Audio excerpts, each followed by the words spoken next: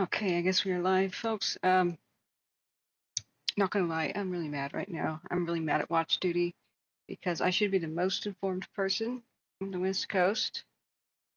Watch Duty should be helping me the most.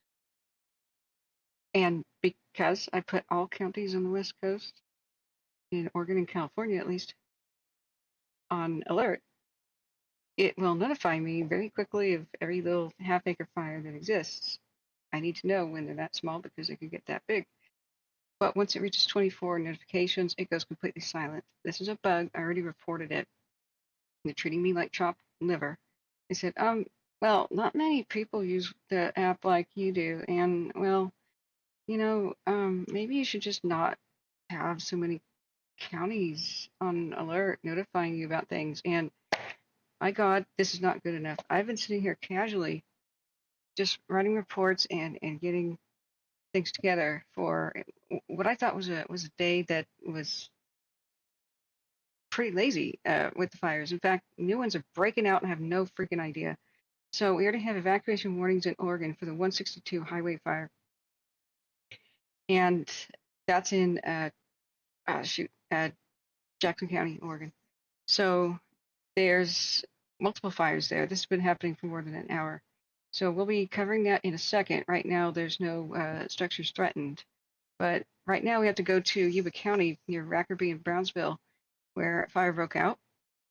I'm trying to find a scanner radio to hear the air show go in there. There's a large, I think it's 737 from Colson. I think it's from Australia. It's there. We got the MD-87 there. And hey, JE Cat, thanks for being here. But please, I'd like everybody to notify Watch Duty so they stop treating not only me like chopped liver, but everybody who owns a Samsung phone, which is one of the most popular cell phone brands in the United States. Because this doesn't just affect me.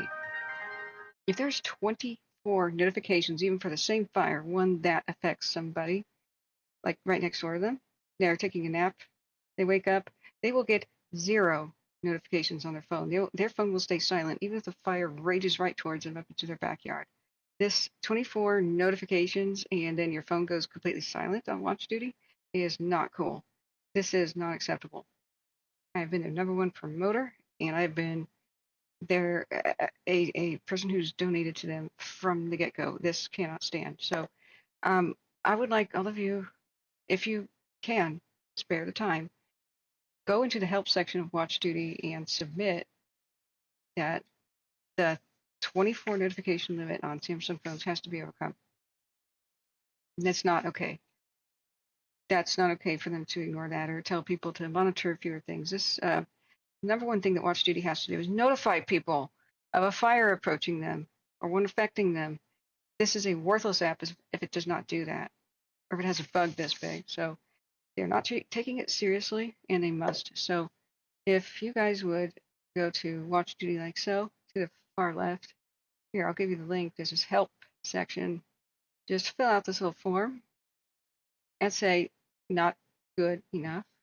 Fix the Samsung notification button bug, please. So here is the link to there. I can't understand why they're not taking this seriously. This has been going on for 3 hours, a new unfolding crisis. I have known nothing about it. I could have been live this whole time. I was just waiting for the leaf blowers stuff to stop outside so we could have a nice casual kind of roundup day. Instead, I don't know what the hell's going on. So, sorry. I'm going to calm down now. But inside, I'm furious. But you can help this way. It doesn't just affect me. So what's going on is, for some hours or something that we didn't know about, there's a new fire called the Devil Fire. And guys, if you know about fires, please don't assume that I know about them. Hit me up on the community posts. I reply to there. Give me a message on my Twitter, something. The next order of business is we're going to find a way for you to directly communicate with me. And then I think I'm going to, until they fix this dang bug, assuming they do, I think I'll take a couple of volunteer mods and I'll assign you 5 counties. And if you guys would please make sure I understand that a wildfire has broken out, at least I can get some text messages from people about that, fires are happening Because at the moment, Watch Duty gives me 24 notifications and it goes dead silent. And I don't understand why they don't fix that. I have weather apps that update every half an hour and just persistently stay at the top of my screen. And they're acting like they can't reproduce that. They're like, sorry, there's just not that many people that have your problem. Many people just most of our users just have one county that they monitor. Okay, you do not understand that this could kill people. They have a false sense of security, relying on you, but yet they can't. I if this was the military, I'd say get your head out of your ass, soldier, and get your attitude right. So far, that reply was just one person. I hope the organization has a much better attitude at this because that's appalling. I even explained who I was. That didn't matter. So what's going on right now is there's aircraft evacuations going on, which once again I did not know about because Watch Duty did not notify me. And this is over here northeast of Rackerby over by Brownsville. So far, air attack. I'm trying to find a, thank you Smitty for putting that info there. I'm trying to find the same scanner radio that this awesome person, Marine, who volunteers for Watch Duty, has found. Another thing I would tell Watch Duty is, why don't you just tell us which scanner radio? I've asked people on Twitter who have been covering this, and let me check for replies real quick. But they're making good progress with the aircraft and the retardants, but it's steep, rugged terrain. I've been all over that area. And we can monitor it with 2 different cameras, but please, if you can, if you're just tuning in, make a note to yourself that here's the link, open that in another tab or whatnot. Tell them that the 24 notification limit on Samsung phones is not acceptable. Because if they're going to take this attitude of, well, if only one person has this problem, we don't need to fix it, then maybe we have to explain to them that a lot of people have this problem. Samsung's the number 2 phone. Samsung is the number 2 mobile phone company on earth. It's a lot of people actually have this problem. Even if you don't have a Samsung phone, you can say, I get my information from Catherine's channel, and she's very helpful, and so her problem is my problem. You can say that. You can say whatever you want, but just please bring it to their attention. So we have level 3 evacuation go now orders, and it's let's see, let me make sure that dark mode is not interfering here. It can be a little chaotic. Shoot, I have to log in, don't I? To get all the layers. Hang on a second. Let me make sure I log in off screen. Don't want to be flashing my password here. Oh, excuse me. Actually, I'm logged in. Cool.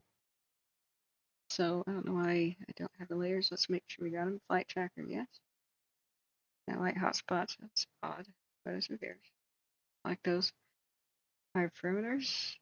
Oh, interesting. No, I don't need the historical ones, just active. Okay. We also need dark mode to be not just for my sake, but the people who have evacuated, they may not be able to charge their phones and may have their power out. So dark mode is the number 1 way to save battery. People don't realize the white to make the color, color white on a mobile phone or a tablet or any screen requires all 3 pixels for that little cluster area to be activated to create white. So if you dark mode, then it actually turns pixels off. And so you have like a gigantic 75 to 90% energy savings. Not only would it save people's battery, but if people didn't have to, come on, heat pump, there you go. If people saved batteries like this on their mobile phones every day and tablets, then we'd have a lot less e-waste and a lot less mining of the earth for lithium to replace batteries. They just last longer. Okay, so got a helicopter and keeps running around this direction. Let me check Twitter to see if I got an answer on is there a good what's going to we supposed to listen to? I put on Yuba County, and I think we were just mostly getting sheriff's office type stuff. It didn't seem related. So the current situation with Double Fire is the go zone is, let's see which road this is. No, that's a new fire. That's an Antigua fire. We'll go to the Highway 62 fire in Oregon next. Make sure. Yeah, that one's just evacuation warnings. So here, let's see, what road are these? These street maps. It would behoove them to use maps that label roads. Suggestion. So, oh, I hate that. There's an arrow way, and we already have an arrow fire. So it's around 12 acres right now, and they got a retardant rope around it as of 15 minutes ago. Update, and they released one of the tankers. Thank God they've got big tankers today. So helicopters will typically monitor any spot fires. They'll come out of the area. Okay, why don't we see the aircraft? Flight tracker. Ah, there they are. So yeah, here's the eye in the sky, the Rockwell. So we got two helicopters. They'll be critical if the embers flaming debris kind of jumps the line. They'll take care of those things as ground crews try to create desert lines or whatever. So the evacuation orders are in this YUB-E007 sector, and I can't see any real roads to Lake Road, Silva Path, that area. And the second evacuation zone is over by the Brownsville Airport, just Ponderosa Way, Port Road, that strip there. So let's look at the cams. There's a 1 hour time lapse from Oregon Peak. See the aircraft working it there, and a couple good retardant splashes. And thank you, Australia, for helping us. And our second view is very similar from the Stiller Brothers Tower, which gives me a chill. These capture some pretty crazy wildfires. It's like you can see the steep, rugged terrain, and it's in the thick forest. This is above the hills. So this is where there's an abrupt transition from the grassy golden oak savanna hills to thick forest in the mountains. It's just like this magical line where you're going up, and then you turn a corner and you're like, whoa, it was Greece back there. Now it's Canada. Very dry and steep climb into something that resembles, Canada. So let's see what is our latest. Forward progress was stopped, thank goodness, on the Antigua fire just above San Diego. All right. I'm going to check. Do a 3 hour time lapse. Some dirty smoke there. That's a lot of forest burning right there. So I don't think we have any clue on how this began. So we've had a couple of other notifications. I do have some exciting things that, if this was going to be a chill stream like I thought, I found the battle maps for the post fires so we could see the dozer lines and the briefing map too. I found some related maps to the arrow fire, which we're going to be covering real quick. I called the hotline, and I have some information that was about things that were confusing, like why did they close the evacuation shelters when the evacuations are still in place for some portions of area by Copperopolis. So a really kind lady explained to me that they closed the shelters because everybody left. So that's the reason why. And there's a new phone number if you want to call, because I had to call several numbers to get to this one. If you need information about the Arrow fire. It's 209-754-5527. We do not have a structure loss map yet, or structure damage map yet. That's a little odd. I would have thought that it would have come out today because there's not too many structures that were affected, like 4 total. So that should have been a rather easy map to have come up with. And we got a notification that the damage assessment teams were in place yesterday. So the word is that hopefully by tonight or tomorrow, all evacuation orders will be lifted. It's a bit misleading. The lady in the hotline said, "Oh, here comes another big one." Oh, that's a Marshes too. It's just got the wrong eye. Um, it shows a zone, like 'cause these are zones. It's not going to show just individual streets. Zones are zones, and so either there's something closed within them or not. It's either mandatory or it's not. So she explained that the actual mandatory evacuation zones are very small in the Arrow Fire Copperopolis area, pretty much down a couple of roads. Hey, Basic J, thank you for being here. Angela and everybody in Urban, yeah, thank you for all showing up. I'm still a little bit angry. Yeah, Urban says your membership on Watch Duty gives you info dependent on membership levels. There's a bug. There's a bug, and I need people to help me report this bug. A lot of people with Samsung phones may be completely unaware that if they get 24 notifications and don't manually swipe them away, you get 0 after that. Your phone makes no noise, even if you are under mandatory evacuation. Even if everything changed in your neighborhood and your life is now in danger, your phone will be dead silent. If you're on Samsung here and you get 24 notifications. So, yeah. So, thanks. Sorry, I need to calm down. But if everybody will please help me out, just we'll take a moment of your time. This is a support request, and just say, please, the Samsung 24 notification limit bug is unacceptable. Please fix. So far, their attitude has been, well, you're the only person that this really affects, so why don't you just not monitor so many counties, or press the button to only be alerted for the first notification of a fire. Okay, so I would only know that, okay, a 5-acre fire broke out. They all start small.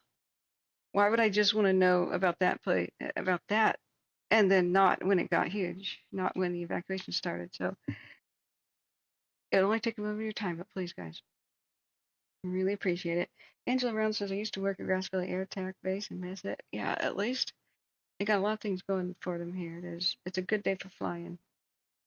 We got VLATs available, and they put a retardant ring around it. So that's going okay, but you can see how the wind it's actually going upslope. That's awful. I mean, fires love to go with the wind, and they love to climb. And that's a bit of a challenge. The only blessing right now is it's relatively cool in the mountains. It's baking hot here in Oregon. It's like 90 degrees. So I'm sorry, part of today's delay going live. Hey, C-Probe, welcome. Thank you, C-Probe. He was borrowing my air conditioner. I'm like, give it back. So we got the portable one plus the heat pump thingy, and he's helping me set it up. And then everybody wanted to do everything in the yard and made tons of noise. So I was just casually waiting for the leaf blowers to stop, and I had no idea that fires are breaking out. We needed to cover them. So we'll figure this out. Basic J says, hello everyone, it's 81 and hot in Seattle. I love California heat. I grew up with it. I could take it. It's generally dry. I mean, when it's not, it sucks. But I can't take it in Oregon. I'm not man enough for 90 degrees and humid. I'm not a jungle lady. When I was in the South, I suffered. I thought I'd acclimate to it. No, I'm still acclimated to living in the California Valley. Yeah, somebody points out there's Willow Glen Road in the area where this fire is. So what I haven't checked yet quite is hotspots for watch duty. Let's see if we've got one, or CalTopo. Let's see if we've got fire activity and go over to the Rackerby Brownsville area. Not to be confused with Browns Valley. That place is okay. Okay. Or Lake Orville. So this is south of Forbestown, northeast of Rackerby, and basically Brownsville. Brownsville and Browns Valley are not the same thing. So we don't have, oh, whoops, I didn't say also. Still don't have a heat detection. Do we? Do we? Sure, we don't. Okay. So this is all gold rush towns and Rackerby especially, and Ghost Town is a compliment, especially in California. It means your town had a glorious heyday back in the day. But this is great history-rich area, which gives me a heart attack anytime these fires break out here. So yeah, there's Brownsville Airport, be right around here. Oh yeah, look how steep that ravine is right there. Yeah, so they said it was headed towards a wildcat. And let me triangulate the positions of the cams because the Stiller Brothers tower is looking to the northwest. Yeah, is it in that ravine? That would explain why we kind of can't see it.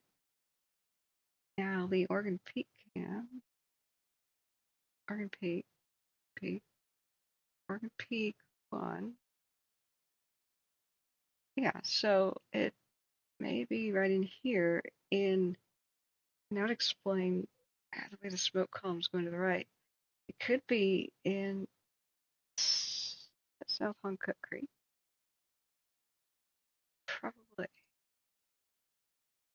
South Honcut Creek / Wildcat Ravine. That may be its location. If so, they could have an access road right there. But look at that steep, rugged stuff. That is, you do not want to be falling off the edge of that road, man. That's, wow, that is steep. That's near vertical. That's got to be a lovely waterfall right there, come to think of it. So, calms in. Okay, fix this. I'll fix this. JCat says my Samsung is a piece of junk. There's a list of things that have stopped working, and it's longer than the list of things that do. I have mixed feelings about my Samsungs. On one hand, it's better than the Pixel because I can adjust notification volume independently of ringtone volume. And I thought all phones basically did that. Motorola's do too. And the Pixel didn't. I was like, wait, what? And so, but there's just some bizarre things about the Samsung. Like my phone will make noise, and I've told it to put notifications as they come in order. So the oldest, like the very newest notifications should be at the top. I just randomly puts them in a gigantic 65 long list. I have no idea what just made noise on my phone. I have to go to the notification history button and try to figure it out. So, like every app, I have to spend huge amounts of time assigning them their own ringtone. And it's gotten to the point where I've run out of ringtone sounds. So I have to make a bunch of text to speech. And so Watch Duty has a notification. The NOAA weather has a notification.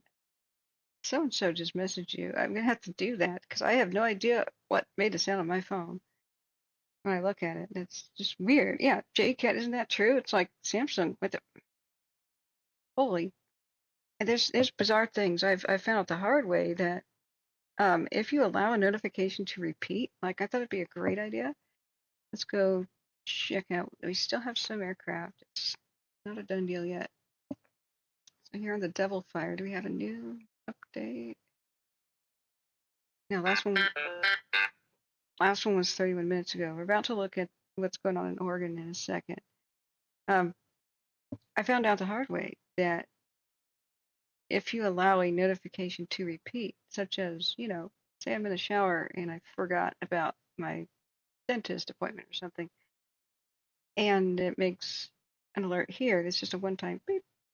So I thought it'd be great to put my business calendar, which is my calendar, allow notifications to repeat until I flick them away. Well, I found out that what that does is it disables do not disturb. And all of a sudden your phone will just make crazy sounds all throughout the night. When he says I'm correct, there is a waterfall there, and after rain, it's really pretty. Sorry, that's watch duty. I can't turn that off. It's making sounds now, guys. But if you're just tuning in and don't understand why I'm upset, I've been messing around at the computer, making a roundup so I could do a quick assessment of like what happened with the arrow fire and trying to figure out what happened in Nevada, waiting for the leaf blower people to go away so I could go live without screaming at you, over the noise. I had no idea that I needed to be live, that two fires had broken out with mandatory evacuation. So I found out about this fire by just logging into flight radar, and I said, what's going on? Why are there a ton of circling units over there by Brownsville? That's how I found out. So we'll fix it though. I think we'll assign mods to, like, say, monitor 5 counties on watch duty and tell me about the notifications until watch duty fixes their bug. So I get 24, and then it goes silent. And they're telling me they don't want to fix it. So if you just tuned in, please go to watch duty and tell them that 24. I'm going to just type that right here. Tell them that 24 max notification bug on Samsung phones is not acceptable. And even if you don't own a Samsung, that Catherine needs to know about things, because you'd say something like she gives good info, whatever you want to say. I really hope that the person who replied to me and said, we really don't think anybody else has your problem. Maybe you should just not monitor all counties. I really hope that person was not representative of the whole organization. Hey, Pistos says Smitty Laporte Road. Yeah, it's the mandatory. Here is the actual watch duty link. If you can get notifications, they actually are providing good information. My God, there's another fire. LA County, Texas fire. East of Davenport Road in Wagon Wheel, near Santa Clarita. Uh-oh. What? No, it's northeast of Santa Clarita. Pretty. Is that Santa Clarita Road? Fire is now 2.5 acres, burning in heavy fuels, and a potential for 50 acres in the next hour. So, breaking news on that. We'll go down there in a second. When we get to the post fire, I have exciting news. I found the battle maps. The maps that show the dozer line construction and whatnot. So we have a much better idea now about what the heck's going on with the post fire. I could not find them for the arrow. However, I did find different maps about the arrow. Plus, I have requested permission, I hope I get it, from a pilot who flew over the arrow fire and has incredible aerial photography. You won't believe how close we came to losing Copperopolis. It just came right up to it, especially on the east side. Update on the Applegate fire. Wherever the heck is that? Jackson County, Oregon. Did they rename it? Is that the same as a 62 fire? Applegate Road. That's okay.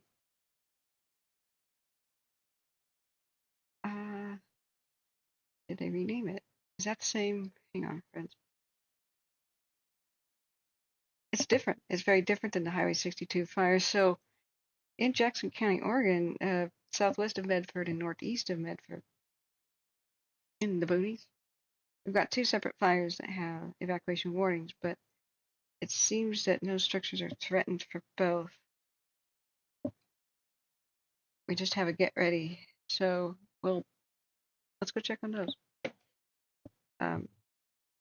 At least down here in the Brownsville area, there's not a whole lot of doors to knock on, and we hope that the retardant line holds as the ground crews make their way there. And if anybody knows, hey, bro, thank you for the.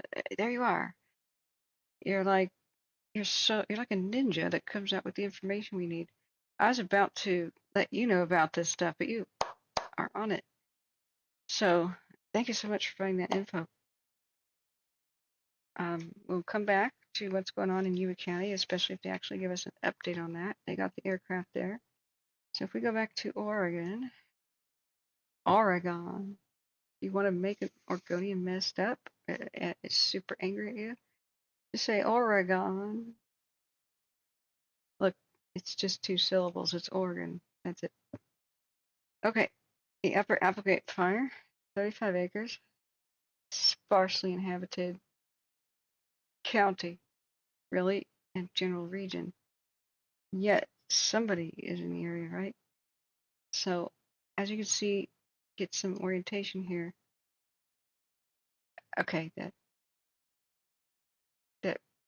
I was going to say clearly there's Medford, but for some reason they wanted to put all zones on here and make it look like a puzzle. Southwest of Medford, guys. So happening now, they are responding to multiple fires, and numerous structural fire agencies are responding.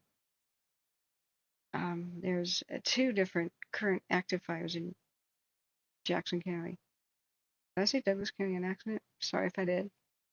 So the second one is located in the Applegate on the 3900 block of Upper Applegate Road. It's estimated to be 15 to 20 acres, but it says 35 now.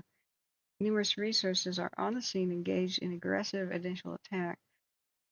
They've called for air resources too. So I said, here's the, first of all, here's the watch duty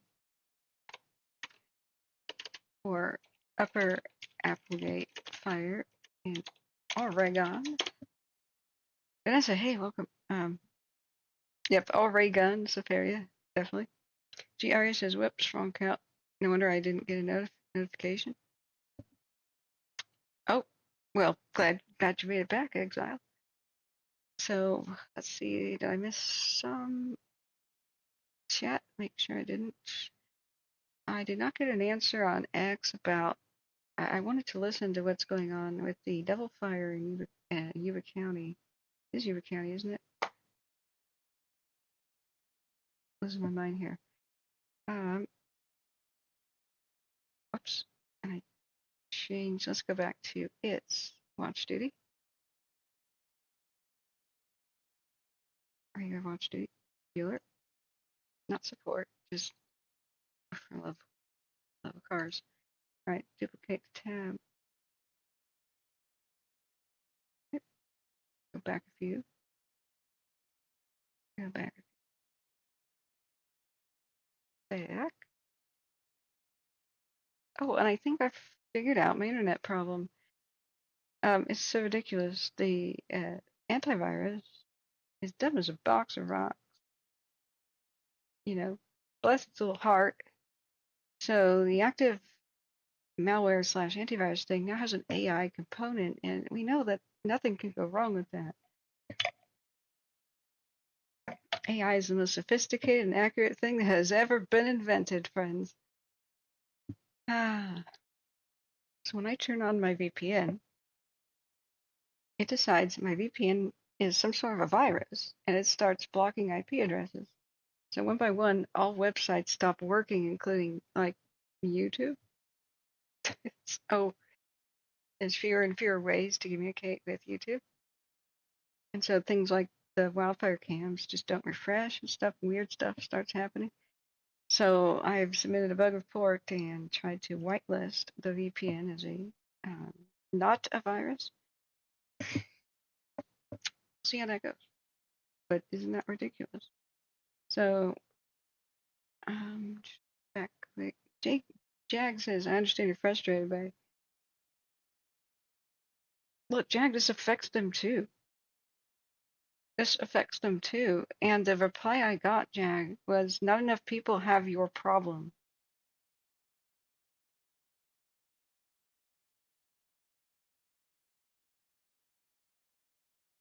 This is not vindictive here. This is serious.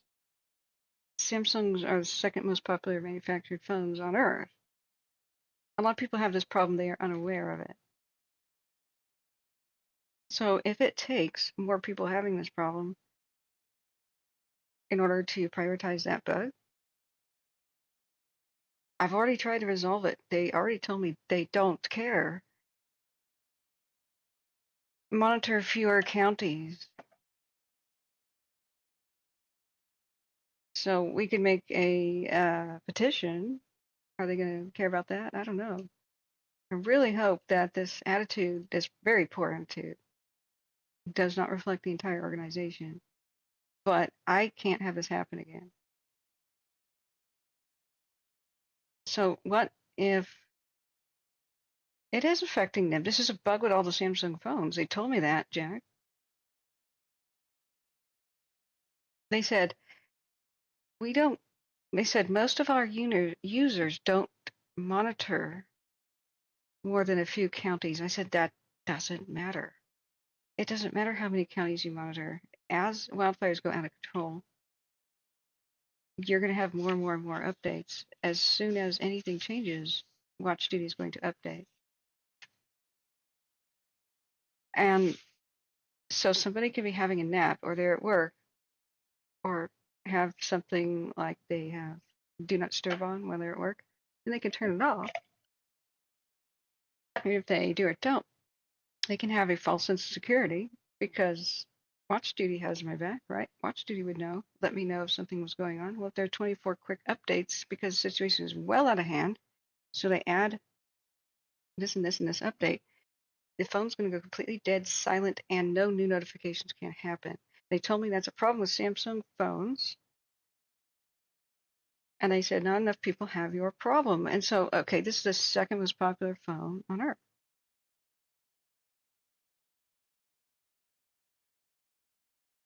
I'm not directing them to spam.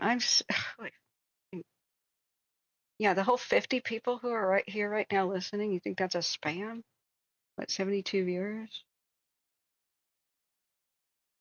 This does affect other people. This affects thousands of other people, and it's a life and death kind of a situation. So, what they could have done was actually, and I said, I will submit any, I said, I will submit logs. This is a serious problem. I'll help you fix it.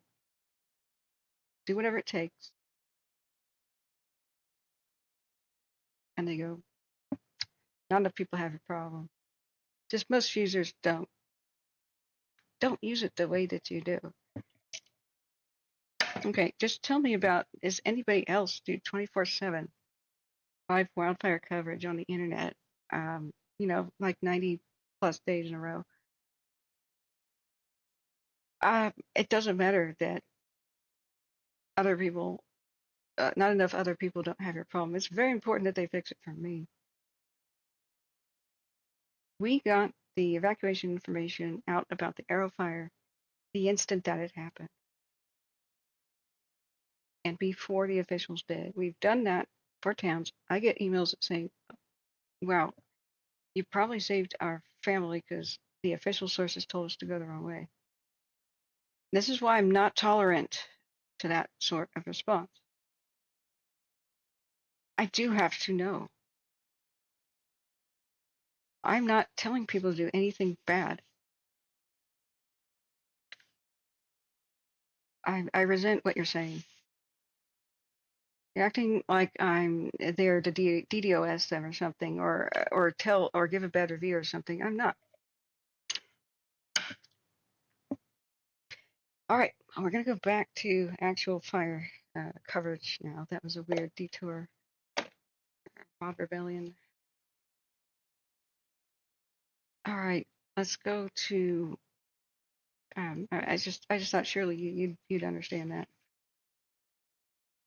I don't know. So let's go back here and okay, so we have the actual scanner? Let's see it latest on the double fire. Let me refresh Twitter off camera.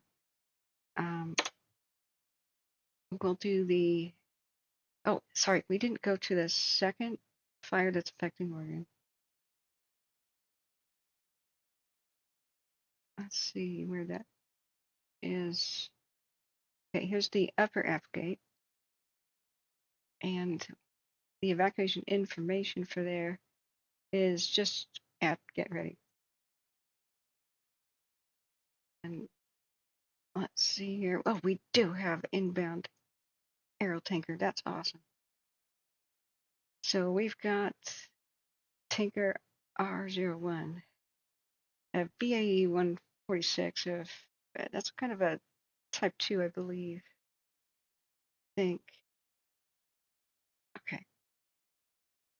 And a helicopter, Ein Sky, H Super King, and a secondary aircraft going to go take a look. And I wonder if they'll pop in between both of the fires. The other one's the Highway 62, as we mentioned before. And this one has also what SJC 162 on the other one. Yeah, oh yeah, there it is. There's the sliver right there. That's a weird little narrow evacuation zone. So update at 5:30 is now 5:58. Is the clock still good? It's good. Okay. The fire is estimated between 20 and 30 acres, but activity has slightly slowed down. And the only blessing about these is that as long as we have a calm night, winds and such usually start to die down, and the temperature will decrease. Humidity increases. Sometimes it's good in a way for fires to be breaking out in the evening, because as soon as the ground resources get there, they can clearly see it. Like at dusk, they can, instead of just seeing kind of smoke, like you look through binoculars or something, you see like a red line. It kind of sucks that air. Oh, you know what? It's the solstice day. Happy solstice. It kind of sucks that aircraft usually don't have too long to be there before they have to check out, but it's the longest day of the year. Actually, I was wrong. I was wrong about that the other day. It's today. It's the solstice. So Oregon actually has the. Thank you so much for your kind donation. We got one. If any of you, oh, I forgot to put up the donation links and that stuff.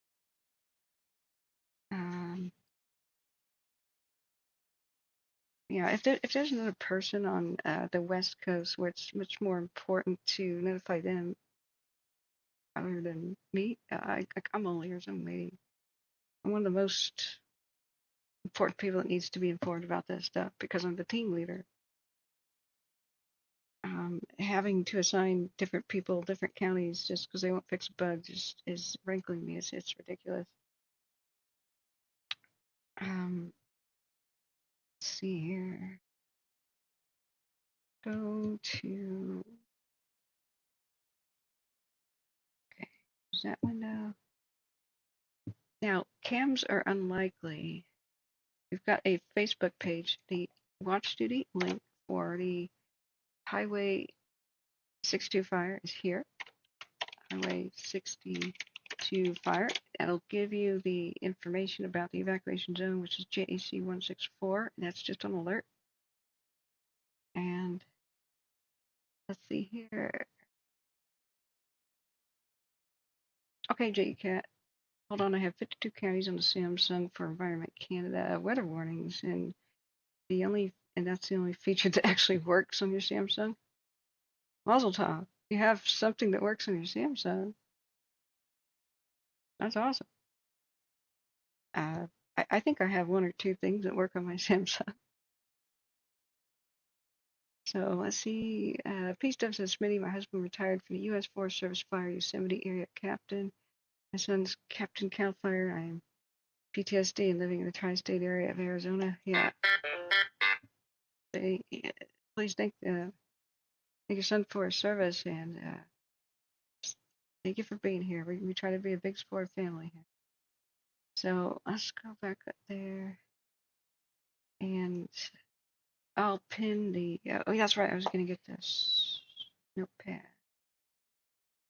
I'm still a bit sick from the food poisoning. Let's see, remove that because we're not actually hearing anything at the moment. I had all the symptoms of salmonella, so sorry. I should have checked in yesterday, but I slept for 20 solid hours. Guess I needed it. Still trying to figure out what it was in order to notify the appropriate food manufacturing place because it repeated. So the first time I thought, stress, my normal stomach problems.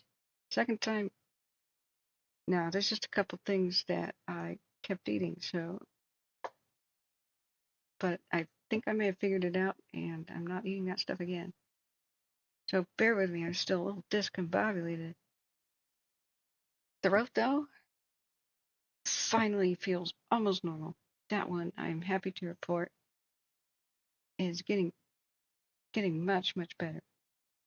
So we have just to repeat, if you just tuned in, two separate fires in really distant areas, southwest and northeast of Medford, Oregon, that are around 35 acres each. Both have level 1 warnings for evacuations. What? Did I have a missed call for some reason?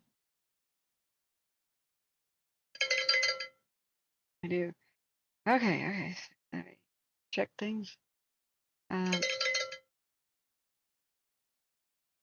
Yep. Thank you so much, friends, for inquiring about how to donate to the laptop fund. I was not able to get a tally today. That would be something that maybe we can do tonight as things calm down a little bit. We got to check back the situation in your county at the Devil Fire. Let's see. Yes, we have a 9-minute ago update. They've split an evacuation zone into two pieces, and both are under mandatory evacuation. So it's the one on the west side. So it's YUB E007 Part B, and then the other one is Part A.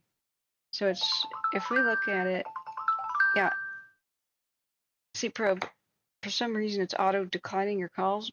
Don't know when is supper? Whenever you're hungry. I'm always hungry, so you tell me. You're cooking. So he's delightful. He's taking care of me, and we're saving on the budget instead of like constantly Uber eating stuff. He's a saint, and we're both buying the groceries, and he's cooking because, well, if I cooked, basically it would pretty much be tacos every single night. I only know how to make about 3 things. Well, anyway. Stuff says rice, water, boiled chicken for the stock. Yeah. J-Cat says, I told you not to get that sushi breakfast and burrito from Circle K. Well, look, I figured they threw it out because nobody bought it, right? But, back only dumpster sushi, what could go wrong? That's a running gag, by the way. If you've watched the channel that the doctor has about real life medical cases, it's Chubby Emu. Don't ask me why. That's his channel name. He does this medical, like, patient B has eaten back alley dumpster sushi. This is what happened to his organs as they shut down. He starts out all of his things that way. Oh, dude, Sefaria, super supporter. You get many multiple hearts. Husky says new Texas Fire. Oh, that's right. We just had that show up on the feed. I'm gonna say C probe. Let's give it half an hour because there's unfolding situations. We've got yet another thing to monitor. That was the one down in LA County. I just read it to the public that it had occurred, but now we should go check it out. It's supposed to be watched. Duplicate. Yeah, let's go check that one out. So we've got 4 situations to monitor. It's looking good, and man, thank you, Sefaria, super supporter status. You get your quadruple hearts. Nope, you get 5. Man, thank you. We are going to get this laptop in no time. I've been overwhelmed by the response, guys. Hit the like button, by the way. Let's send this trending so the algorithm will show people the information. We don't have too much of a presence in Southern Oregon, but hopefully we can reach people because, you know, especially in the unincorporated community land, this is where the mainstream media forgets about people. So down here, they were calling it Santa Clarita. That must be Santa Clarita Road. This is significantly northeast of it. They said it's got a potential for spreading pretty seriously. How many acres did they say it could go to? Yeah, link to the camera. I love the fact Watch Duty does links to cams now.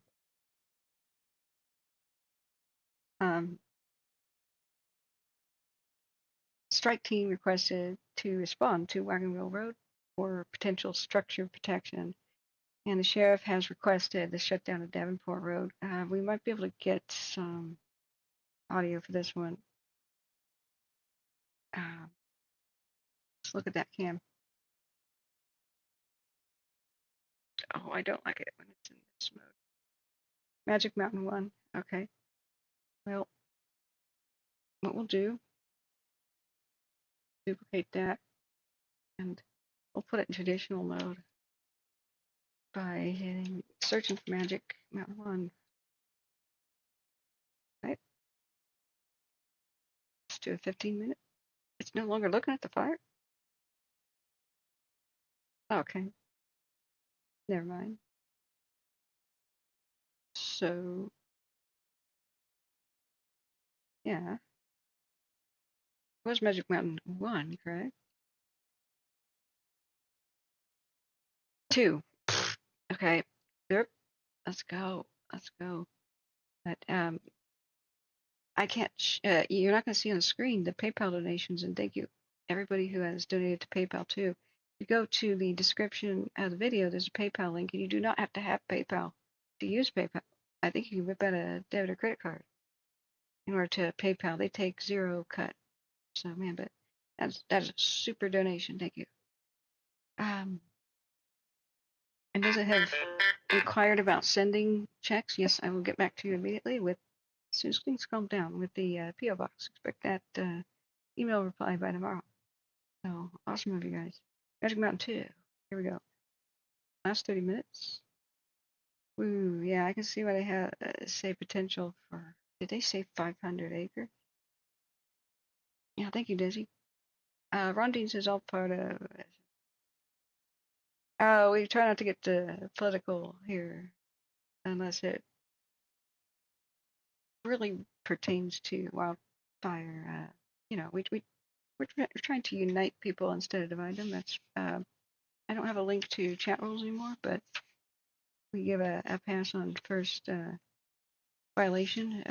We have to come together, even if we don't like each other, to push for legislative change. Because as bad as these wildfires are, most 99% of the problems we currently have with them can be solved with the stroke of a pen, with new laws and regulations, and the updating of really old archaic policies.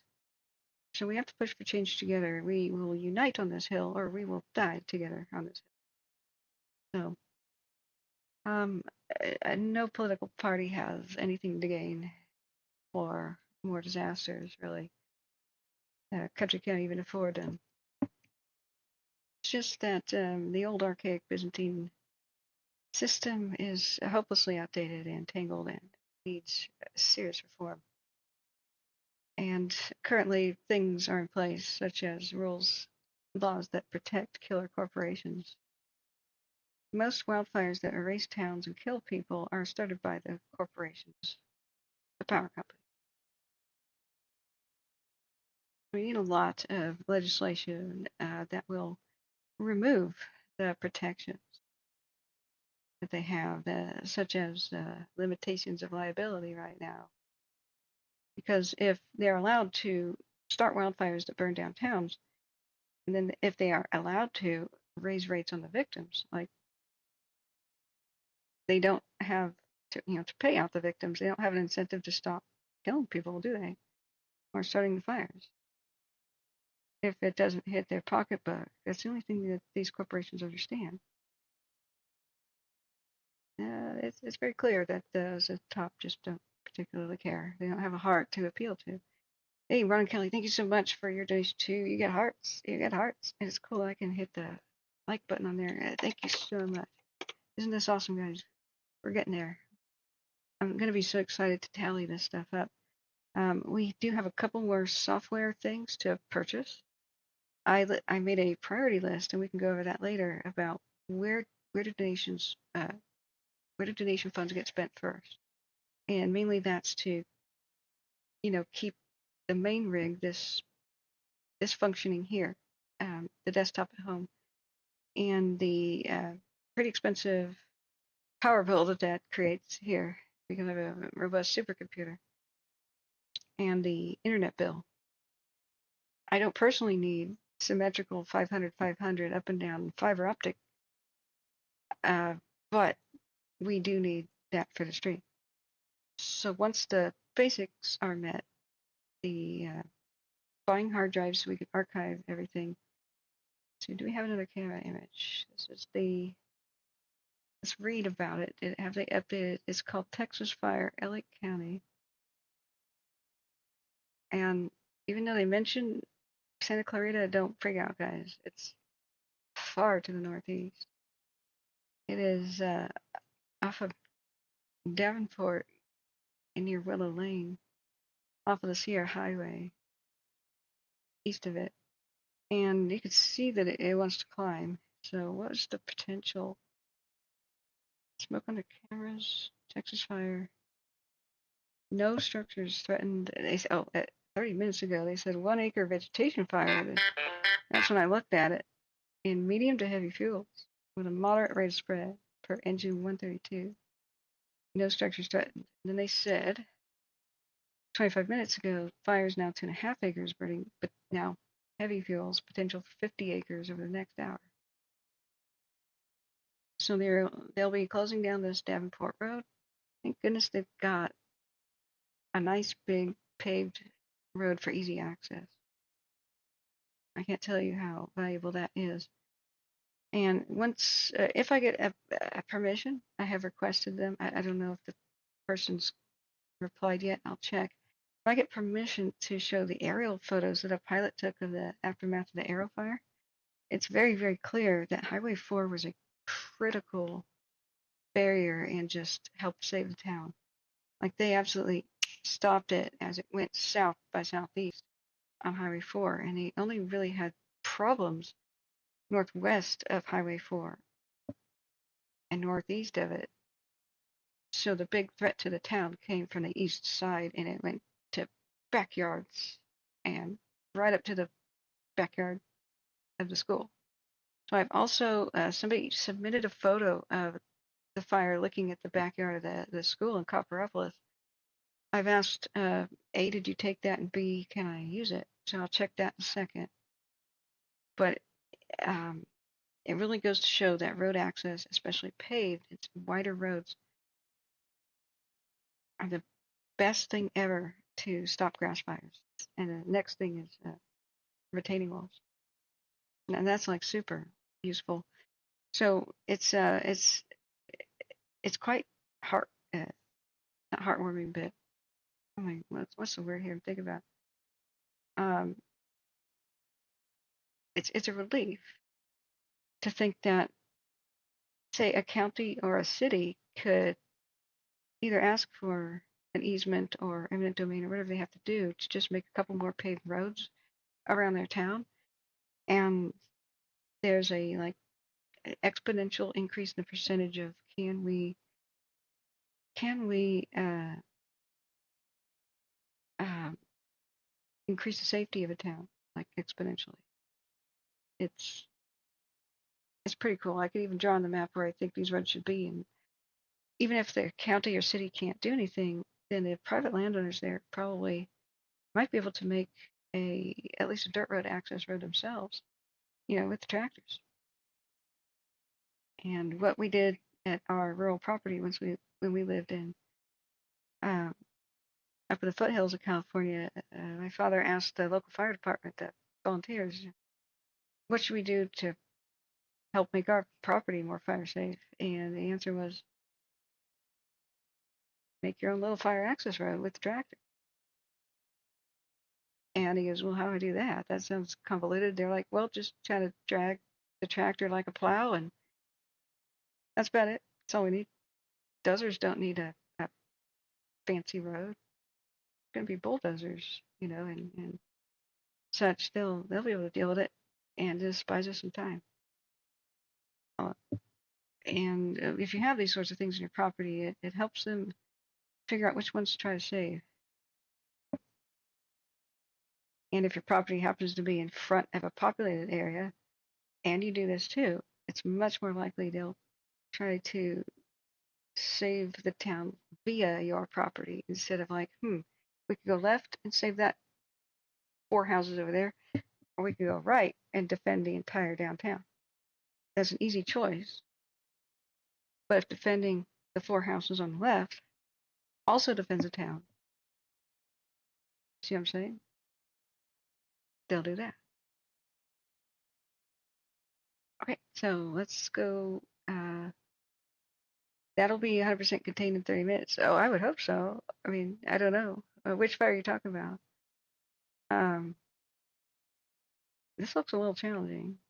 It's going uphill and into heavy fuels. I don't know about that. I think they might do forward progress stopped in a couple of hours, but that I don't know. Heavy fuels is heavy fuels. Look how the smoke is laying down. That's windy.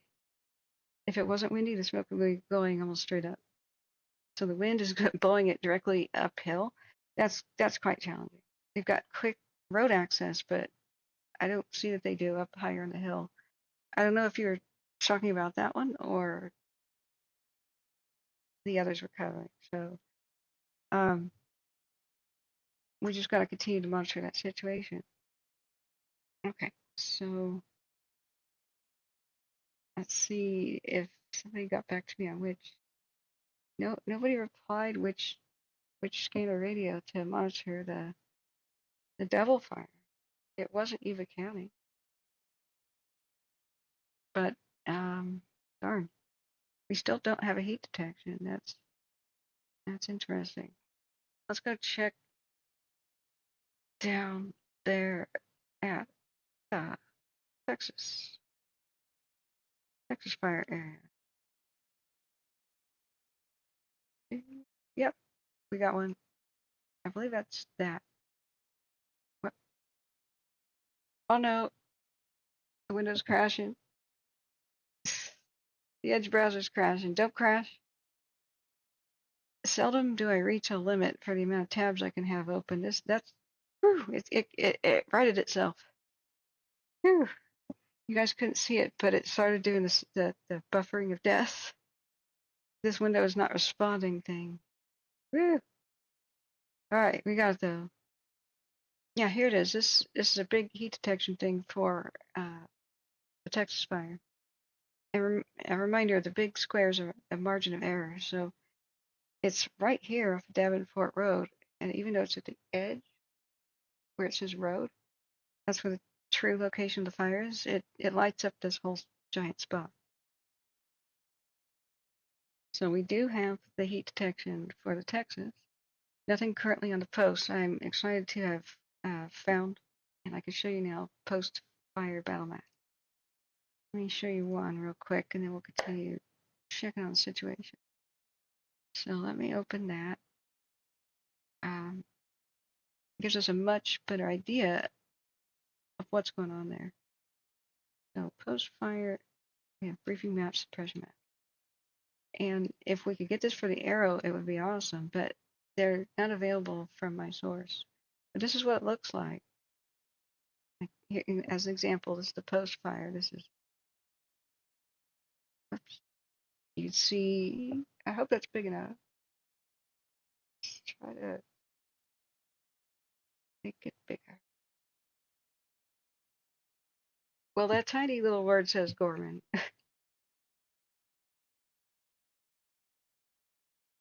Right there. So Vision A to Z, Alpha to Zulu. Since it was a north to south running fire for the most part, this is where the division around the clock thing makes more sense. Where like 1 o'clock is A, 11 o'clock being Zulu. So we've got a key at the bottom, but I can tell you that black is good. That's black lines. So if they penciled in solid, the dozer lines are complete plus. They've taken other steps to enhance and strengthen it, and or maybe the wind's not even there. And it's done. It's a done deal. They consider it black line. That's part of their containment percentage. So incomplete dozer lines are gray, hashed little X's all over the place. This one's complete. It looks like I don't think any of them are really gray. It's on Salt Lake Trail. And so over here, a little bit of chaos on the map, but mostly complete, I would say. But there may be black underneath the R's and stuff, but I can't quite tell. Now, when you get to the reds, of course, this is where the active fire perimeter is at. So they're working on those lines and things here. So let's see, what's pink? It's not in this. It's not in the key. Maybe planned. Maybe planned. It's been a while since I read this stuff. Not on the key. Okay. H is completed hand line. That's right. R is the road is the line, and they enhanced it. So pink. I wonder if that's contingency plan, just in case. You can see that it did come up to the west shore of Pyramid Lake, and we were hearing the chatter about that. So, but hand crews are out there. Like this is literally Smokey Bear has a shovel because that's how they make a hand line. It's literally guys out there and ladies with shovels and rakes, and they shovel away everything that can burn on the ground, separate it to a bare earth line. And so when the fire on the ground is coming up to it, that's where it stops, as long as they're there to monitor the situation. And this is what you got to do when there's no roads, when there's just steep hillsides and stuff, backbreaking. And they'll, of course, run hoses and stuff to kind of monitor it, sometimes thousands of feet, and helicopters will drop it in. And they'll do this and extreme heat and all day and all night. And it's just nightmare if you don't have pre-existing roads, fire access roads. And they will not have the benefit of a fire engine. Like they'll try to run out of springs and stuff if they can. But sometimes they won't have water at all, water access at all.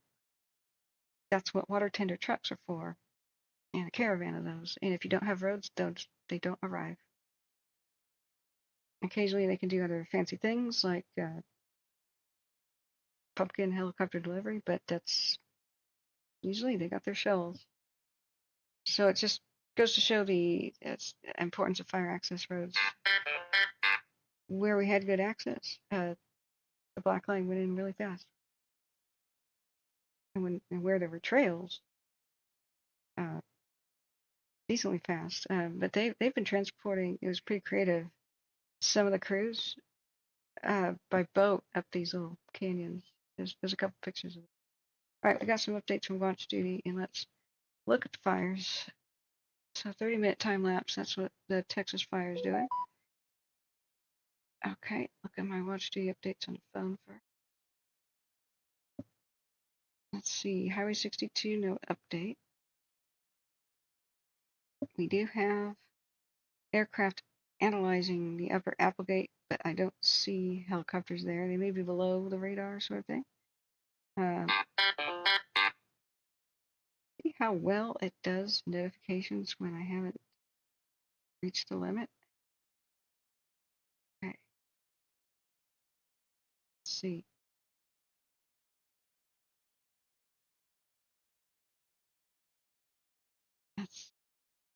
We've got, no, just a 41-minute ago update on that. Whoops, I closed the app. Let's go back. Is it a Texas? Yeah, 4 minutes ago. Forward progress stop. Cool. Strike team and dozer cancel. Sweet. Releasing Tanker 72. Cool. Awesome. Oh, now we have an update on the upper Applegate fire. It's grown to 60 acres at least. 60. So, yikes. I don't know that we have any cams though. Central Oregon just doesn't have cams. Western has some, but the places where fires are most likely to be out of control is usually a camera desert. California has a lot more coverage. And we just need these everywhere because pinpointing where the fires are is instantly is one of the most important things. These cameras could do that, especially if they cross each other. You could see like exactly where fires are. But if firefighters go to the wrong place and waste valuable time and gas, like what if they go to the wrong place up country roads and use half their gas? The engine has to be on and running to pump the water. You know, what if they have to go all the way back towards base of the nearest gas station, or wait for a truck to meet them to refuel before they can actually do the actual fire? Because you can't just sit there and run your fire truck out of fuel. What if it gets out of hand and you have to leave and you can't? So it's frustrating little things like that where, and during the Caldor 911 operation, accidentally told them to go in the wrong place. They drove deep into the El Dorado National Forest, far away from the fire, and it was actually close to the firehouse. Fire stations and volunteer places that are near Grizzly Flats. It's so ironic. They went deep to the east though, and I've driven those roads. They basically got 45 minutes out of their way chasing a wild goose, and then had to come back. Who knows how long they stayed out there? Then they had to go back exactly where they came from. Stuff like that is extremely costly, especially when you lose entire towns, or most of them, like Grizzly Flats, because of miscommunication errors. Who knows how differently the Caldor could have been, right? So let's see here. We've still got some aircraft. The site's right around 20,000 acres, it looks like. Dang. Okay. So Colony fire, that's think about it. So there's no evacuations for there then. Okay, friends, let's go back to chat and see if I missed some messages. Thanks so much for your kind donation. Amy D says the Texas instant command is behind my house. Yikes. Well, forward progress stopped. Yeah. Halloween Husky said that too. Somebody's asking me, I still haven't solved the wildfire. Yeah, some of them are still burning out of control. I'm so sorry to hear that there's flooding there. What region are you in? We should let our rain go to your place so everybody's safe. Yeah, that would be great. We'd buy it. We'll buy some rain. Have some to sell. Yeah, heat domes and such have been forming, and they say we're not in El Nino or La Nina, but we could be transitioning to La Nina, and that was so terrible. It's either fires in one spot and it's too dry, and super floods next door. That's the way it makes it. Ah, yeah, we just don't have cloud seeding much as an option because there's the kind of clouds that usually form over the area this kind of in this time of the year in summer don't have enough rain in them anyway to do it make a difference. We get a thing called virga, which is rain that evaporates before it hits the ground. And if there's a fire underneath it, it's much more likely to do that. It's super frustrating. But it is, I believe, the longest day of the year. It's going to be super long for the Portland, Oregon area. So Portland is, other than some other, I think we're number 2 or 3 for the city with the longest day of the year, just the way the Earth is tilting right now. So it's going to be interesting how long I look out the window and still see daylight. Sometimes it's crazy, like the 10 o'clock hour. Yeah, I do hope everybody is safe where your floods are at. It's the Arrow fire is looking much better. People should be able to go back to their homes, if not by tonight, by tomorrow morning. That's the information I'm getting. So I called the information line, and then I got a answering machine that told me to call a different information line. This is our Arrow fire update. Now that the others have calmed down a little, we are waiting for updates. Oh, did we have one for the double? Let's check the camera quick. Yeah, so, oh, there's a helicopter. That's a little one. Okay, let's do its 3-hour time lapse in general. Watch it again.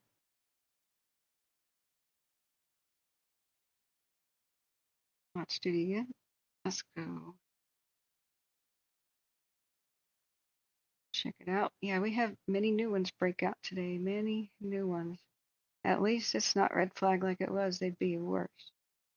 So the Arrow fire, they did such an excellent job saving the town of Copperopolis. Yeah, Desiree says is making a good point. It's just the beginning of the summertime fire season of California. There's a winter time that's even worse.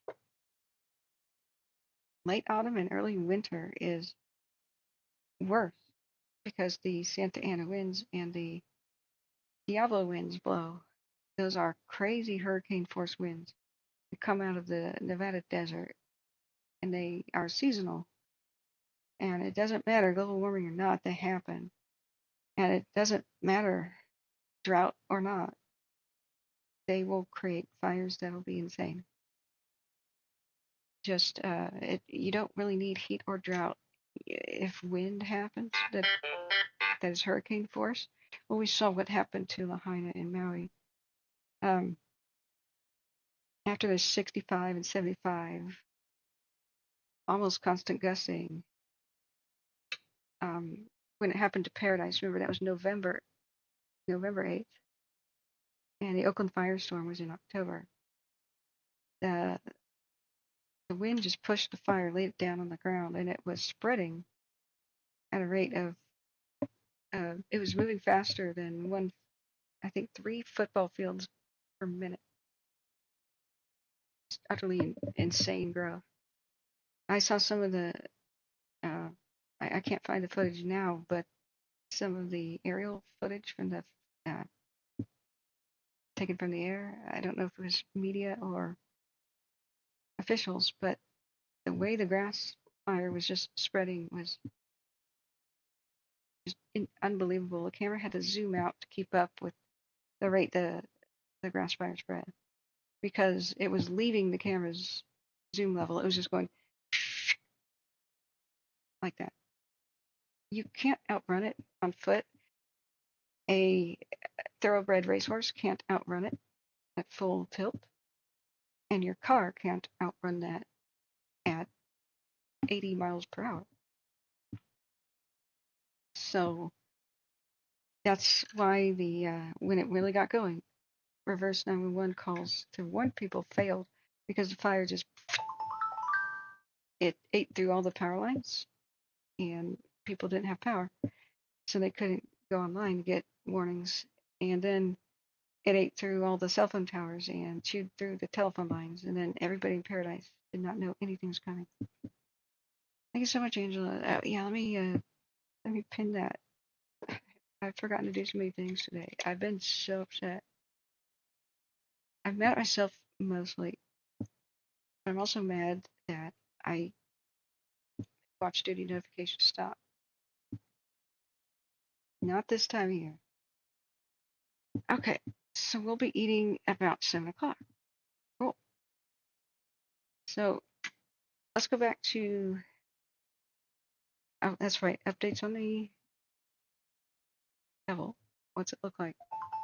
We still don't have a new update. We can see it smoking pretty violently on the cam, but they have not changed. Wait, they did change. They said now the evacuation orders just for A. Do I have to refresh the page? Because the map is not okay. Now I had to refresh. So they did change. There's only one mandatory evacuation zone now. The other one is be ready to leave at a moment's notice. At level 2, get set. It's ready, set, go. Right.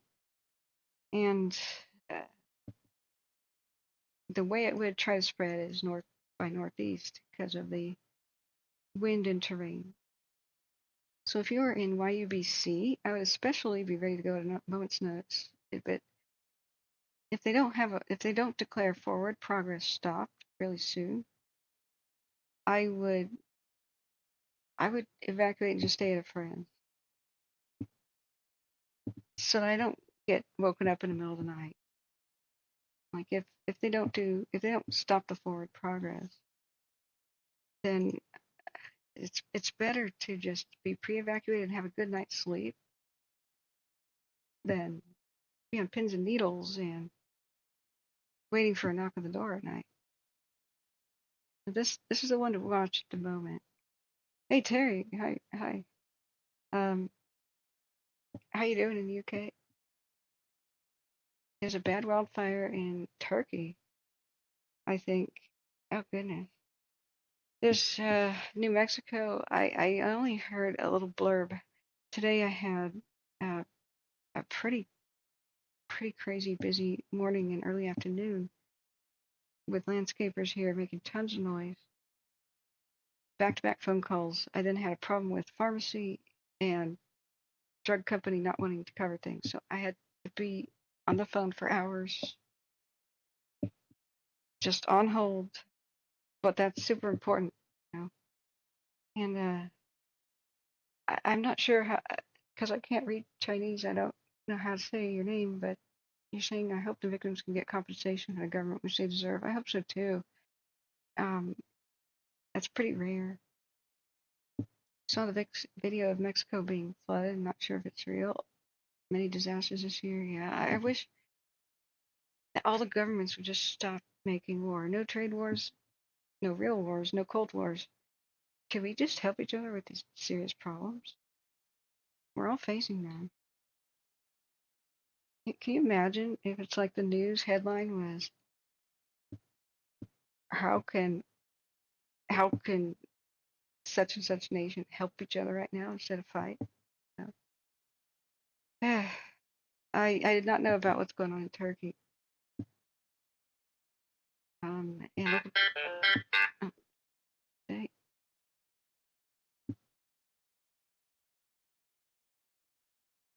oh, it's a new one. Sacramento County, guys. PFE fire, as in Peter Frank Echo. Okay, at Watt Avenue and PFE Road west of Roseville. Sacramento County on the east side. What's going on? It's, yikes. All right, so we'll look at the fire after dinner. Let's look what's going on in Sacramento now. It's weird. Dinner time usually isn't that busy for what we do.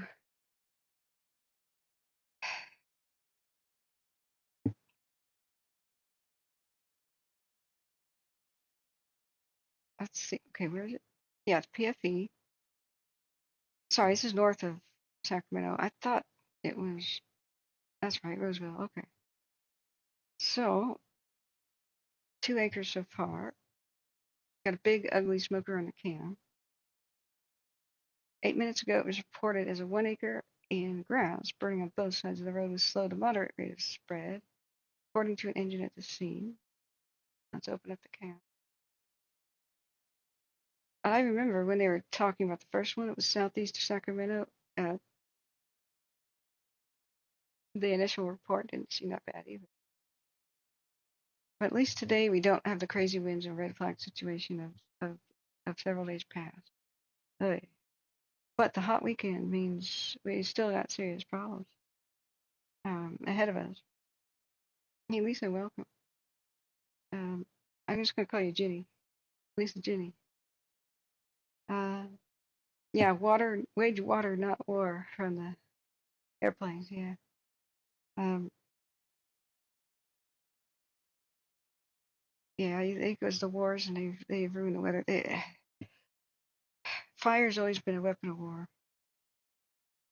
So, like what's going on in the Middle East right now,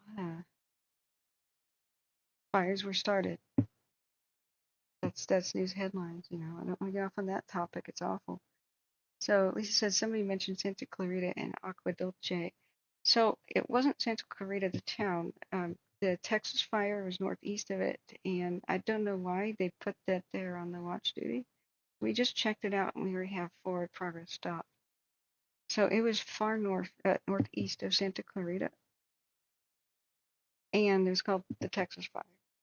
So don't ask me why. I think I closed it. Yeah, I closed it. So I'll double check on my phone. But let's see on the cams. It's one of those again. This is for what's going on north of Sacramento. The Thunder Valley Casino East camera. That's a super zoom. That's from way up in the foothills. Okay, Thunder Valley Casino East. I hope I don't have to skip dinner. Goodness. Thunder Valley Casino East. All right. Wow, it's a super zoom. That's why when the cameras are really muddy and you don't have a clear picture, it's because they're zooming in through like miles of smog. This casino's in Oroville, isn't it? Or thereabouts. So, whoops, that's a 3 hour time lapse. I thought I hit the wrong button. Here's a 15-minute. Man, when they're zooming in through a lot of smog and this haze and the smoke from our fires today, then we could barely see what's happening. What's in the foreground? Wage water, not war. That's our slogan, man. Can I use that? That would be the coolest propaganda poster. It shows water bomber. You know what they did with the World War II planes after World War II ended is they took B-17 bombers and they started using them to drop water on wildfires. So at the Chester Airport by Lake Almanor, where the Dixie Fire was, I remember throughout my childhood we'd be driving by the airport, and I'd always, as a kid, look out the window. My dad would point out, "There's the B-17. It used to fight wars, but now it fights fire." And I wonder how many of those existed. We got another watch studio. Okay, it's an update on the PFE. There's 2 fires instead of 1. We're looking at it. Well, these are the closest cams. Whoa. The first is 1 to 2 acres in size. The second is a half acre for incident command. Still a slow to moderate rate of spread. now known as the PFE fire. Note that updates will be sent to both Sacramento and Placer County, as the fire is in close proximity to the county line. Yeah. Okay. Really? The mind wonders. At least it's slow to moderate rate of spread. Now, if the smoke column's going up, we don't have terrible winds. Knock on wood. We had a lot of black smoke at first. It's now coming a little bit more white. I wonder if a vehicle or a structure was involved first, or what caused it to be so dark at first. I just hope nobody lost a vehicle or a structure. Yeah, no one wins a nuclear war. Yeah, no one really wins any war. There's just a loser that loses less. um, Everybody takes terrible loss. All parties do. But yeah, uh, isn't a quote by Albert Einstein? I know not which weapons World War III will be fought with, but I know that World War IV will be fought with sticks and rocks. Meaning we'll be back in the Stone Age. I think that's Einstein. Nick says I haven't felt good, but I'm here. Thank you, Nick. There's 2 fires in Jackson County. Food. Okay, food's ready. My food's ready. Hey, Terry says, guys, I made a mistake on turkey.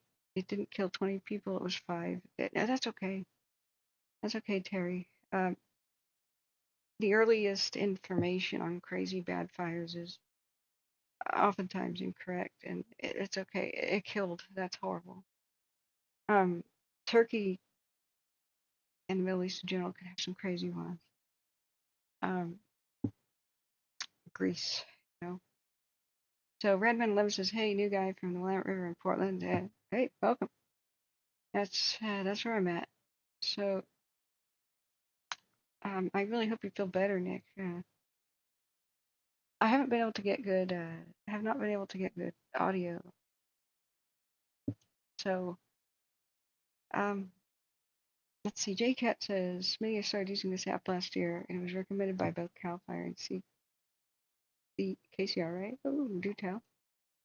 I like new things. California Fire Map and Tracker.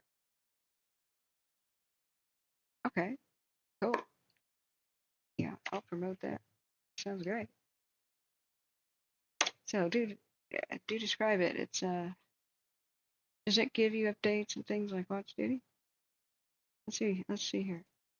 Whoops. Does it have the Devil Fire? It does. Incident name Devil. Unique fire identifier, blah blah. Daily acres 12. Incident contain nothing. Okay. Cause undetermined. Modified time 6:15 p.m. Okay. Not quite as comprehensive as Watch Duty does, but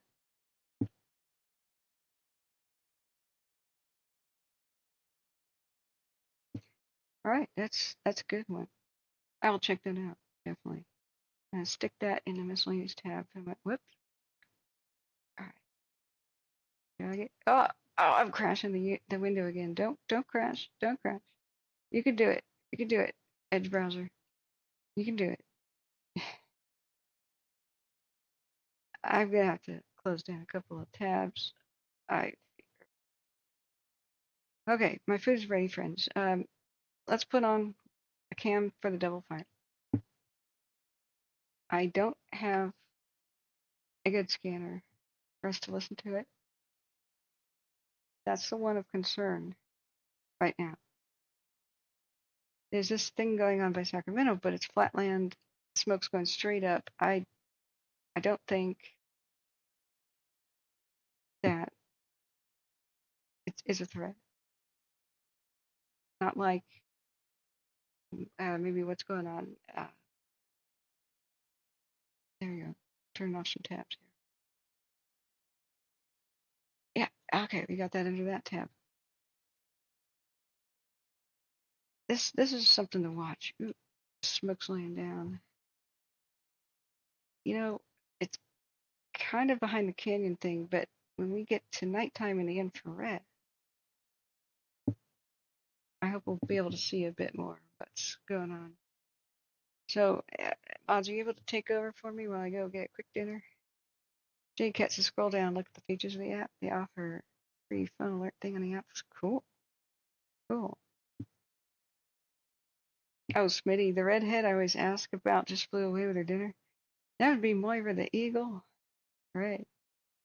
Glad to have you here, Redman. Remember, guys, subscribe and hit the like button. We need to rebuild the channel. You prefer potatoes to green beans? Yeah. Can I call you Panda? Is that what your is a panda? What your image is? Because I can't read Chinese, or what do you want me to call you? And thank you for being here again and voicing your concern. It's heartwarming how many people around the world care. Um, Most of your medical care and shopping is in the city. Same thing here, where sometimes people have to drive many, many miles out of the mountains um, to get any medical care. And that's getting scary. I mean, what if you're hurt in the mountains? Um, but we ever increasingly we don't have food stores or medical care in the mountains. There's a 1 hour time lapse of the double. What we want to hear is forward progress stopped. That would be great. It's the longest day of the year, I believe. Move that outside double. Yeah, that's Oregon Peak. And this is Siller Brothers. It's basically the same view.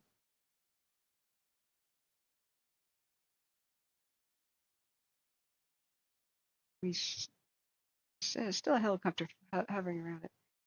Let's see its fresh any update. Oh, they split the evac into 3 zones. Oh, okay. Yeah, A, B, and C. Now B has been downgraded to warning, and C is on notice. So like I said, unless before you go to bed they declare forward progress stopped, I would evacuate if I was in the C zone, because I just don't sleep well at night, knowing there's danger, and I would like to sleep well. So, also evacuating in the middle of the night is a big stressful event, and man. But if they declare forward progress stop, then I'd rest a lot easier about that. That's my recommendation. This is rugged, steep terrain. There's not a whole lot of ways out here. But if you have a good shelter in place option, yeah, or you're going to be awake all night, it's always up to you. But that's my feeling about this. So we do have the camera. Leave this on live. I could turn on Yuba County, and then I gotta go get my dinner. I guess it's ready in 5. So yeah, you caught a lot of butterflies and bugs as a kid. Fireflies at night. I've never seen a firefly. They have them in the south, but not in California, not in Oregon. Saying in your childhood village, there were so many fruit trees, all the children could pick them, and the adults planted peach blossoms all over the mountains. Oh, that sounds glorious. And our fields are covered with lotus flowers. That sounds picturesque. GCAT says I live in a unique area. It's a 23-minute drive from my house to the hospital and a 15-minute walk. Not bad. Hey Terry, yeah, good night. Thank you for letting me know about Turkey. I had no idea. It's been a rough day, hectic one. I'm feeling better. So you had a lot of fish and shrimp and pearls, man. I want fish, shrimp, and pearls. Yeah, sounds like a very fertile land. California's fertile that way too, but also has the fires and the floods. It's always a trade-off. So I'm going to turn on Yuba County Sheriff. Oh, that's Wheatland Public Safety. That may not be anywhere near where this is occurring. I don't know if that's relevant. I could turn on California, Northern California major incident. That was the air show that was over the Sites fire. Let's just do a quick Sites time lapse. That's the nuclear behemoth. And then as soon as I'm done with dinner, I'll give you the updates on the Arrow. There's not a lot of them. We'll watch a video or two because I missed them today. And I want to get fully up to speed. We'll check on the situation in New Mexico. They lost more than 1,400 structures. Thousands of people lost their homes. There have been people that died. One man died in his car. Like I said, evacuation by vehicle is a window of opportunity that closes. Not a good cam site. Yeah, it's Sites 1. Huh. That should have shown us the Sites fire. What? Yeah, what was the mobile one? They have a temporary mobile cam. It's just too smoky to see. Wow. And I swear, and it's real, when the same night the Sites fire broke out, I checked Shasta area cams and you could see it on infrared, a giant glowing fire from Shasta. I mean, it was a very clear night, so the cameras could see far away, but that's mind blowing. Oh, okay. Watch Duty, what? I'll take the phone. I'll be able to interact with chat um, during dinner. Get back here as soon as I can. You guys are probably like, I want to know about the Arrow fire. What's going on? It's amazing how he saved Copperopolis. So, um, yeah, Brooke, thanks so much for being here to let us know about what's going on in Oregon. And thanks all the mods and everybody who's come up here to help us monitor things. It's a bit of a surprise that these things broke out thick and fast in the evening, but it is the longest day of the year, so there's more sunlight and more heat, and sunlight does strengthen fires. So it's a double-edged sword. You have the longest day of the year for aircraft to fly around and do their thing, but sunlight keeps them strengthened. If you've ever been in a canyon before and sun sets behind the mountain and it's cold, you know, and that's the effect. The fire triangle is what the three things fire needs: fuel, oxygen, and heat. Three things. Heat makes it worse. So if you light the same thing on fire in Death Valley during the day and it's 115 degrees Fahrenheit or it's like 48, 50 Celsius, and you light the same thing on fire in Juneau, Alaska, when it's negative 30 Celsius or Fahrenheit, either one, the fire will struggle in Juneau, Alaska, and it'll just explode, of course, in the hot desert.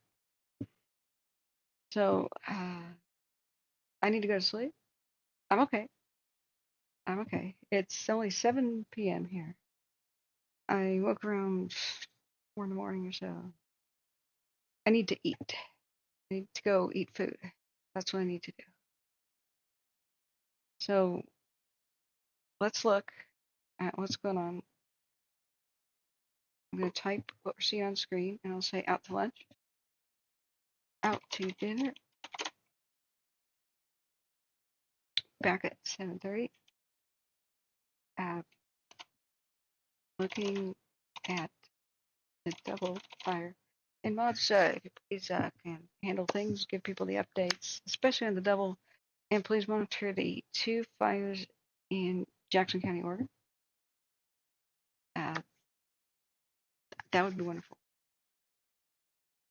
So let's see if there's any Northern California major incident,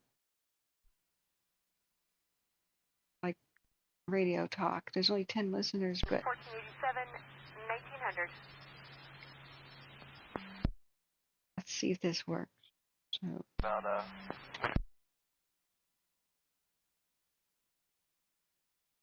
fire. the metal, because there's quite a few people now getting around it. Okay. We're hearing air talk. You guys did a little burnout there, right? So leave that one. This may be the sites fire they're talking about. It's pretty good. Laying down real good now with the shadows.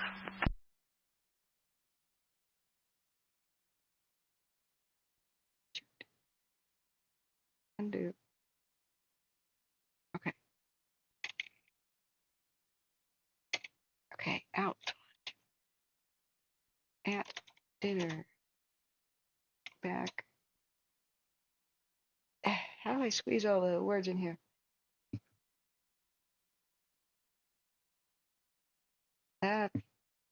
I'll just say back. People don't need to know I'm at dinner. Back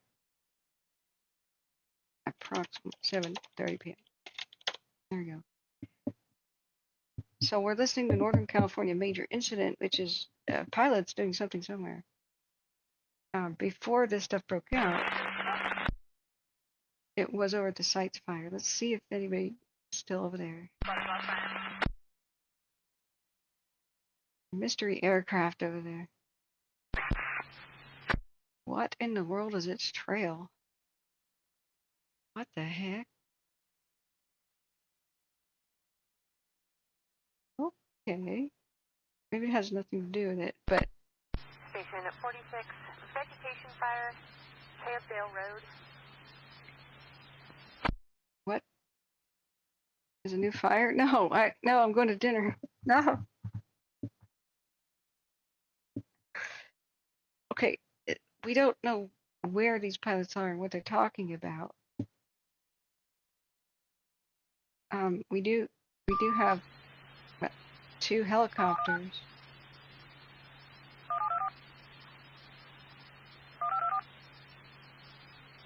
At the sites.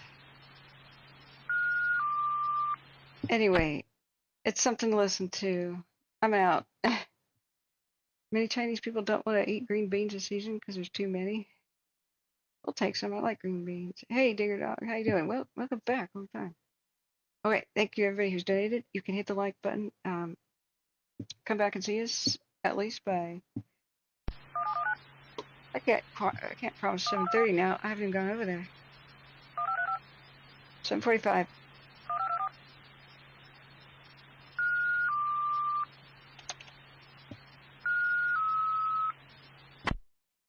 Okay, I'm out. Thank you, Mounts. See you soon. Battalion 1410, Air Attack 140, Tanker 85, Tanker 86, Foxcopter 607, engine on order from Marin, engine 1451, engine 1474, engine 313, transport 1442, transport 1445, Issue Crew 1, WFC 1, vegetation fire, 3000 Cavedale Road, cross of Shellbach Road, 1st Unit at scene, Dale IC, LU West, CDF TAC 6, standby for response check back, 1904. What road? Those are interesting names.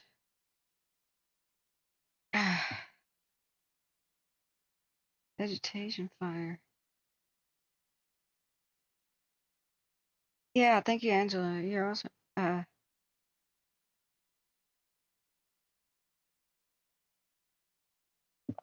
like green beans. I like snap peas better. Snow pea.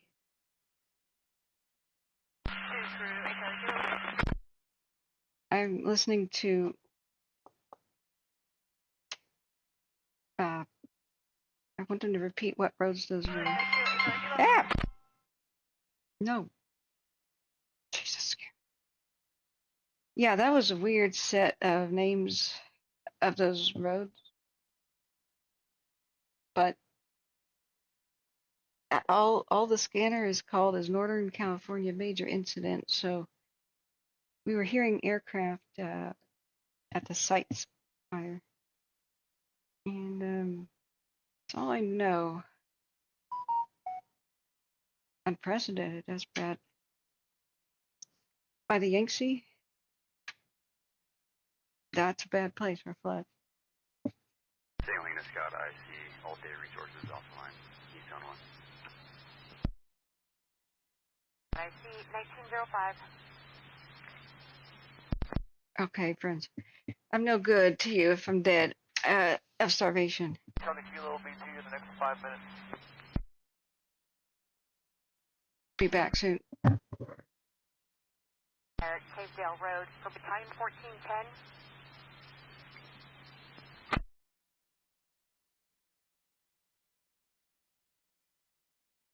Howard Forest, 901, air ground 2. 1851.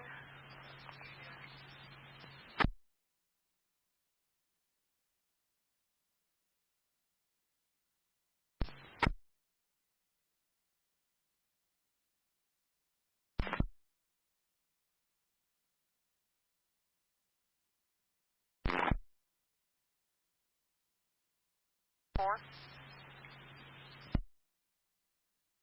Engine 1474 responding.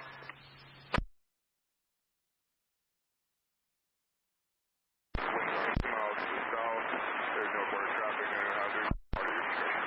Copy, left in pad 060.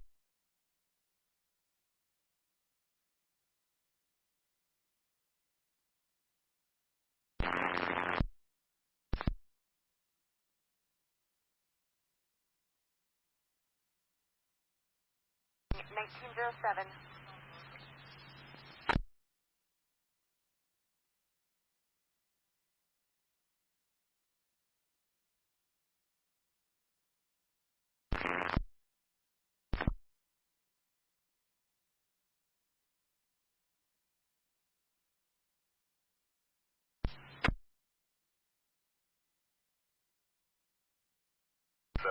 Count 6.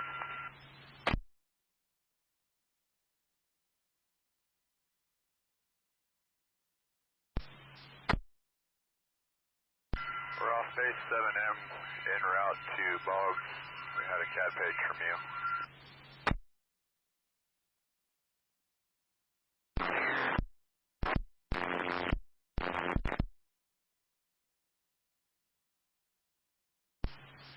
I could do it.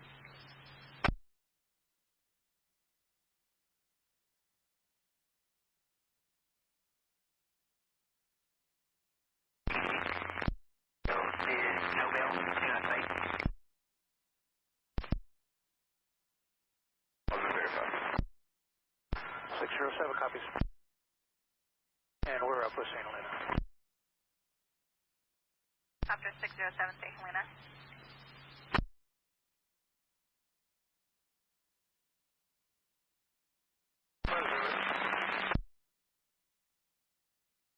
Cavedale Road, Glen Ellen.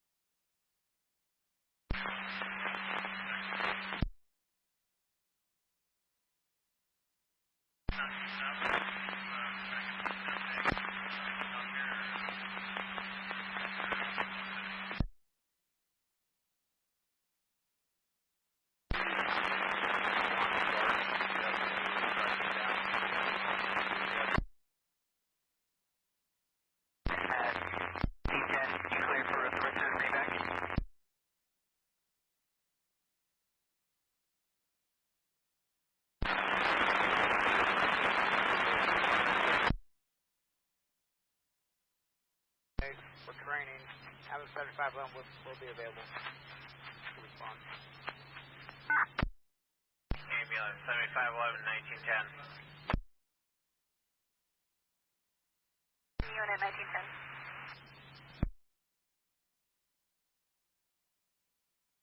Straight, Command 1, Tone 12. That's Sonoma County. And we're clear. Communications, night operations has transitions with day operations. Night operations has the fire.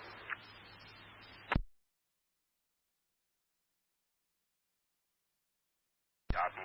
Night operations has the fire.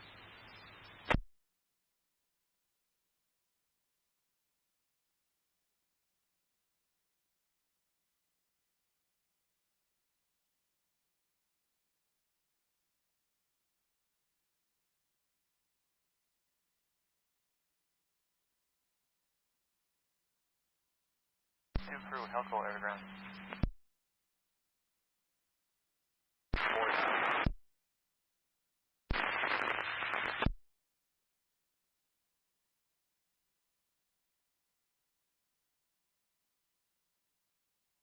Climbing 4,000, expect 3,000.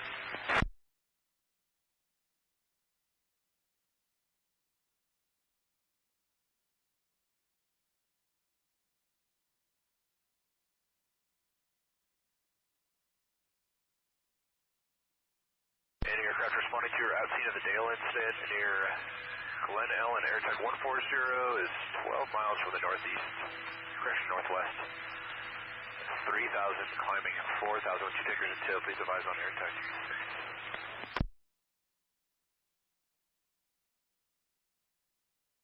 Aircraft responding to your out scene of the Dale incident near Glen Ellen. AirTech 140 is 12 miles northwest. 3,000 climbing 4,000 with 2 tankers in tow. Any aircraft advised on 122.925.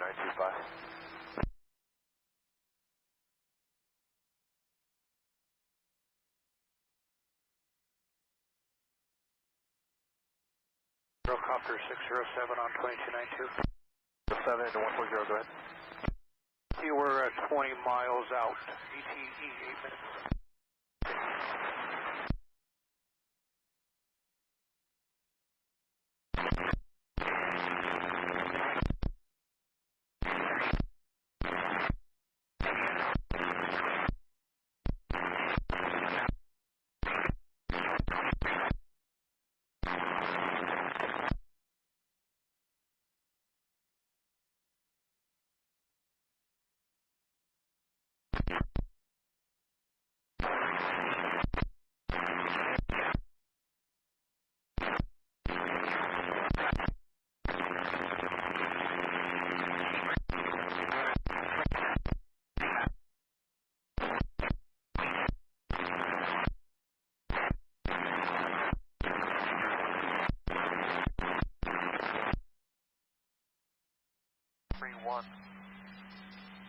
Mike Telco, altimeter 2977 and below. Stay within it. Second 6. One copter working 2,500. And the Alpha Delta break, myself 3,500. Alright, Victor on radar vector. Tech 1407 miles northwest, 4,000 with 2 tankers in tow. Any aircraft advised on 122.925.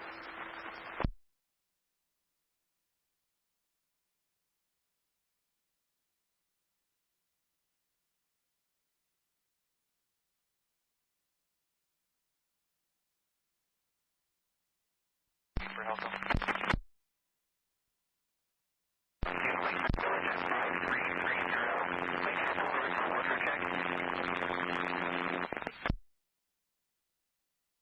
Copy, 2,500 and below approved. Be advised, really low volume.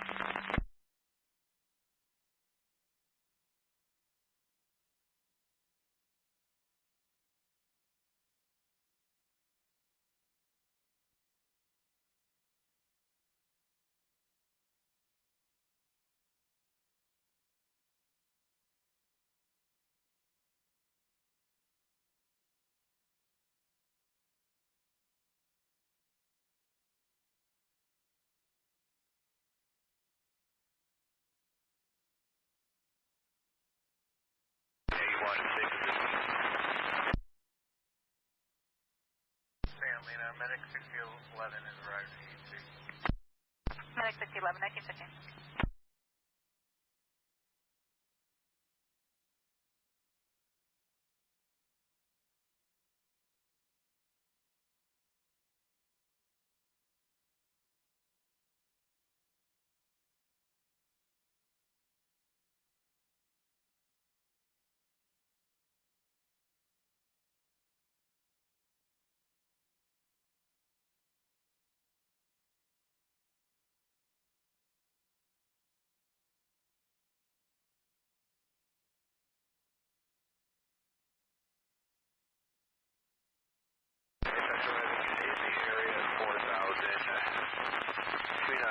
We'll be looking for the fire.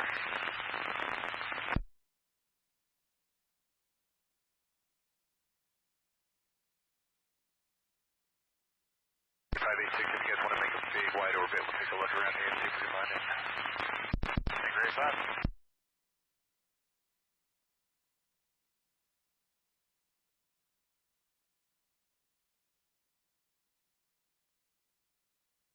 Use that technology, you're going to have to use the answer. Waiting for it. That was the setup.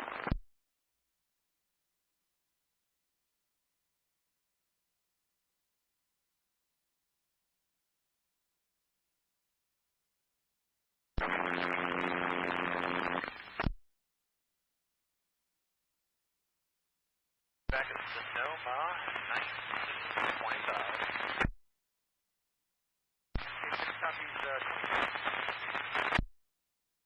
And 607, you guys are released. You guys head back to 7M.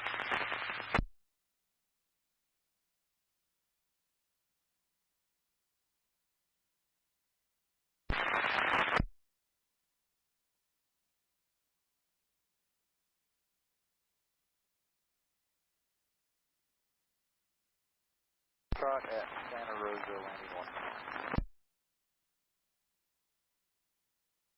Training 1434.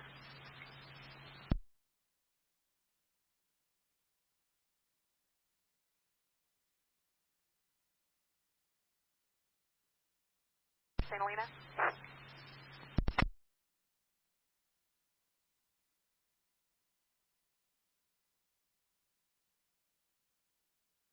$1410.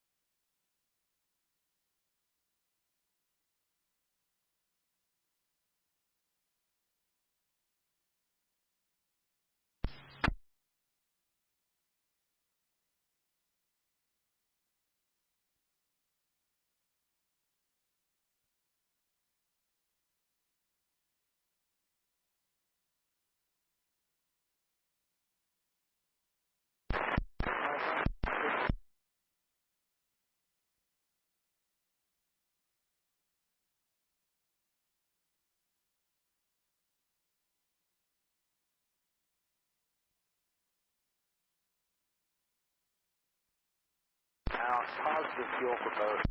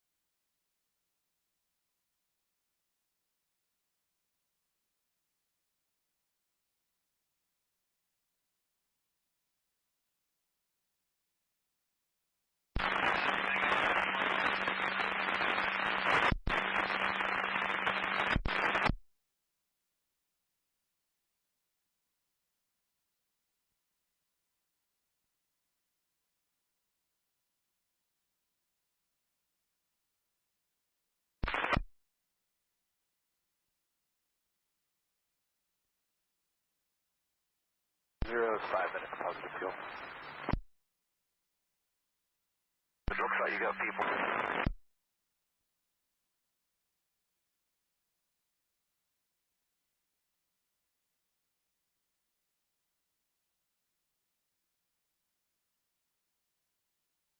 Brownsville, get us a fire.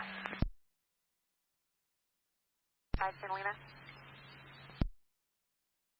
We're continuing to the Glen fire.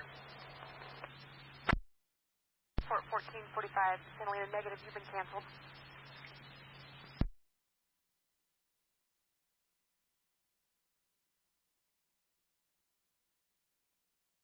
5, can barely understand your transaction. Can you repeat? Transport 1445, Cenolina, you can cancel. 45, copies canceled. Transport 1445, 1923.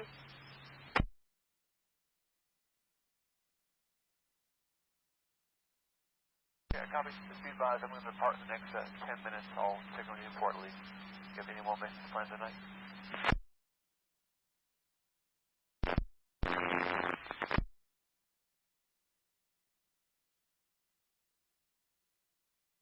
Okay, can you repeat real low volume?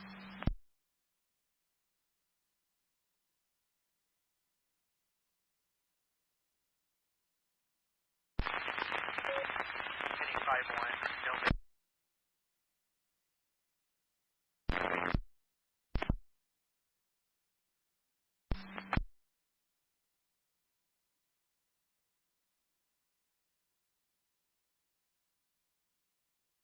Mineral 3-1, Elkhorn Underground. Air 101 on air.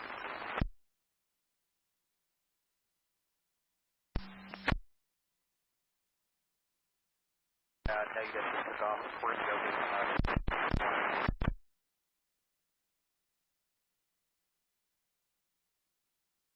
get available at 27th response area. Engine 313, 1925.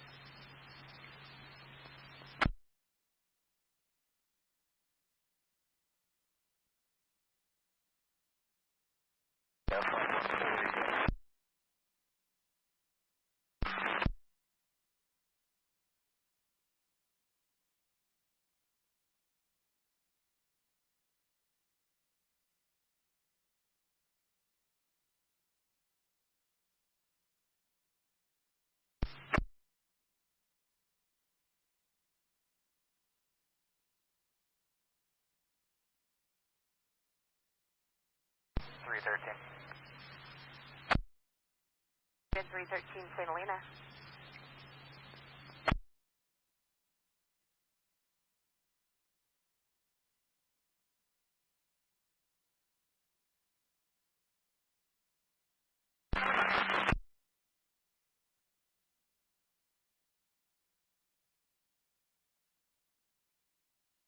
Engine 313, Allen US, down 2. Engine 313 St. Helena. Engine 313 is available in 27th response area. Engine 313 next to 26.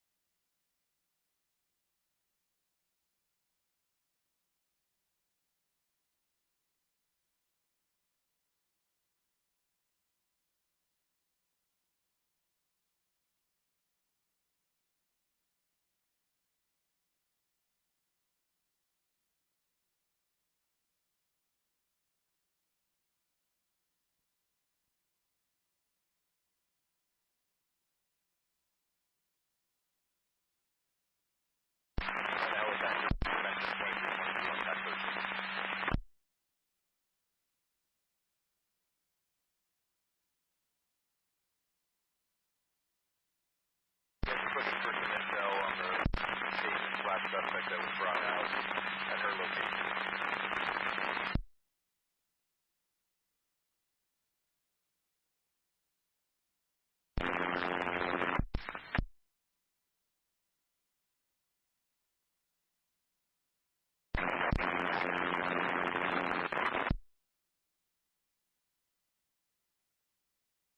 St. Helena Copper 607 is on base, Bob.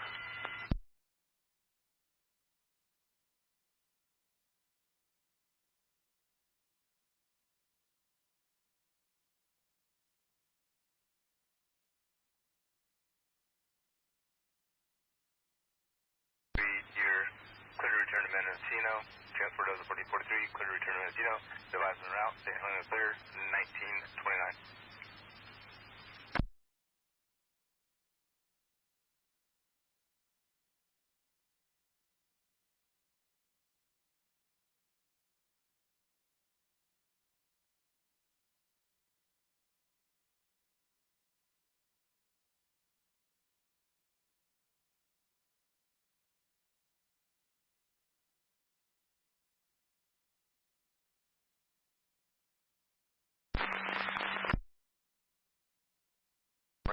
Night operation, Telco Underground.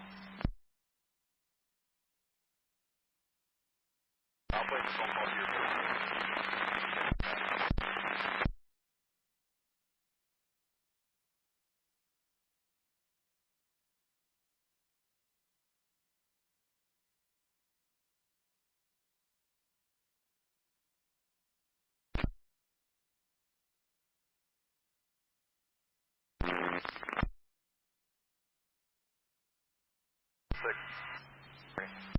Number 607, 1930.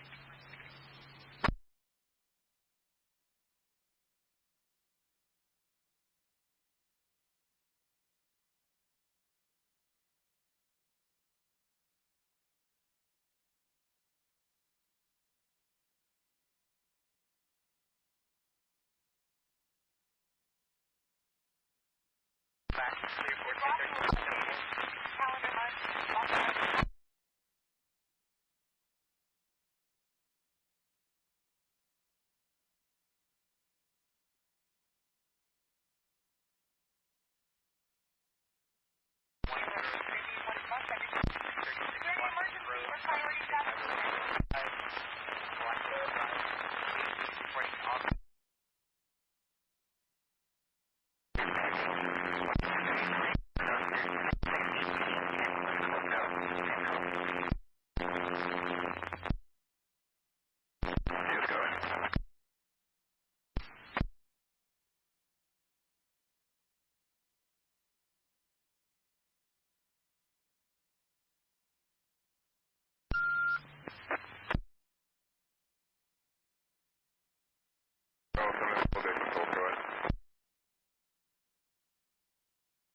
medical for a female in a blue Dodge Durango slumped over the wheel.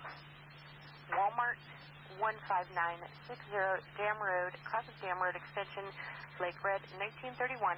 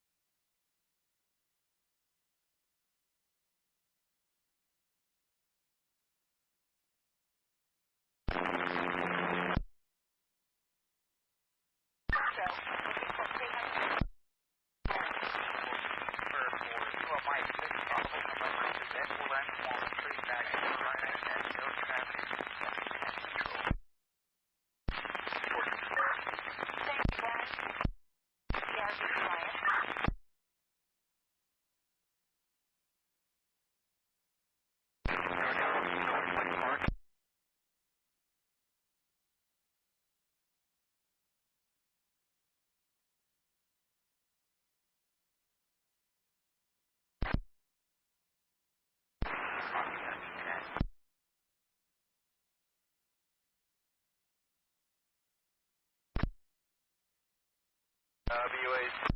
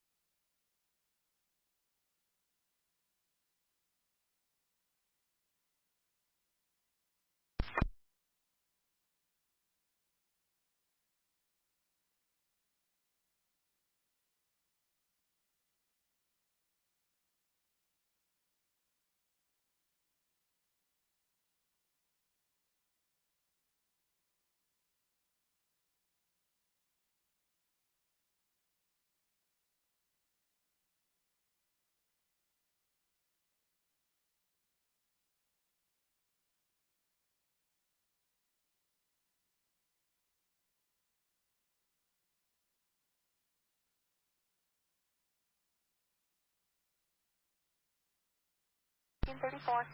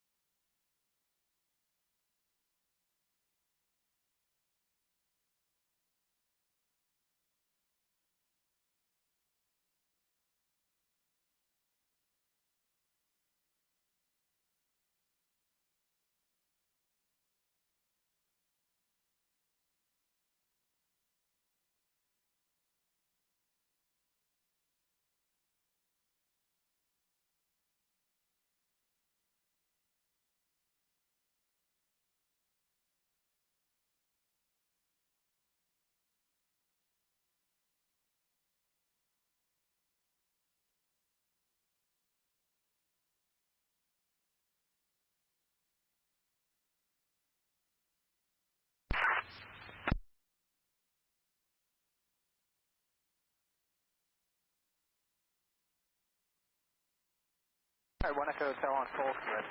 I copy that too.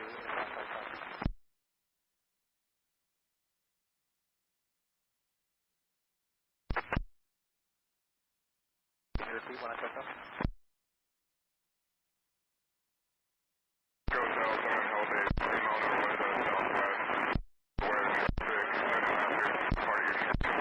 All right, I'm at the press. 1 Echo Hotel.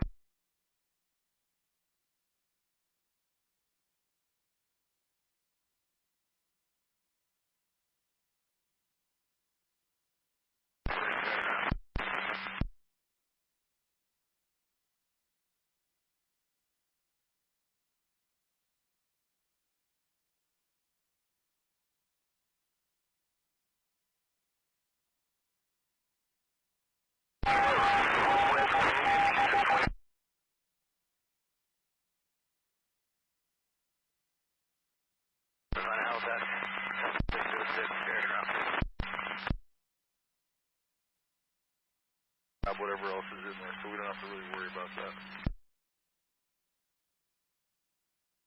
Taken care of for dinner? I'm gonna get you guys looking for you.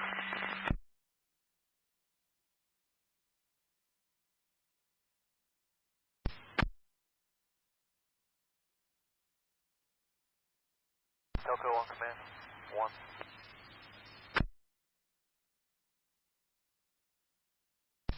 That's it. They advise where the cars are located.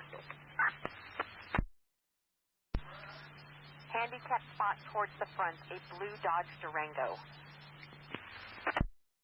Go to that.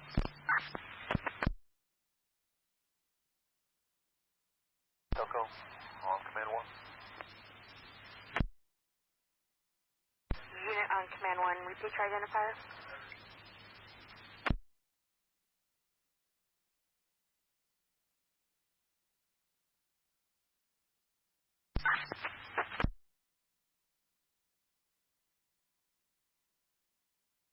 Danielina, Site Telco on command 1.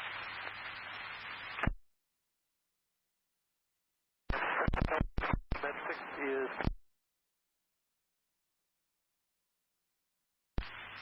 Site Telco.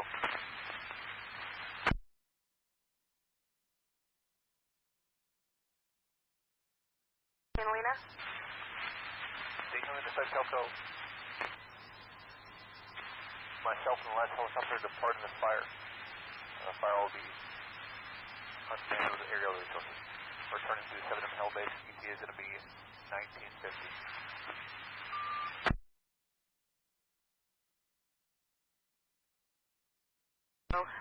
All units departing. No aircraft over the fire. 1938.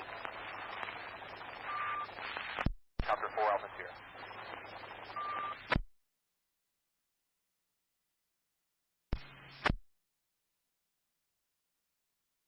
M Hell Base, 1 Echo Hotel on full. 1 Echo Hotel, 7 Hell Base. Go ahead on full. Yeah, 1 Echo Hotel is ready to come inbound to land past 15.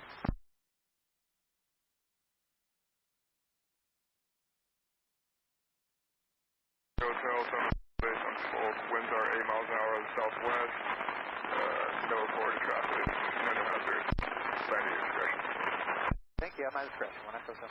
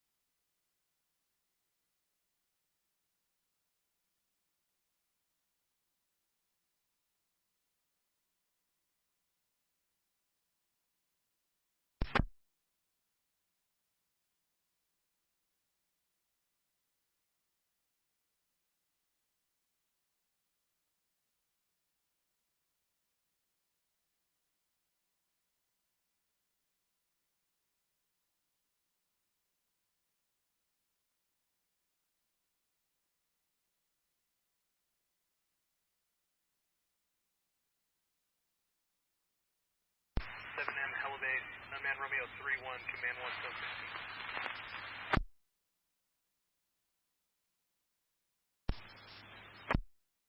7M, Hell Base, unmanned Romeo 3-1, operating on the site fire. Please advise any aircraft forward or en route to the incident. Copy, unmanned Romeo 3-1. I'll make a flight over the fire. We'll advise of any traffic.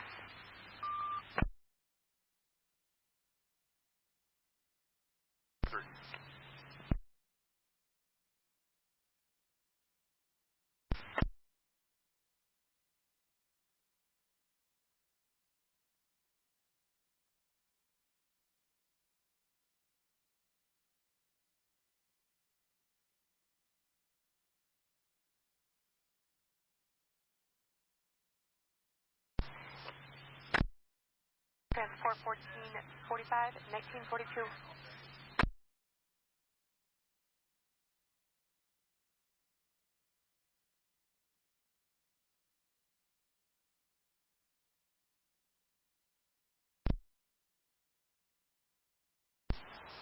And Helicopter 4 Alpha Sierra, 15 miles to the north inbound landing with 8 Charlie Kilo intel.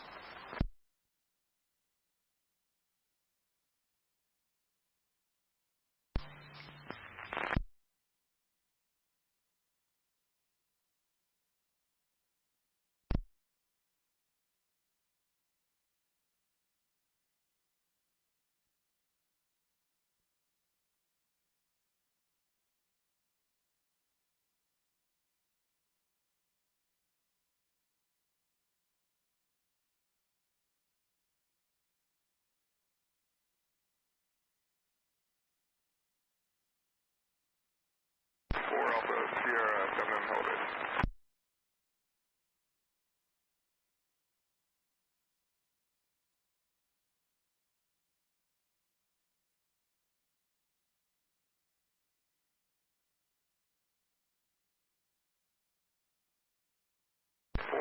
Sierra, 7M Hell Base on full.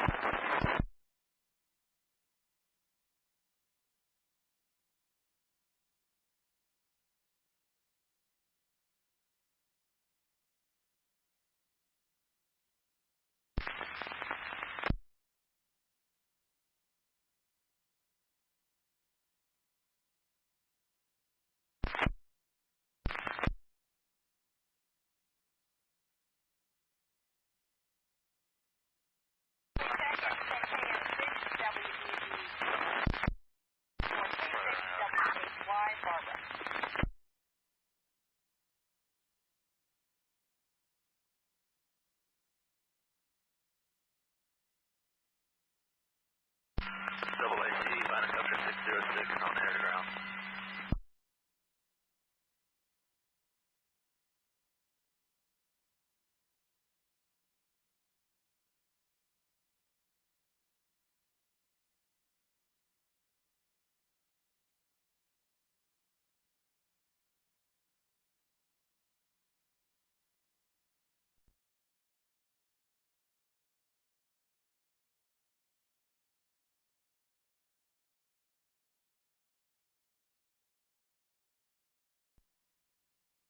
Double AC, Latitude 606 air ground.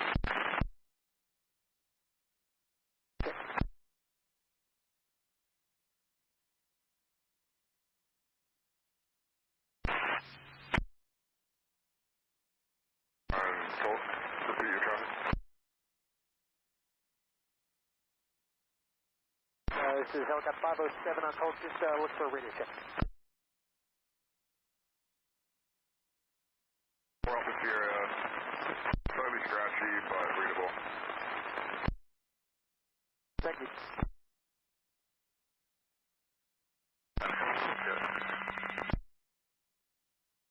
Polk. 4 Alpha Sierra, 7M Hell Base on full. Yeah, that was 507 calling you for radio check. I am 8 miles to the north with 8 Charlie Kilo in tow for landing.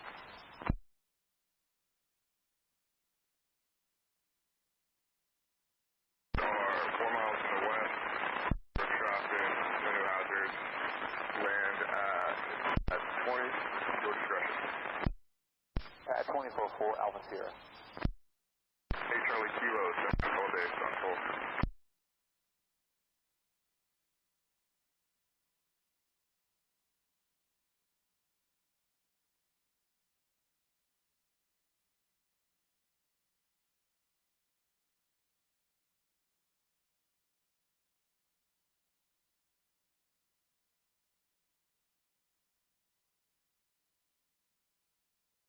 Charlie Kilo, 7M elevation on full. Charlie Kilo, got you on hold. Elevation on full. You'll be number 2 in line. West to R, 4 miles from the east. You're west, 4 Alpha Sierra. No new hazards. You'll be landing at pad 3 at your discretion. Number 2, pad 3 at our discretion. 8 Charlie Kilo, thank you.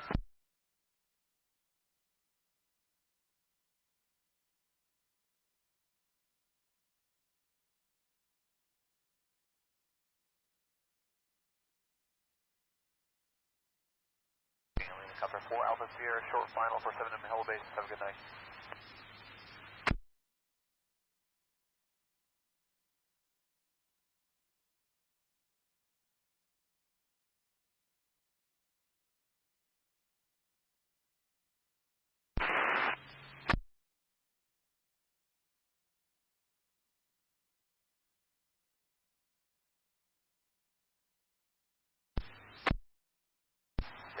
Copter 4 Alpha Sierra, short final for 7M elevation. Have a good night.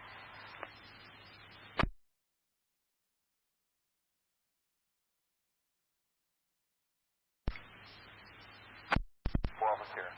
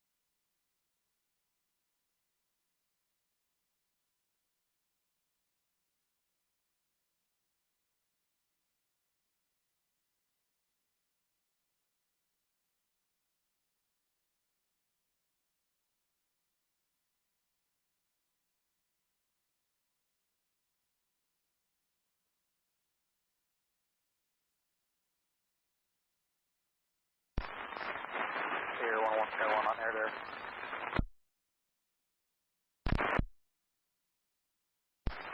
I'm assuming you guys want responsible and then set up brakes off in another direction we can go with that.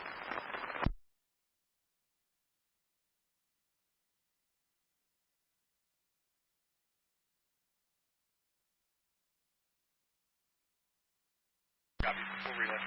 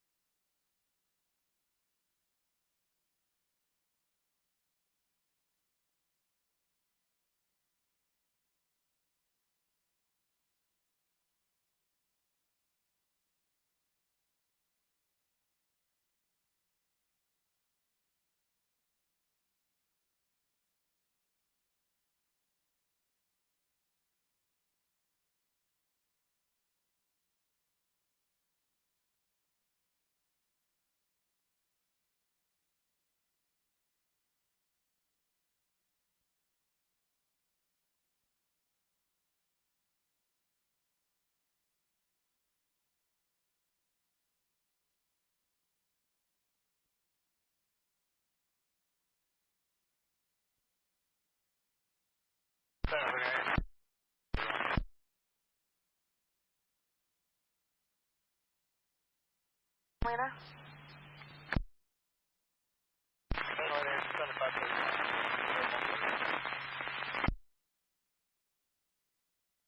Engine 7531, 2002.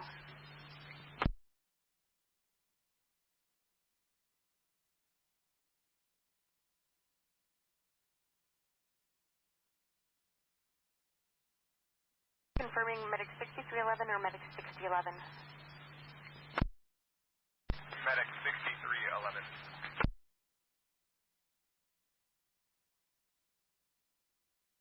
6311, 2002.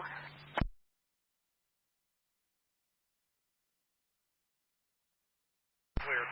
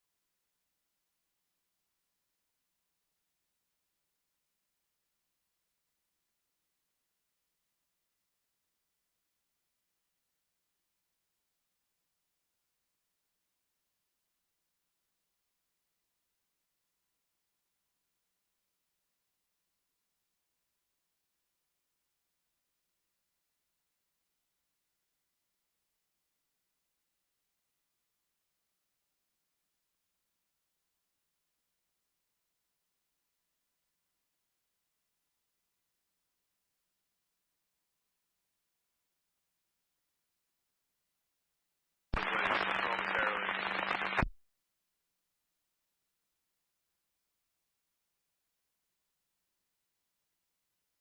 43, leaving the unit, westbound 20.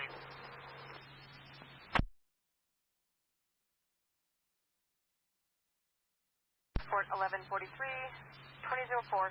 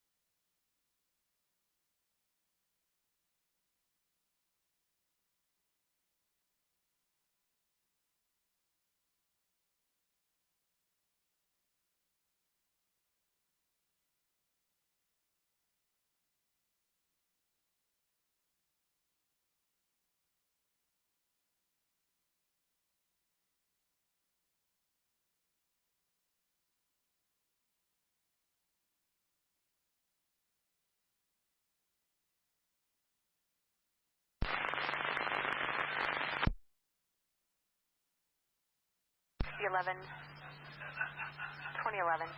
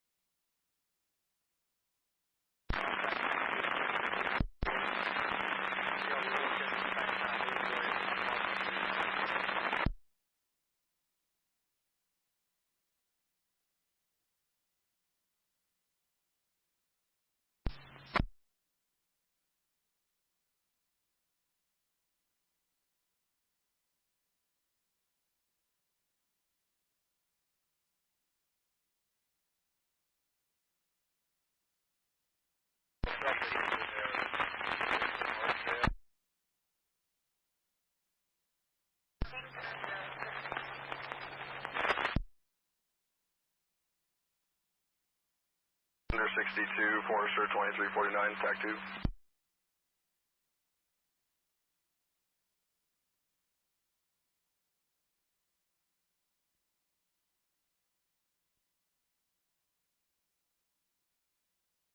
Helena, engine 1491, east on 5.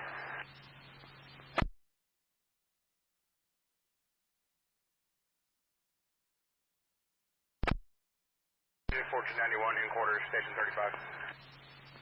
Engine 1491, 2013.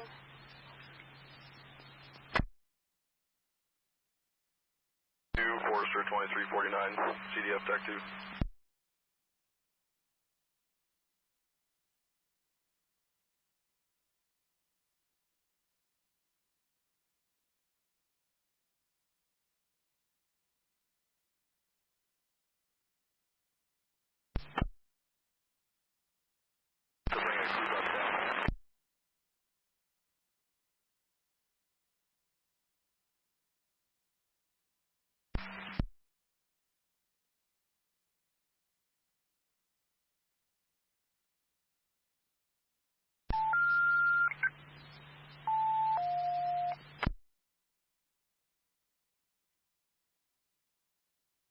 Medic. 7013, ambulance 7511, station 75 medical for a female with ALOC 12551 Widgeon Way, cross of Shady Lane, Lake Red, 2014.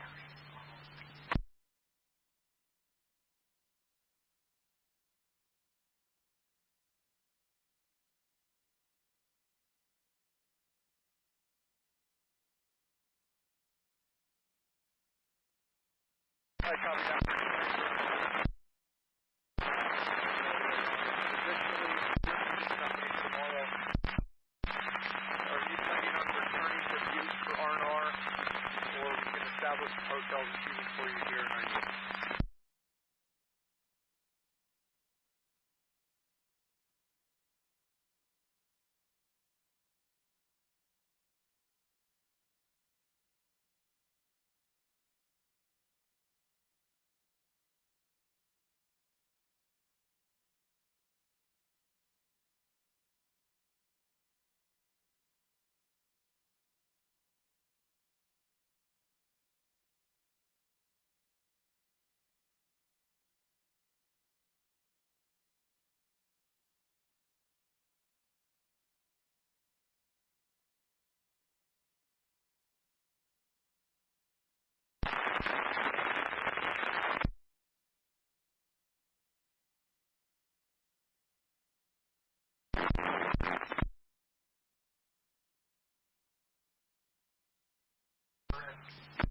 That's affirmative. 12, 2015. Santa Elena, ambulance 7511 responding.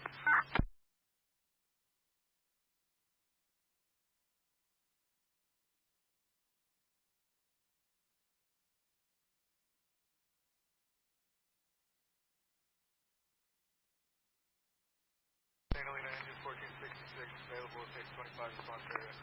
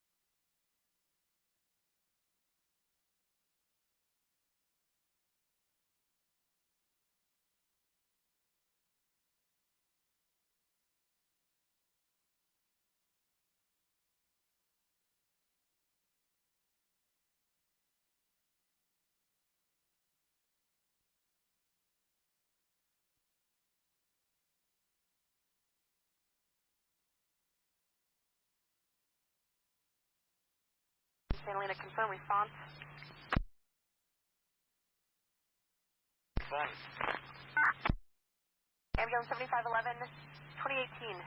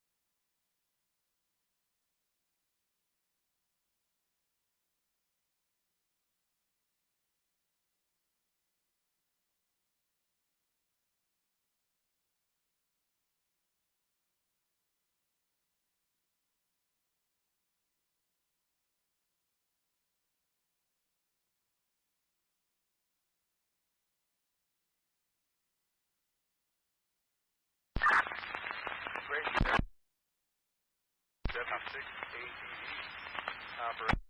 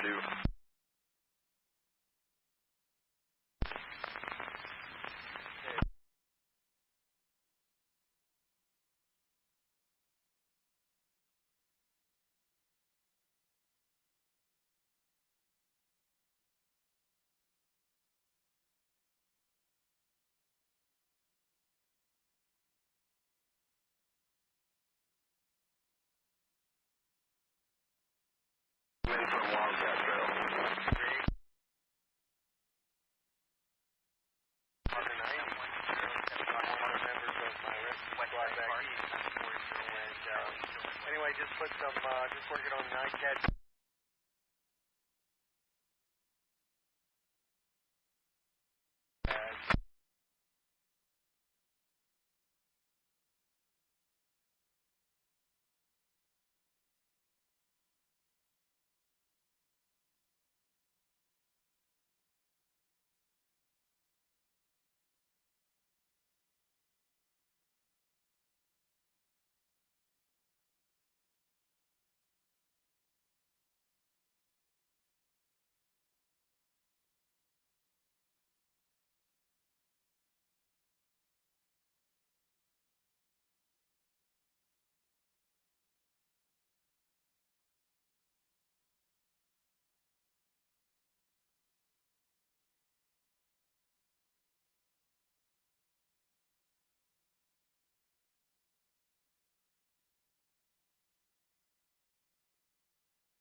Airflight 4, sorry, busy with traffic. We're about 3 minutes out.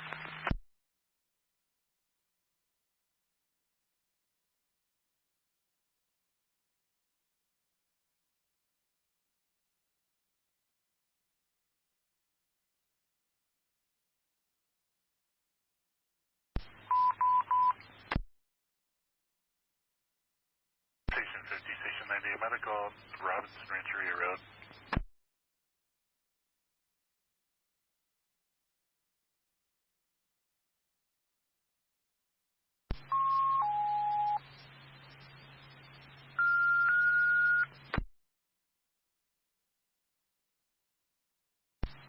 Medic Safety 12, Station 90, medical for Dizzy Mail. 700 East Robinson Rancheria Road, cross of Bridge Arbor. Lake Reddit 2023.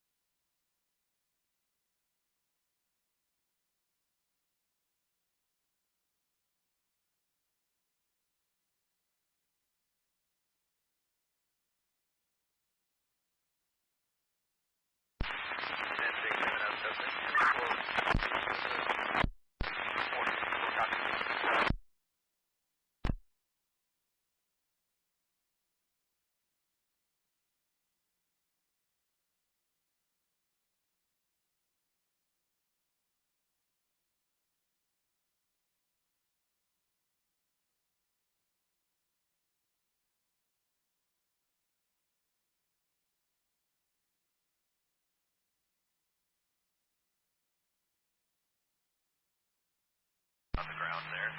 We're just going to be passing overhead here shortly.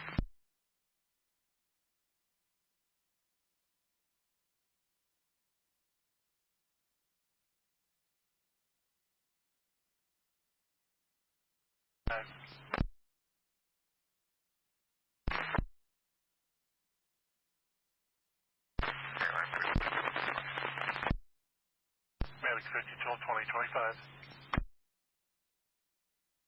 And we'll put nose in facing towards you, assuming you're the one by the truck, and we'll see you shortly.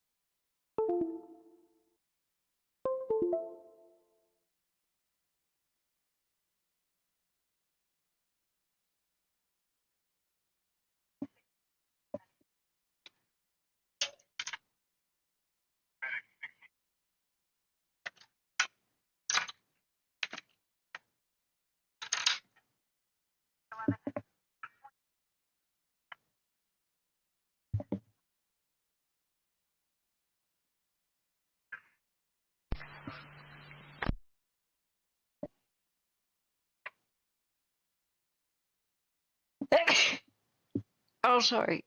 Ambulance 7511 on scene. Oh, sorry, friends. I just came back. Ambulance 7511, 2026. I forgot the headset was live. I thought I had to unmute myself. Sorry, friends, about that. So, what's going on in Stanislaus County?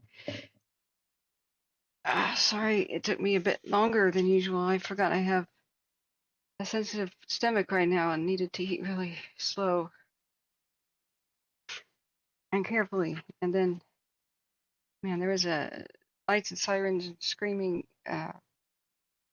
first responder vehicles going by, and a traffic collision, 2 cars, and they were saying that smoke was coming out of one of the cars, but it's just too far away to do anything about it. But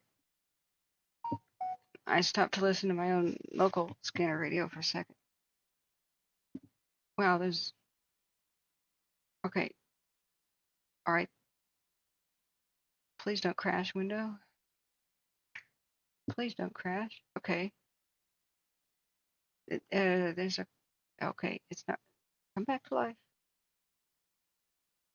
Don't crash. Okay, 30 minutes.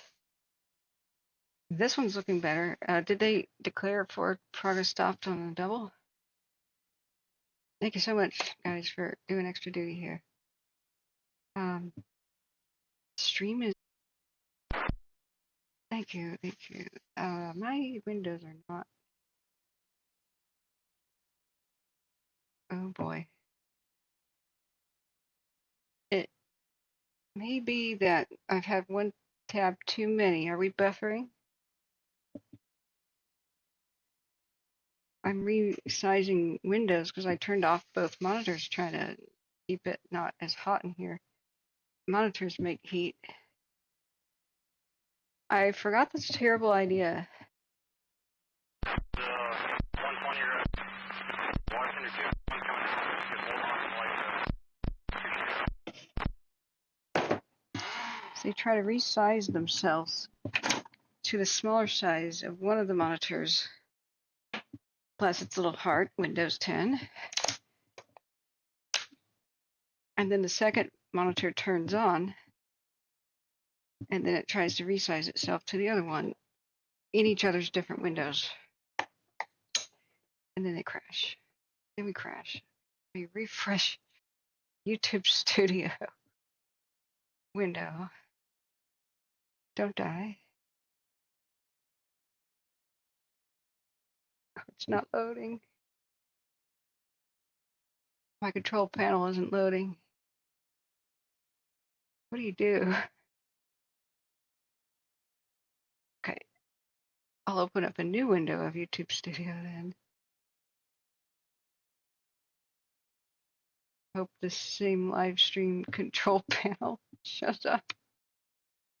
It didn't. Oh God. Fresh.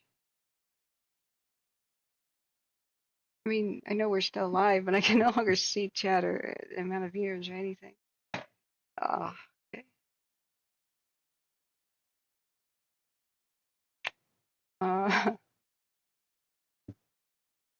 Bueller.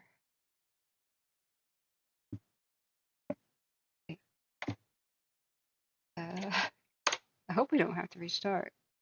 It's back. Okay, I copied and pasted it to a new window, and the original one is still crashed. Rip. We're back. We're back. Okay, handled.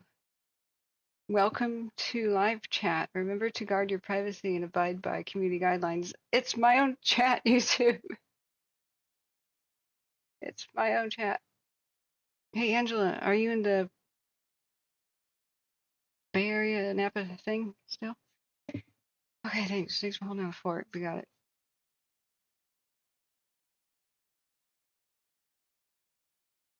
This is all right. This is looking better. The double fire. We're having the golden hour. Photographer's magic golden hour. It's doing the smoke dance. That eerie smoke dance thing. J-Cat says heat warning here expires at noon tomorrow with thunderstorms midday. Hold on to your butt. And what happened with that tropical storm that was going through Mexico?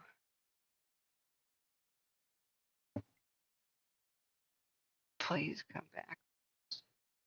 Okay, the entire monitoring window crashed. It's now a little bit blurry for some weird reason. Even to me. So it's not you. There's been a failure.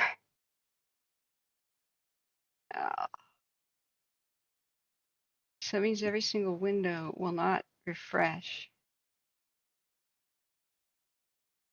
I have like 70 tabs open and I'm supposed to copy and paste each one to a new window to fix this. Okay. Maybe we'll just have to deal with some of it being blurry. All right, we still have a level 3 go evacuation. Current view of the fire. All aircraft were released, along with some ground units. Did they declare forward progress stopped? No. Okay, so we still have to take a look at that one. Cool. Yeah, I saw you guys in the chat. Steve Probe had this on his big TV again. Yeah, the PFE was stopped. Great. We don't have to worry about that one. What's going on in Stanislaus County? Side fire. Oh, that's old. Right, that's old. It's also not Stanislaus County.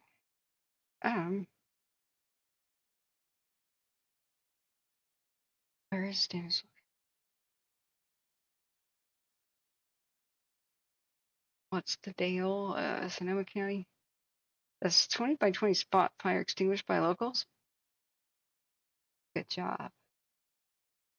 2 units on the scene, man. I like hearing that. Local heroes. All right. What's the one in Stanislaus County? Scriburns. Norman.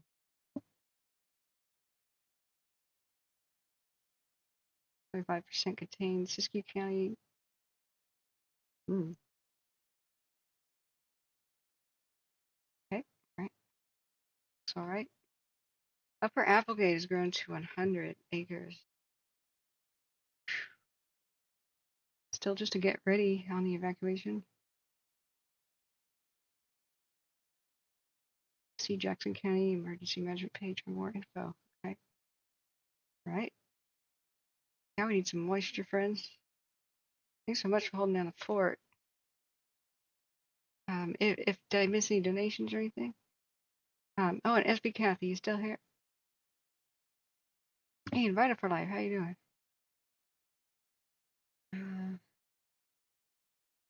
Hey, Smallwood Life, how you doing? I'm back. The Miller fire is on a camp. Miller. Okay. San Luis Reservoir. Shoot. I don't see it. It's a lovely sunset. So, very cool. That's nice. Oriented.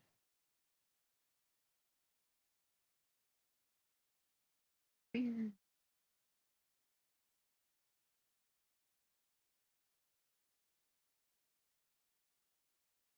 Okay, taking literally a chill pill. This is lavender oil. I need to calm down.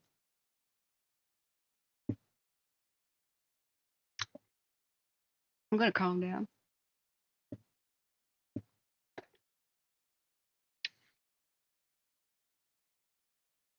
There it is. Oh, it had already gone gray. Sweet. Forward progress was stopped. That was the one with the rapid rate of spread. Okay. Awesome. Hey, guys. All right. Maybe I can finally get to updating everybody on the arrow fire, which is what I was going to start out with. Woo. So, is there anything else I have to immediately look at? Are you still here, SB Kathy?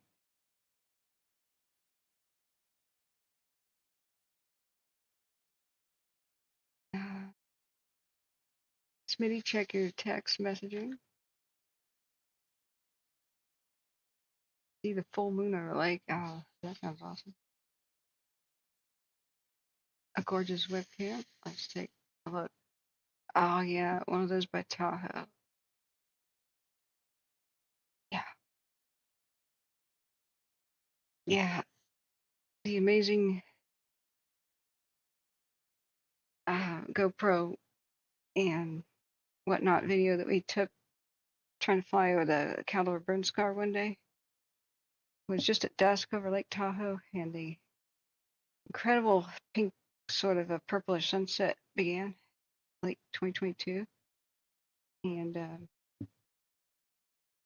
what happens is the mist and clouds from Nevada spill over the mountain range to the east into the Tahoe Basin. And it's just a wonder to behold. I love showing people that video. And it was like, man, I came here to film devastation, and Tahoe ended up looking pretty each time I tried. Even with dead trees everywhere. There are amazing sunsets, and,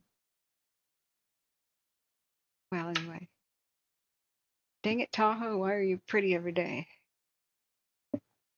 Bad Tahoe. Yeah, hey, ask. Angela says Pareto traffic, the Applegate fire is now 120 plus acres, with both flanks holding active fire at the head. Horse trailers have been ordered to stage at Oregon Department of Forestry District 9 headquarters. Okay, thanks for monitoring that. Wait, come on, please refresh. All right. I don't think there's a way with Edge browser to refresh just one entire window with a million tabs open. I don't know how to go on from here without restarting Edge browser, which would restart the stream. And basically close all the elaborate window setups I have. We'll make do. We'll make do. I don't think this happened just because I shut the monitors off. I think we crashed it. I think we found out how many tabs you can have before you hit a brick wall. Okay. I'm going to check my Facebook offline. I had asked a pilot if it was okay to show on stream his aerial photos of the arrow fire. I just sent a private message. No reply. You know, not everybody checks social media all the time. I don't think he's seen the message. So it's not something I can show. I don't think there's any harm in me linking so that you guys can see it. I mean, those of you that have Facebook or use it.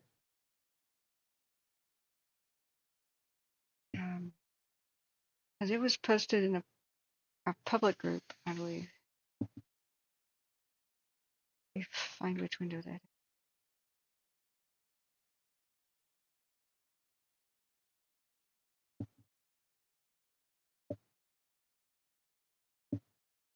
Nope. Did it crash?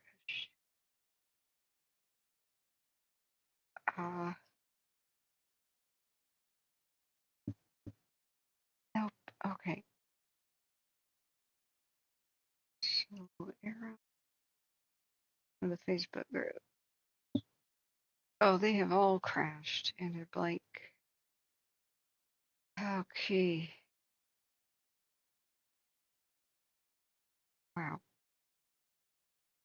All right. I'll find it myself then offline here. Facebook groups.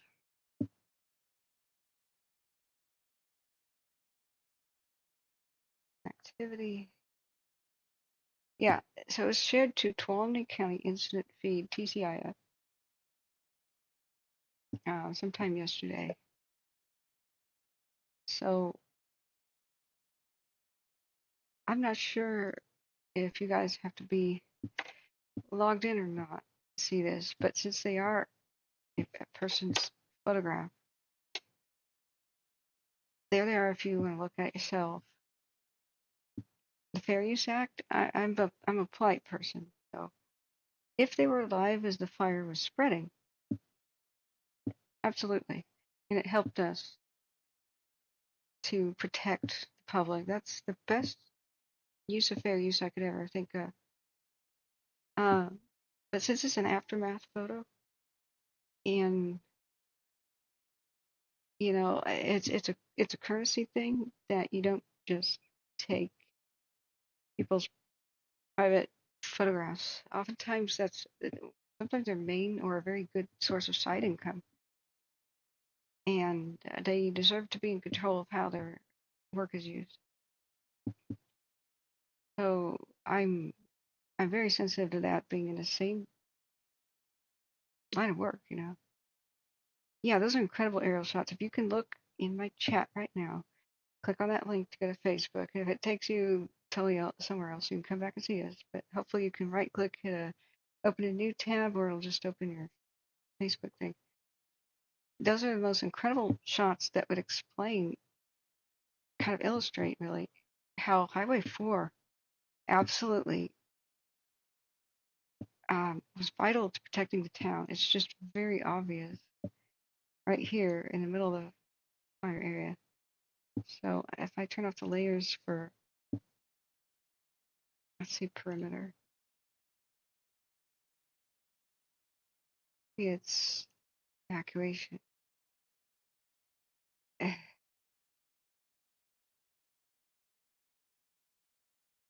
don't know if I can.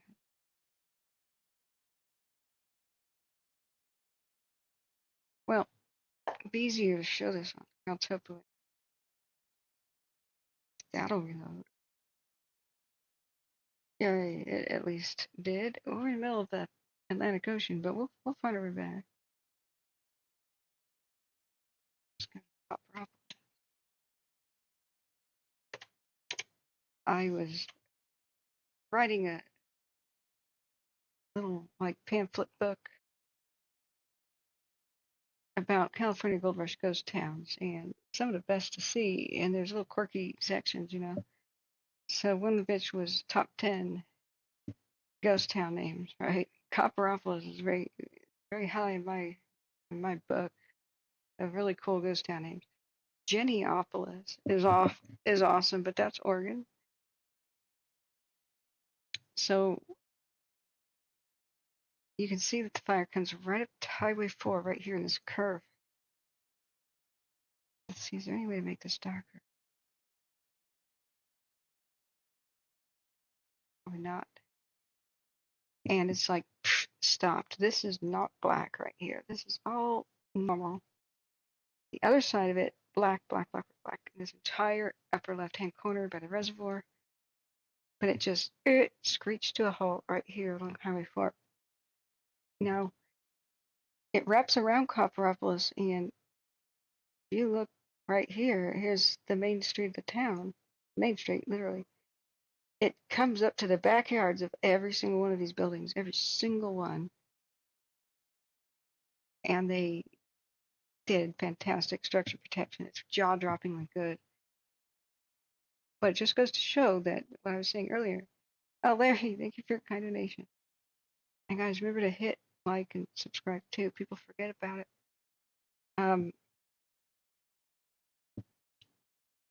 It just goes to show that communities could be protected very well by making new roads where just to stop fires.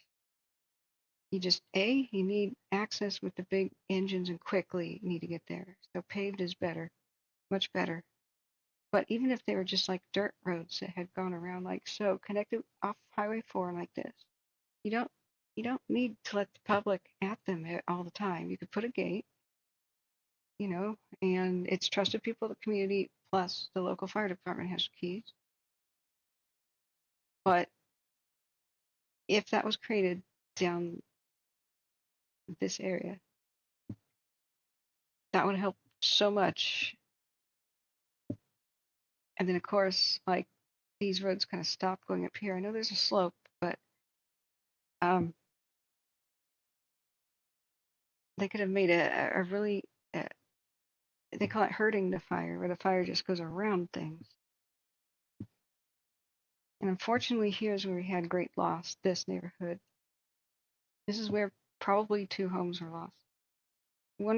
There are 4 structures damaged, 3 destroyed, 1 damaged, which was a commercial structure. It was probably the Napa Auto Parts. I'm not really sure. But it's by Something Creek Road and Highway 4, which that's Napa Auto Parts. Could have been that. That was damaged. Down here, we may have lost 2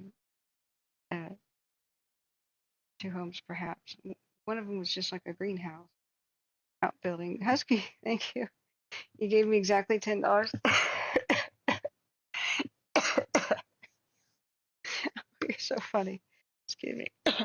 Oh my goodness. Yeah. Today we've had super donors. We've had 50 and everything. So we've had $80.68 today in chat revenue. You guys are wonderful. That's awesome. You know about how they take. It won't let me like Larry's, but it lets me like yours, Husky. I don't know, but Larry, you're gonna get a bunch of hearts anyway. Of course. Larry's a top 10 supporter guy. You gotta catch up with Larry. So is the bash mode.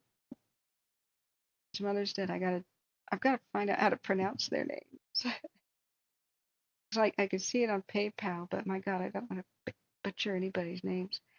And I try to tell people, like, if you get PayPal, put in the notation if you want to be anonymous or not, because in fact, exactly 0 people have followed that instruction. So I had it in my mind that before I make a big thank you video, I would have to email like hundreds of people and ask, did you want to be thanked? Like, or first name with a last name initial, or like first name initial but last name? I don't know how to do that to everybody's liking. But thank you. I have not been able to even check PayPal today. It's been chaos. Anyway, if we can get access to the aerial photos, unfortunately the fire swept down here, west side of the Rock Creek Road. We had devastating loss here. It was very difficult for them to fight it up in here. But like I was trying to say, if there had been a road constructed that went from this neighborhood and from here to here, which seems like it would be good because these two little water sources are wells and springs. Maybe not over the bump of that little mountain, but squiggle this. That would have also been protective of the town, and they would not have had to make a choice between save the downtown and save a neighborhood out here, because this would be like the first line of defense, and they would have quick access to it. Because no road connected this one here, this Rock Creek, to this neighborhood, you'd have to go all the way around, find a way in. And you could hear them on the radio trying to give directions to which one's the best access, which one's fastest, which one's paid, which one's open. And it would have been easy into here. So A, it's good to give people more than one way out of an area, of course. And two, even if municipalities and towns can't get their stuff together, or they don't have the money to eminent domain a little easement, just a thin strip to make like a road. The local landowners can talk to themselves about it and make much of that happen. It seems like this area will again and again be threatened from the north with these terrible north winds. They're the hot, dry ones. They're the ones that suck. Excuse me. Smart Old Life, thank you for the $3.99 donation. Cute little doggy. That's a cute little sticker. It doesn't let me give a heart, but you get a virtual one. Okay, we're now at 84.67 chat revenue. We've had 1,685 views today and only 104 likes.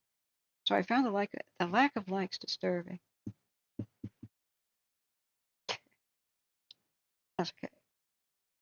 It really is my responsibility to get one of those little auto reminders, like a little animation that shows people hitting the thumb up and the sub button, so I don't have to keep saying it. I know it's annoying to keep saying it, but it's really, most people that want to hit the like and sub button they truly forget. And so I had no idea, but when I first started reminding people, all of a sudden it happened. If you ask it, they will do. Okay, Watch Duty just had an update or something. I'm sorry, I got a tickle in my throat. Let me mute.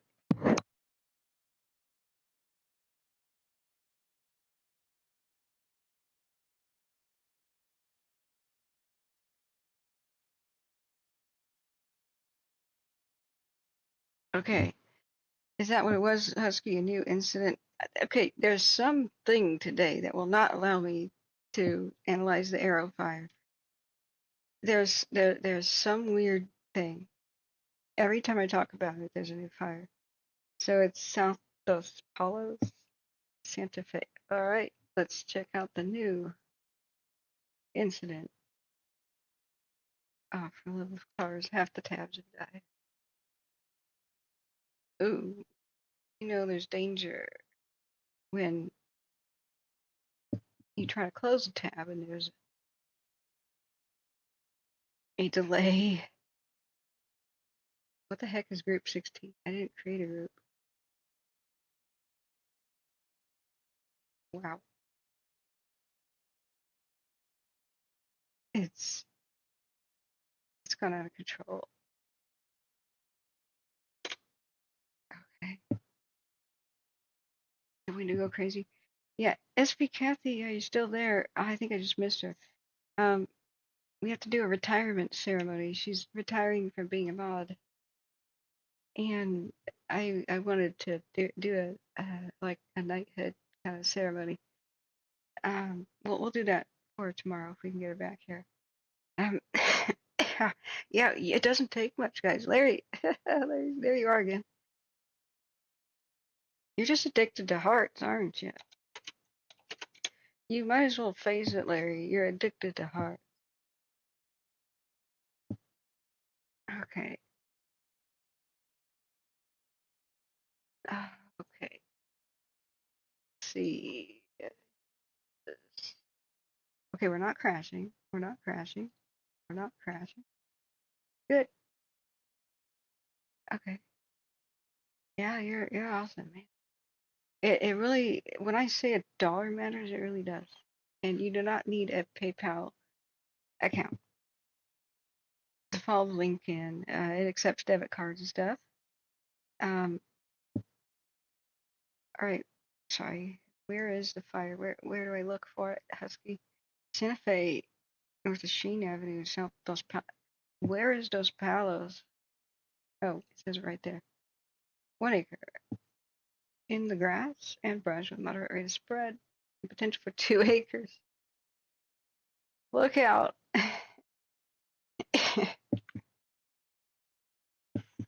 Stop the presses. 2 acres of grass could burn. But you see how this is another one that starts by a road? Haven't 95% of these started on roads? Or maybe even 100? Wait, we have to stick with 99% because I believe the one in Shasta, one of them started as a structure fire.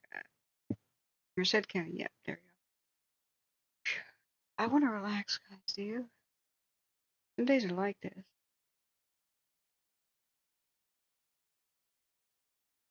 Some days are like this. All right, we're going back to the Arrow. We're going to watch a video, dagnabbit, on the Arrow fire that I missed today. I was going to go live and say I haven't been able to see the videos, but here are some. They're mostly on Facebook because, what better way to reach the public than behind a login wall and to a social media outlet that a third of all people despise for betraying our confidence, taking our phone numbers that were supposed to be for password recovery and selling them to the highest bidder. Shenanigans. What better way than to reach the public, which by and large inhabits the backcountry in the hills and mountains, which is not the best place to have the internet in general, and historically has a much older demographic who don't give a damn about Facebook anyway. Many people don't have smartphones or computers, but what better way to reach the public with life-saving fire information than on Facebook? But here we are. So I had it all lined up. And that was before it crashed. And so Facebook, calfire.tcu. I'll just copy and paste that link and hope for the best. Okay, 2 hours ago we had the latest press release. Excuse me, I got a throat tickle. Perhaps there's a way I can make this large enough to read. Now, of course, I can't copy and paste any of this info because it's a photograph. This is so not friendly to the vision impaired. So I don't think a screen reader could do anything with a photo, but if it were a PDF or just, words, like they should put at least the words over here in the description. And no, we don't have a description. So for the blind, here you are.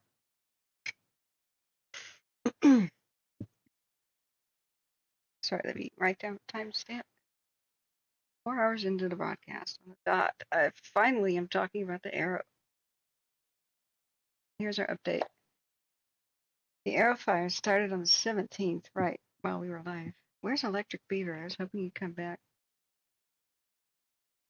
The incident start time is 3:23 p.m. The cause under investigation. The type is wildland fire. I shall make this bigger. Oh, no, that's, oh, okay, no, I'll screw that up is actually what will happen. Good as it gets. The incident location was Rock Creek Road and Highway 4, Copperopolis / Calaveras County. The CAL FIRE unit is Tuolumne / Calaveras, which is why they call it CAL FIRE TCU. The size is 5,351 acres. Containment is 58%. They do not have an expected full containment date. Although, really, it's wrapping up, guys. It's mop up, it's fly over one more night to make sure there's nothing hot. That could take some time, though. We must realize that another big wind event excuse me, that's an update on the Applegate. Let's see if that's important.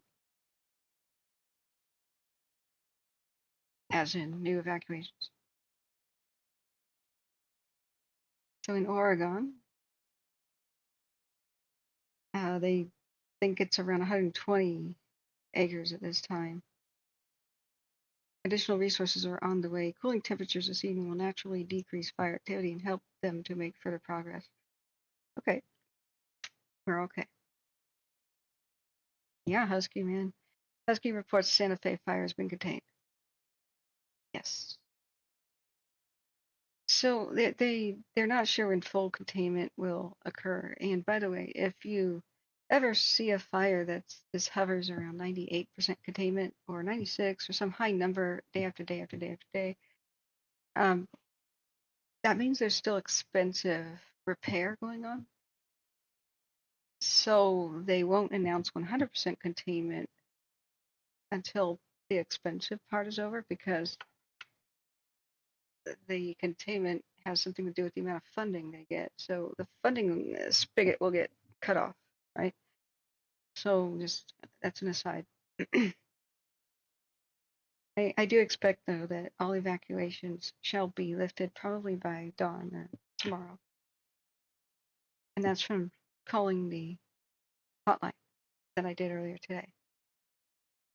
And by the way, the new telephone information line for the Arrow Fire is 209-754-5527. There have been 0 fatalities, thank God. Injuries, 0 as well. There are 503 structures that, well, they were threatened. 1 was damaged that we know is a commercial building on Highway 4 and something Creek Road, maybe Rock Creek Road. Unsure exactly which structure that is, but that might have been the auto parts store. And its damage level, they said on the radio, was not terrible. It was not like destroyed. However, we did lose 3 structures destroyed. I'm surprised there is no damage map yet, because there's only 4 things to report. That's a little unusual, but when it occurs, then I will, of course, stream that. So, of the 3 structures, 1 appeared to be a greenhouse. I fear the other 2 are homes, based on what happened on the radio. So I've been very careful to not just scroll around live on Twitter or Facebook, because I don't want anybody to find out that their home was destroyed on my channel by seeing it burned up. I could have a lot more viewers and a lot more, things by showing devastation. I don't give a damn. We're here to be soothing and supportive of everyone fire affected, not there to be dramatic and get the likes. So the current situation But warning, if you do go on my Twitter, I share everything. So that's the place where you'll see a lot of the real deal. I find that's a good happy medium. Hello, Jeremy Brady. How are you?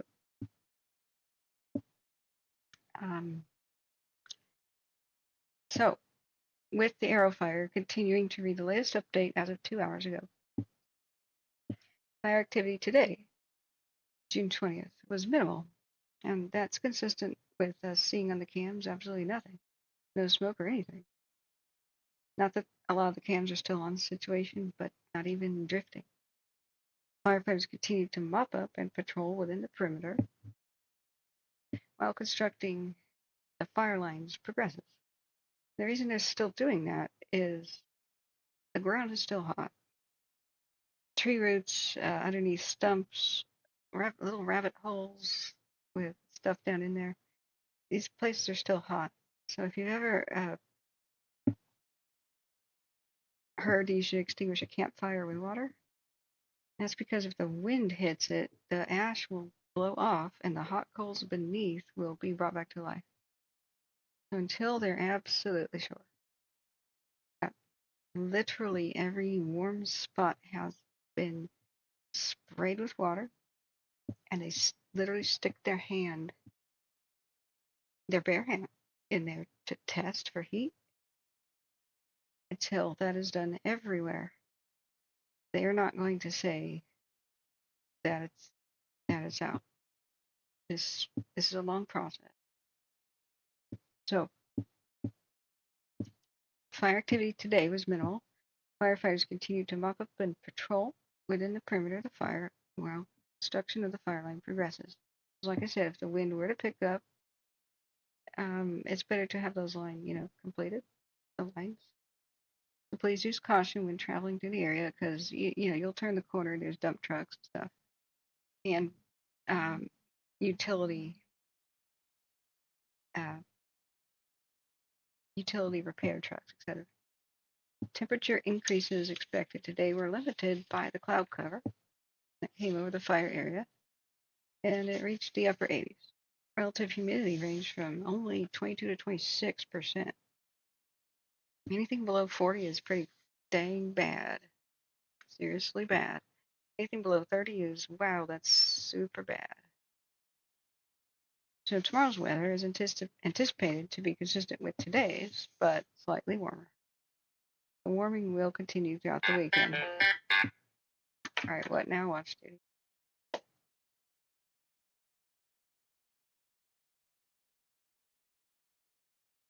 Nothing important. So we're going to have higher temperatures this weekend. So any new fires that break out are still going to be serious. Because when you think about heat, wind, and relative humidity, really you get any of these at critical levels, you could still have some pretty serious fires. So race against time is always what things are. Fire suppression repairs ongoing in an effort to minimize surface erosion too and protect the watershed and the habitat. That could be another reason why it's a bit more complicated. Excuse me. Damage inspections have been completed. The affected property owners have been notified. That's good. So the people who have lost what I think may be 2 homes, they know. Still, we want to be sensitive and not show rubble if we can. Evacuation orders and warnings, road closures, etc. They've got a QR code that you could scan. If it was on somebody else's phone, I guess. But in reality, you can actually still scan your own phone for QR codes that are on your phone. There's a way to do that. It's just a bit difficult to explain. So, evacuation warnings for Calaveras County and orders, they've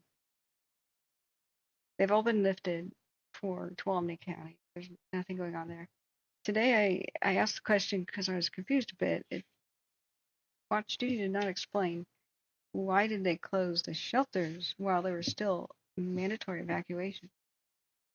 So I called it up, and nice lady explained. They closed the evacuation centers because everybody left. I said, well, how many people were there? And she put me on hold, but she said, I can't get a firm number. There were people in the shelters, but they all left today, so they shut them down. I said, oh, okay. Mind you, this is not the most heavily populated area. This is truly a revitalized ghost town. It's cool that it's revitalizing, but it's still it remains a tight knit community with a gold rush era glorious past, right?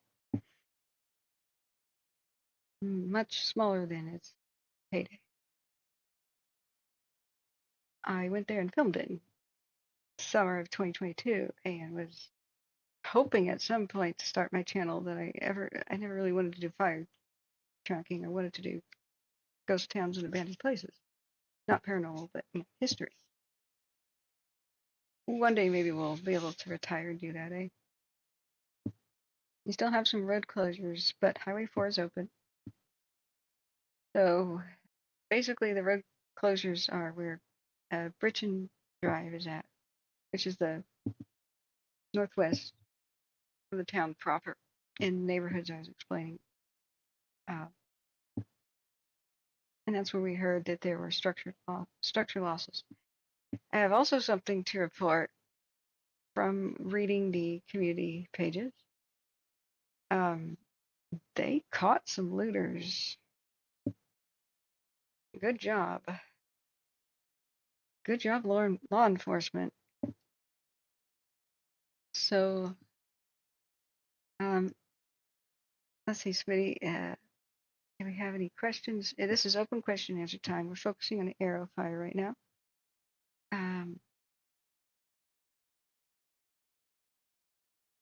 It wasn't on this page. It was on more the community one, and we'll watch this little blurb in a second. This is like a 1.5 minute video. It's great that they reached out to people this afternoon. The more information they give the public, the more the public can trust them and feel at ease. So here's a non-copyright. Actually, it's on the same page. This is the Young Fire from yesterday. Never mind, sorry. Thought that was an image I could share. So on the, and then here's the morning briefing, which we'll watch after. Which is still can give us some good information. I did download some maps, and I can show you those a little bit later. But boy, what happened was law enforcement pulled over and arrested. It sounded like it was a pullover kind of arrest. A car that had no right to be there in the closed down, evacuation zone. And the person, they thought they could fool the law and gave like their own brother's name for their own identification. Like, you gotta love dumb criminals, right? So, like that, just make up a name. That's my advice to criminals out there. Because they're gonna look up your own rap sheet, finding you via your brother's name too. So, these two individuals, they named them in the Facebook thing. They're ostensibly in the slammer right now, awaiting trial. They were in a vehicle, and it was hilarious the way they described it. Maybe I should actually dig it up to not spoil this. Yeah, maybe I can. Yeah, I can. I should have like saved it, and shared it to find it more easily. But my goodness, it was funny. So let me find it real quick. Oh, while I'm finding it, I'll play the video. By the way, I gave a little comment feedback, and I said, your graphics of the crackling embers thing, that's all fancy and neat, but fire traumatized people don't want to see that. Maybe you should switch to something soothing like splashes of water instead of the fire theme. Just a thought. Good morning, I'm Jed Gaines, Operations Section Chief with CAL FIRE Incident Management Team 3, here on the Arrow incident. It's the morning operational update. I didn't realize this was only a minute long too, but okay. Calaveras County. The fire is at 5,351 acres and is at 53% contained. Today, crews will continue to strengthen control lines, mop up in and around structures around the fire. We are utilizing 3 Type 1 helicopters. We have over 1,000 personnel. Yesterday, we were able to reopen Highway 4 and reduce the evacuation orders to the fire perimeter. We'll also be continuing to mop up any interior hot stuff. Our main priorities for today is in and around Copperopolis and Rock Creek Road to get all those issues mitigated so we can let folks into their homes that are still in the evacuation order. Again, we still have some heat that's south of Highway 4 in Division Hotel. We'll be focusing on that today to get all those issues mitigated. We'd like to get everyone back into their homes as soon as possible. Thank you.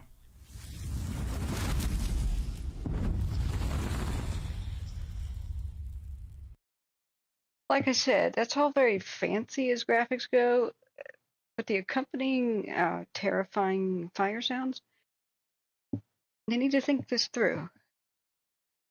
If I was in an evacuation shelter, that's not what I want to see. Probably the rest of my life. And hear sounds like that. So, but back to a funnier portion here. I'm going to link the article in the 209 Times. And I'll read it for you. So, here's the looters that they caught. So, Copperopolis on Wednesday, June 19th. Maybe I can make this larger. You got to love dumb criminals.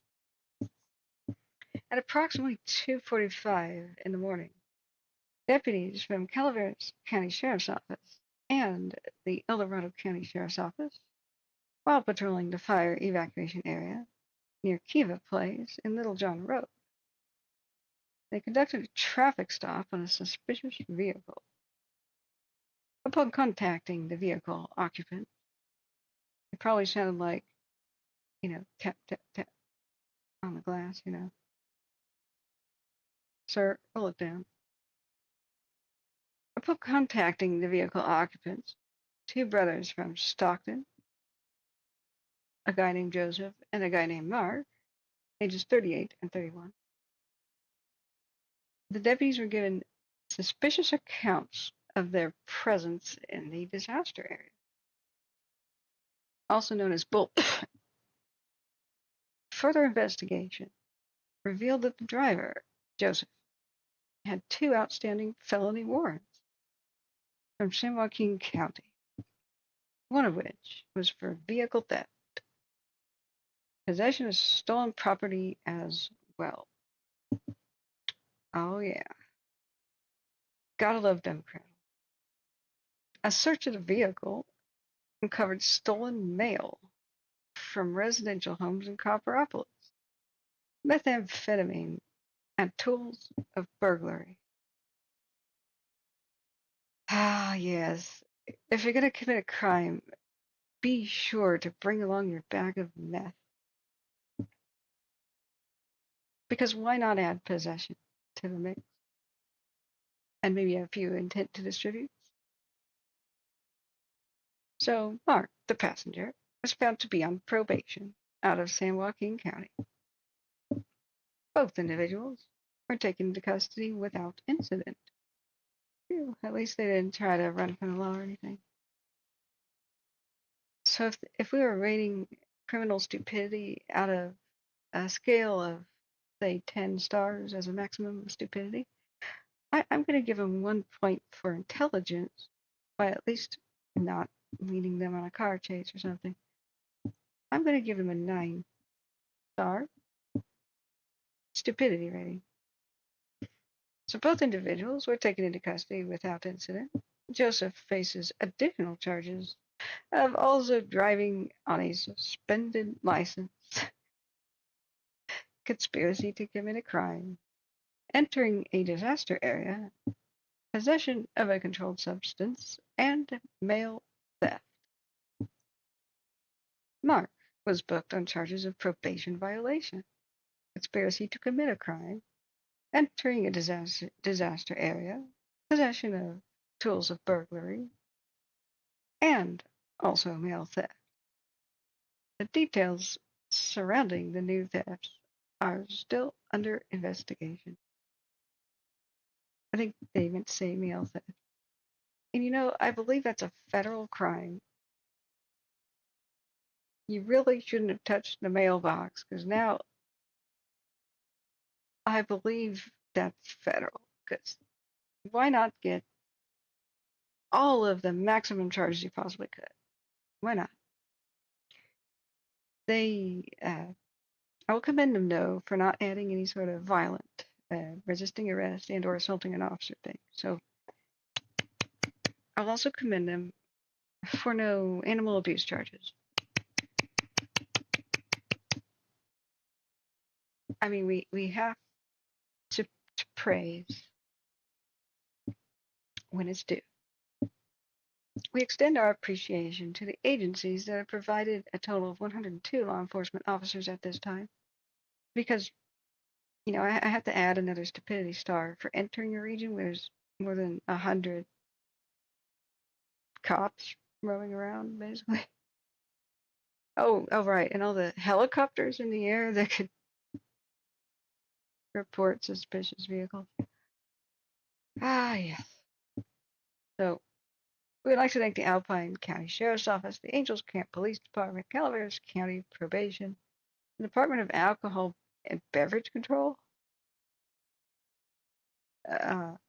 Okay. El Dorado County Probation, El Dorado County Sheriff's Office, Placer County Sheriff's Office, Roseville Police Department, San Joaquin County Sheriff's Office, Stanislaus County Sheriff's Office, Stockton Police Department, Tracy Police Department, and Tuolumne County Sheriff's Office. And at this point, I'm kind of wondering how many cops had him surrounded. Like, at this point, when they're like cuffed and everything, did they just maybe not resist arrest because they're like surrounded by more than 56 cop cars and a helicopter or two overhead? Like, I need to see the body cam footage. We need to request this. We need to make an Freedom of Information Act request. I have to see this. What about you, friends? Somebody says, yes, they're getting free outfits, free orange wardrobe. They stay at a 0-star hotel. They have won. That's Husky says, on idiot to dumbass scale, I give them both. Okay. Maybe we should play a bingo game. But the problem is everybody would have won that bingo game if some people are like, I choose possession, methamphetamine. That's too obvious, right? But isn't that great? So not only did they catch the looters, they're going away for a long time. Now somebody on the Facebook page wondered, whoops, and where is the Facebook page? Lost it. They wondered, why did they get beyond the roadblocks? And a couple of people were bitter. Yeah, Christopher, can you believe this? I was going to start the stream with this. It was going to be funny, but all hell was breaking loose, so I couldn't do it.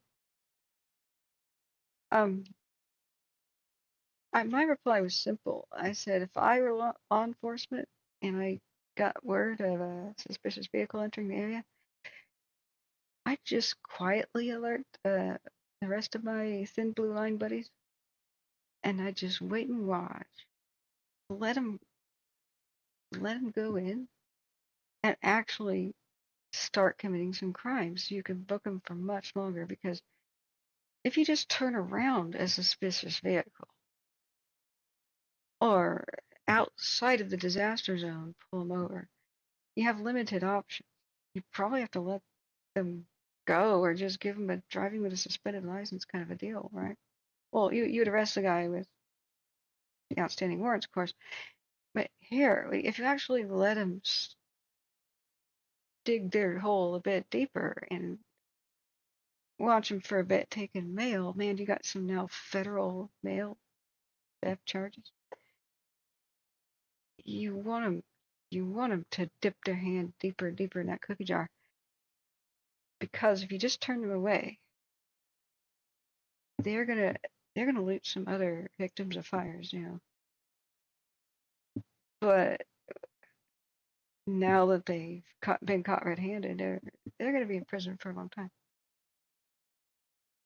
Husky says, "Yay, they win a free Uber ride to a large building with bars."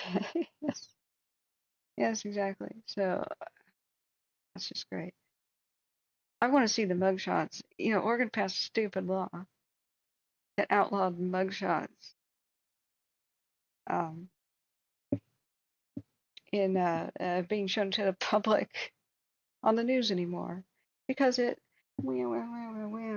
made it so difficult for people with mugshots out there to get a job and stuff. And oh well, whatever. What about the people who had recognized the criminal and come forth? Because criminals tend to repeat their behavior.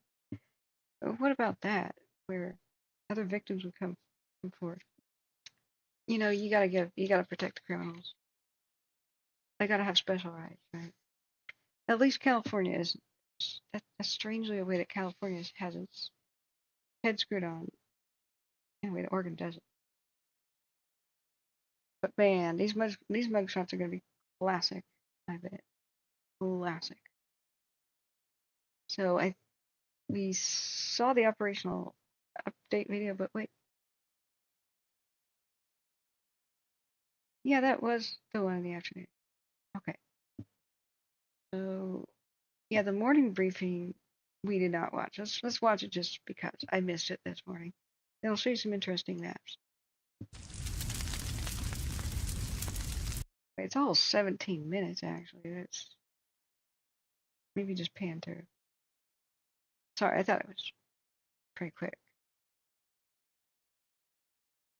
Yeah, logistics talks about thing, training, they'll get talk about the thing. Now, what I was unable to get is this briefing map. Somebody put it on a Facebook page. I inquired and said, "Where'd you get that?" Because I found it for the post fire down in LA from my secret sources. However, yeah, never mind. We're not going to do this. If you want to see it, here you go. This is something that should have happened in the morning. But just pause right here. We get everything we need to know about the situation. Red is where there's still hot, active fire, at least from this morning. It's now 9 hours old. So black is where everything's peachy. Black line is their containment percentage. And red is where it's not done yet. They've still got heat on their sensors and blah, blah, blah, blah. So that gives you an idea about things. But Highway 4 running through the whole center of it is open. It's got to be driving extra careful. Now, the actual places that are still under evacuation, they can't say a part of a zone is mandatory evacuation or not. It's got to be the whole zone. But from what I understand, it's only a couple of streets in this very specific areas that people are not allowed into. So it's the locals basically all go back in there, and very few of them can't go on a couple streets. They just can't show a map about evacuations any other way. But these briefing maps, they're great for not only showing where their dozer lines and such are being constructed. I can see, I'm down here. It's hard to make this bigger.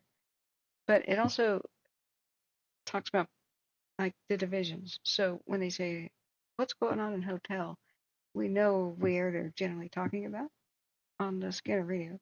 And this is very useful for fires because they'll say, there's a smoke over here in Tango. And like, oh, we would know this is very south, right? Theoretically. So I love these maps. This helps us track fires so much. But it's hit and miss on our availability of these things. So while I wasn't able to get this style for the Arrow, I was able to get my hands on a couple others that I can show you. If we don't crash the window again. See about not crashing the window. And I want to check on the double fire. Okay. And the window's trying to crash. Okay, we got it. Oh, psychically, 2 minutes ago we had an update. I must have reached the maximum of 24 notifications because Watch Duty went silent even though there's an update. So we have a 50% containment update on the Devil Fire in Yuba County over in Brownsville. So there's an update from CAL FIRE NEU on Facebook.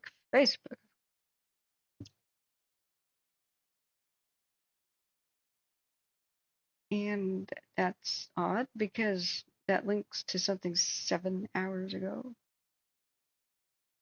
All right. So, okay. Is there something newer than that?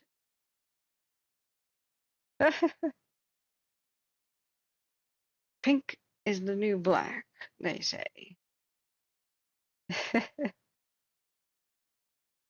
um, that's funny. They made a post, County of Nevada. It's time to increase your situational awareness for the fire season, especially when we have high fire weather with dry, windy conditions and red flag warnings nearby. What can you do to stay ready? Nice, compelling picture to make people read what goes along with it. You're definitely going to like that. And what is that? Oh, it's a skimmer. Without context, though. Okay, that's one of those skimmers like at the gas station, you know? Wow, sophisticated. What's the post on that? Just out of curiosity. Alert from 11 hours ago. Scam involving fake credit card and EBT card readers in Nevada County. They're issuing a warning to the public and local retailers about a recent scam involving these things. Recent? It's been going on for more than a year. Please remain vigilant and report any unusual activity in your card to help protect against this threat. Food stamps EBT cardholders are encouraged to use EBT Edge, a mobile app. And then you can freeze your card if it's not in use, block online and out-of-state transactions, change your PIN regularly, etc., etc. So immediate actions to take, report any suspicious activity, etc., etc.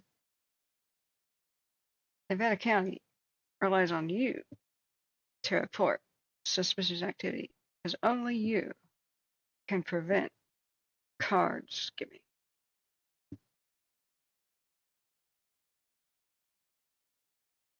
All right.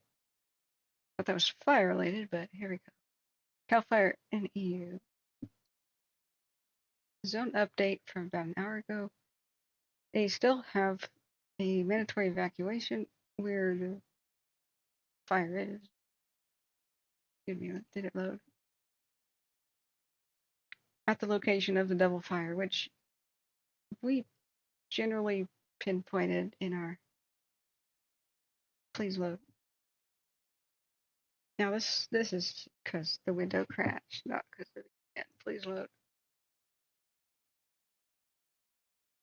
Husky says at least that water tender won't catch fire. Right? Load, Caltopo. Load. You can do it. You can do it. You know, I like Edge. It's just a version of Chrome that Microsoft fancied up, but it all stopped working well about 6 months ago. It's never been the same. Every once in a while, I come back to it and it refuses. You hit refresh button, it does nothing. But if you open up a new tab, copy and paste the exact same thing, it loads like that. It's terribly annoying. Ahem.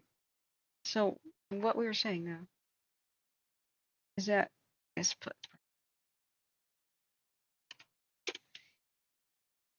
we, with our high-tech team of expert investigators, no, really, I just sort of turn on the camera. We believe that it's this particular fire is going up Huncut Creek Canyon there by Wildcat and whatnot, just by the airport. So this area that's in the canyon remains under mandatory evacuation. Now, I don't see a whole lot of activity on the cams anymore. Come on, Tab. All the cars. Come on. Ah. Do a 30-minute time lapse. Still got smoke. They're not declaring forward progress stop. So if I was north of this in the evacuation zone, it just has a warning. Rather than be woken up in the middle of the night or fret about that, unless they declare forward progress stop soon, I just stay at a friend's. Because I would hate to be woken up in the middle of the night if they declare that area mandatory evacuation zone. Now, I would have thought they would have done that by now. They have 50% containment, 50. But they still have not declared any forward progress stop. The specific area I'm talking about is the new evacuation zone they split off, YUB Echo 007C. It's probably a whole, like, 9 people that live there. But, you know, just in case anybody's listening. Okay, friends, it's open question answer time. We can take a look. What we were trying to do is see if we could see the sites fire. With the way the window's crashing like this, man, it's on hard mode. Almost every single thing we want to do, we have to create a new tab and copy and paste. All right. Do we have the sites fire on the new Mobile One cam? We do not. Let's find an image and do a time lapse. All right. Right down. We had I read you the funny police arrest. That's a highlight of the stream. At 4 hours and 39 minutes of the stream. Look at the site. Okay. So, yeah, this is an erroneous, that's not where the remote thing is located. They just accidentally plopped it down over here. It's not at all where the herd 2 camera is. Or the herd 1 is, that one's down. These are mobile cams, so pretty neat, but really they should have fixed that by now. That was wrong yesterday. All right, we're going to move on over to Closer County. Here.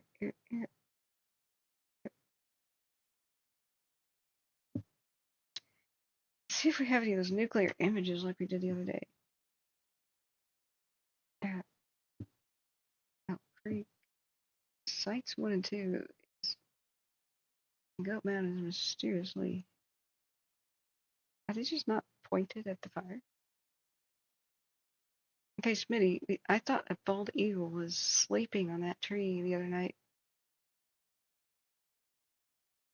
We can compare it, but, you know, I don't see.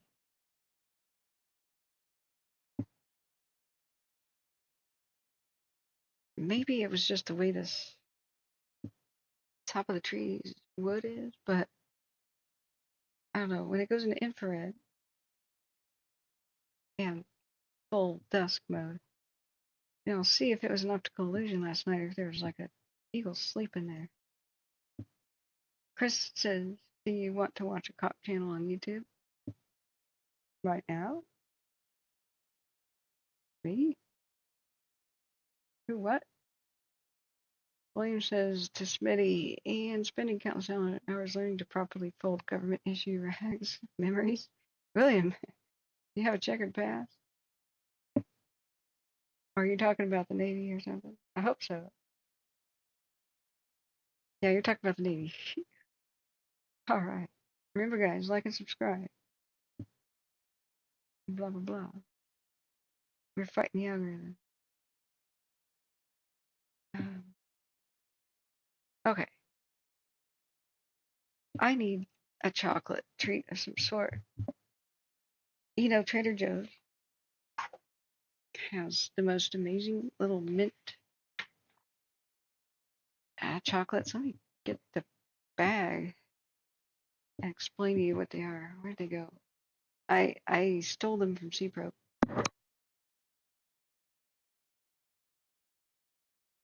Where are you, chocolate treat? Where did I put you? He gave me some good red meat. He bought an on sale T-bone steak. It's nice and medium rare, just perfect with little medallion potatoes and a mix of frozen veggies. Frozen veggie mix with, really seriously, where are my mints? Frozen veggie mix consisting of some corn and little carrot tidbits and little green bean. Pretty good. I think it was bird's eye. I don't know. Where's my mints? Hang on, this. We have to find these. How could I misplace? Okay, am I that tired? Did I put them in the refrigerator?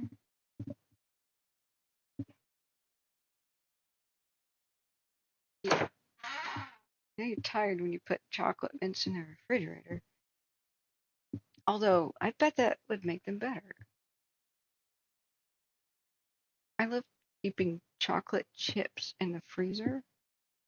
And every once in a while, grabbing a handful. I mean, A, it's a good way to keep them, but there's something about frozen chocolate chips that are better. Wait, did he leave with them? I was supposed to have them in the container. He leave with them? No, I think he was empty-handed. There they are. There they are. They're by the front door. Yes. Yes. Left. Okay, Trader Joe's. Dark chocolate. Mint cream. New recipe. Dreamy or decadent? I can't read that. Peppermint cream drenched in luscious dark chocolate. They're the bee's knees. If you like York peppermint patties, you'll love these. Come in a little tin. You know. Don't know about the price.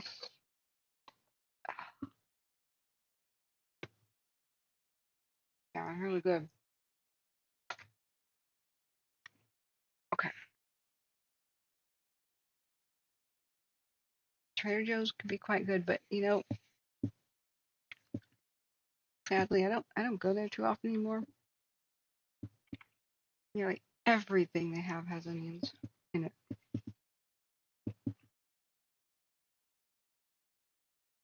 And a huge, like half of their store is alcohol. So what is there for me?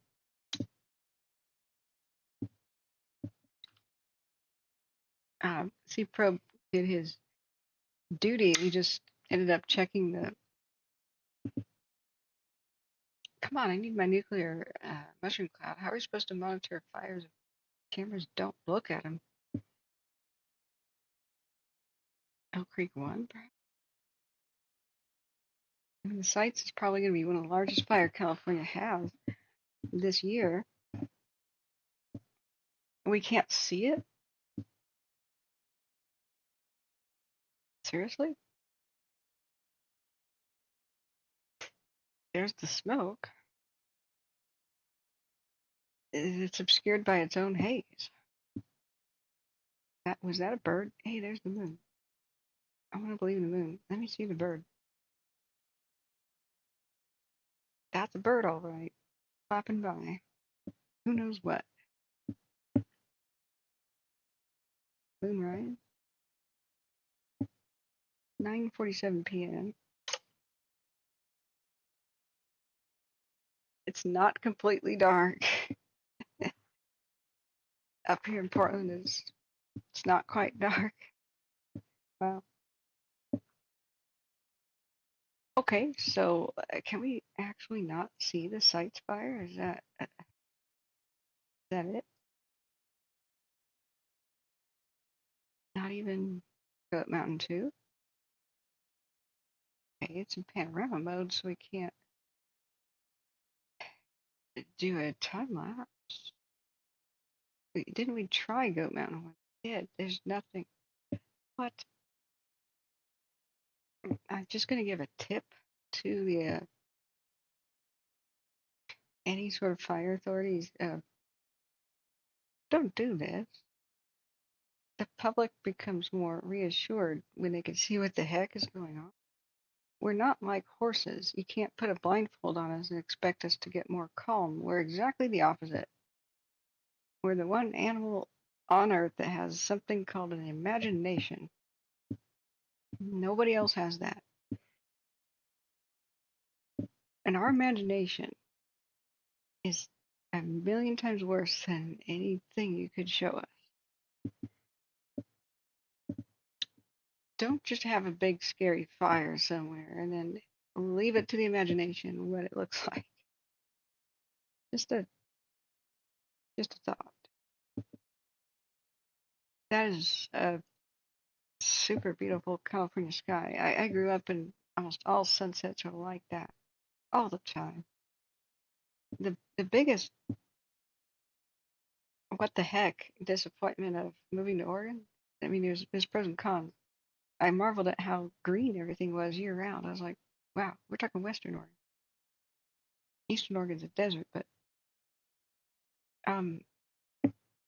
I missed that. Oregon has the most pitiful, pale, crappy sunsets you'll ever lay eyes upon. Bless its little heart. And you're lucky if you can even see the sun at sunset. But the blazing blood orange, tangerine, peach, nectarine, gold, molten lava sunsets that California has are just once in a blue moon in Oregon and Washington. But you know what? We're going to go on a sunset hunt then if we're not going to see our fires. Fine, whatever.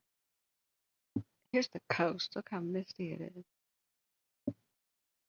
The greenwood are the east camp. I can feel that kiss of that cool breeze right there.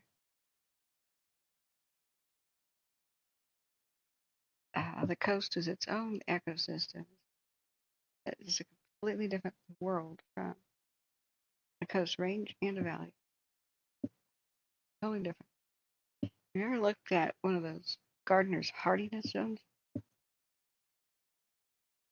California's a million of them because it has so many different climates. You know, if you don't like the climate of California in one area, just drive for an hour. It'll be different. Is there anything that faces absolutely due west?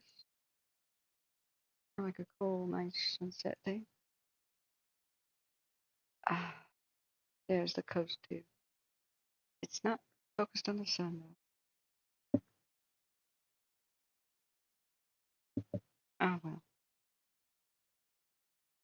I suppose I could read the statistics about the site's fire, but I have a feeling it's going to say it's big. It got bigger. It's getting bigger. That's my guess. The Big John. Did we get a good sunset here? Yeah. Yeah. We lived at the top of a hill, a $1 billion view. No water, otherwise the property would have been actually worth something. But when we lived in the foothills, we saw this every night. Every night. And as soon as the sunset came, we saw the millions of stars and the twinkling golden lights of the valley. You could see up to Shasta and down towards even south of Stockton. You could see the Sacramento lights. You could see the glow of San Francisco too. Not directly, but the glow. Very nostalgic at our place up in the foothills. You could see so many cool things. And we'd have little star map thingies, telescope in the yard. And we'd sit there in the hot tub at night. And then we'd see a million shooting stars during the Gemini and the Perseids, the seasonal meteor showers. And then you could see the little satellites, just these little dim stars that just booking at millions of miles an hour. And a couple of times we were able to identify the space station. You get in a dark enough area and you know when it's coming around. You can see the space station as this tiny, like, dim star thing, but going super fast.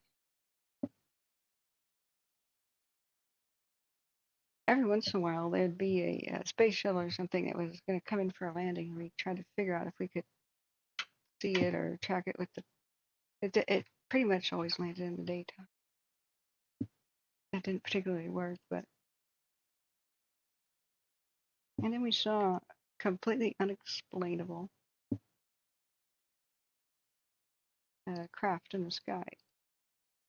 Were they UFOs? Yes. Because we could not identify that. They were flying objects. They were doing things somewhat impossible.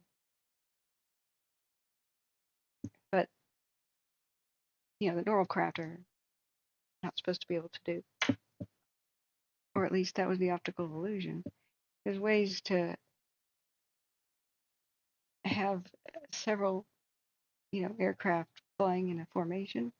And if they strategically and time turning their own lights on and off, it looks like it's one big craft with an optical illusion blinking in and out of existence, or going forward and going back, and going forward and going back. That's type of camouflage. And so my dad, being the programmer for the SR-71's flight simulator, and had to be absolutely hush about what he did for decades, unable to explain to anybody what he really did. He'd just kind of smile and say, yeah, Beale's up to its new things. That was the opinion of all the Air Force types that we knew. I saw things a couple times in the valley, but man, up in the hills, it was a lot easier to pick those things out. So I've always been waiting for them to declassify what I've seen, and I'm just patiently waiting. But I've seen Aurora, what they call Aurora. And Dad said, you know, they're not going to retire the SR without a replacement. satellites just can't do it all. Soviets and everybody else always figured out, even the Iraqis figured out in the Gulf War, when the satellites would come over and they would do shenanigans like either hide their tanks and stuff or put inflatable ones out to pretend like they had more of a force than they did. And you just can't really get great surveillance when the enemy knows you're coming. And if you think about it, the SR-71 was on the drawing board in 1959.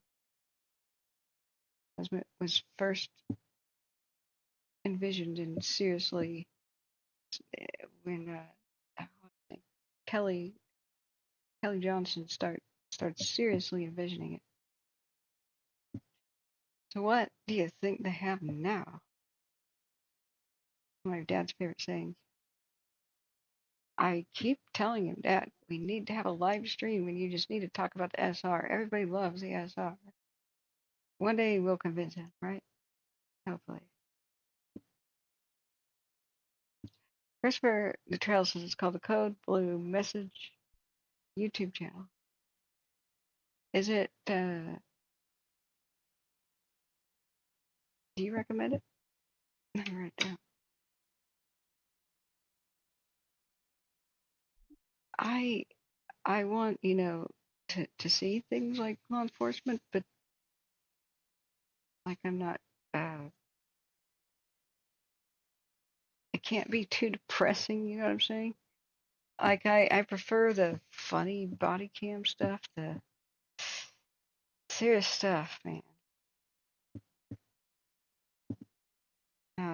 If it's pulling kids out of burning buildings and stuff, that's great. But I gotta keep calm, That is so beautiful. I just wish one of these cams was looking directly at the sunset.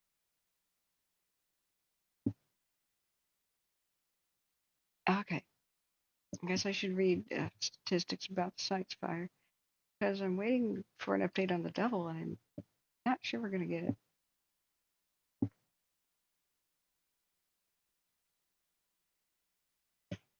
Oh well. Let's read about the sites. Now, oh yes, I'll show you this special map. I forgot. I'm sorry. But the last, oh, there's a meeting that was 4 hours ago. I didn't see that. Okay. It's another one with the super sign language lady, guys. Oh, we've got to watch this. I'm sorry, friend. I dropped the ball. The sites had a community meeting. Didn't even know about it. Okay. Sites community meeting. We've got to watch this lady. She's just hilarious. I keep having to rewatch these videos because I get distracted by her so much. It might be loud. I'm sorry. We should just open our close quick. Well, we hadn't heard the radio for a while. I forgot that was on.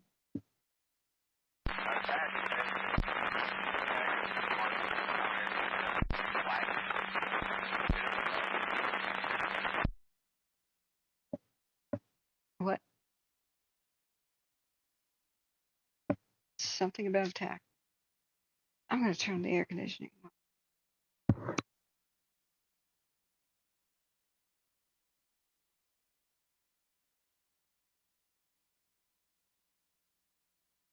All right.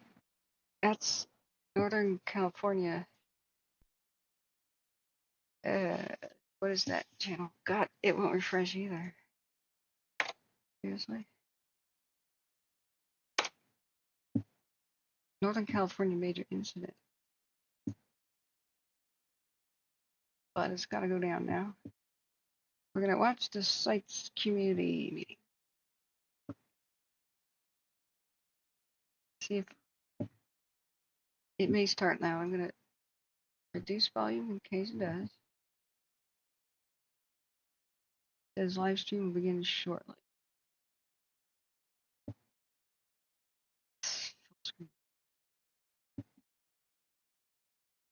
Oh, the white man.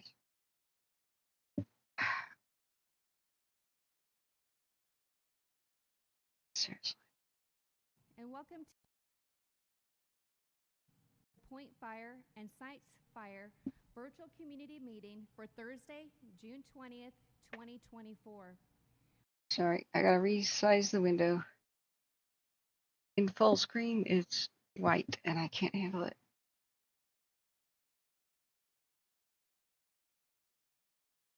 So at least this way we got a dark mode, and I can tolerate that. Here we go. My name is Jazz Shaw. I am a Public Information Officer for CAL FIRE Incident Management Team 4.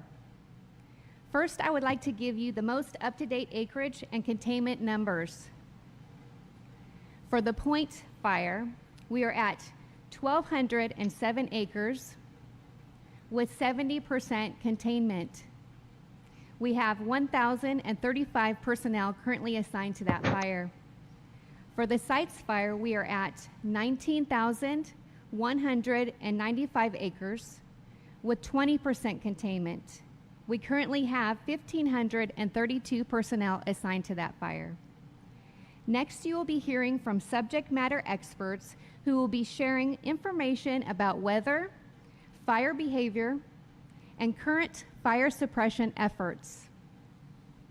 If our viewers have additional questions that are not answered during the presentation, please submit your questions in the comment section so that we can address those questions at the conclusion of our presentation. Now, to provide you with updates, we will start with weather. Hey, good evening. I'm Mike Seaman. I am the incident meteorologist that's been assigned to this fire.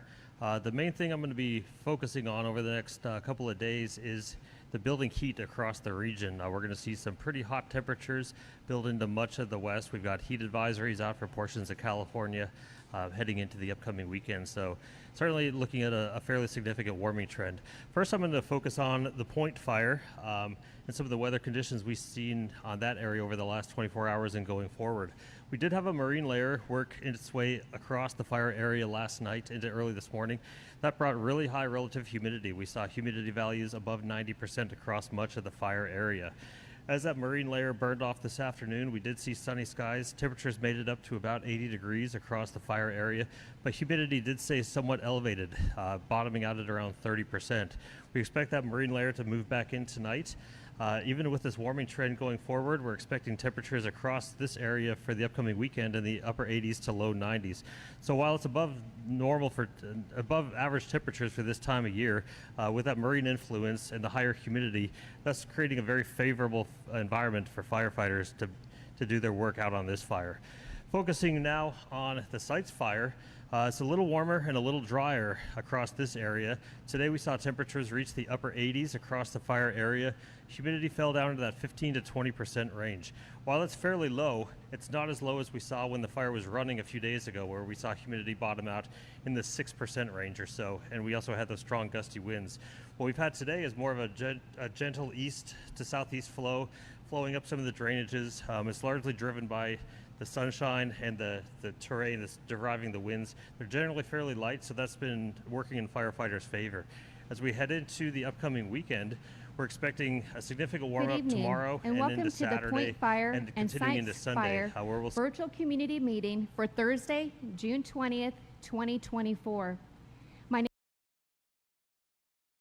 Okay, this is when watch duty began. To randomly play the same video.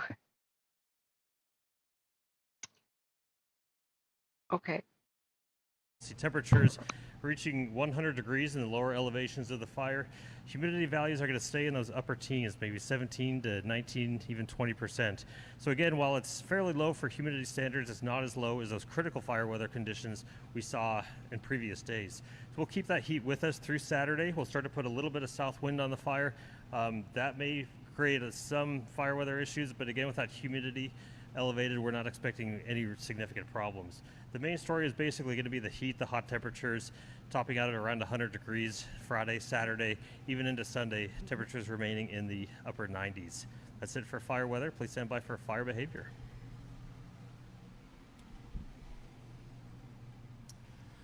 Good evening. I'm Ross Dollarhide, Fire Behavior Analyst with CAL FIRE Incident Management Team 4. I'm going to start briefly by talking about the Point incident in Sonoma County. We don't anticipate any fire activity on this incident into the future. The fire should remain within the control line footprint that you see here. Any remaining heat is going to be confined to the heavy fuels within the interior and will be mitigated by mop-up in the coming days. So moving on to the Sites fire in Colusa County. As Weather mentioned, this fire was driven by wind largely and in the fine fuels over the first initial days. Now the fire activity is confined mainly to the northern extreme of the fire in division Zulu Zulu and Alpha Alpha. But suppression efforts have been greatly benefited by the current weather conditions that we're seeing and the fuels conditions as well. While the grass consumed very well, we're now seeing the fire hang up largely as it reaches northern aspects and in the drainages once it reaches the brush component, where fuel moistures are much greater than they were at the start of this fire. So conditions are favorable for firefighters. While the heat is going to rise in the coming days, we're in a really good position where we're not seeing any real fire activity that poses any threat to the lines that have been established on the northern end. Thank you. Good evening. Shane Lauderdale, Operations Section Chief with CAL FIRE Incident Management Team 4.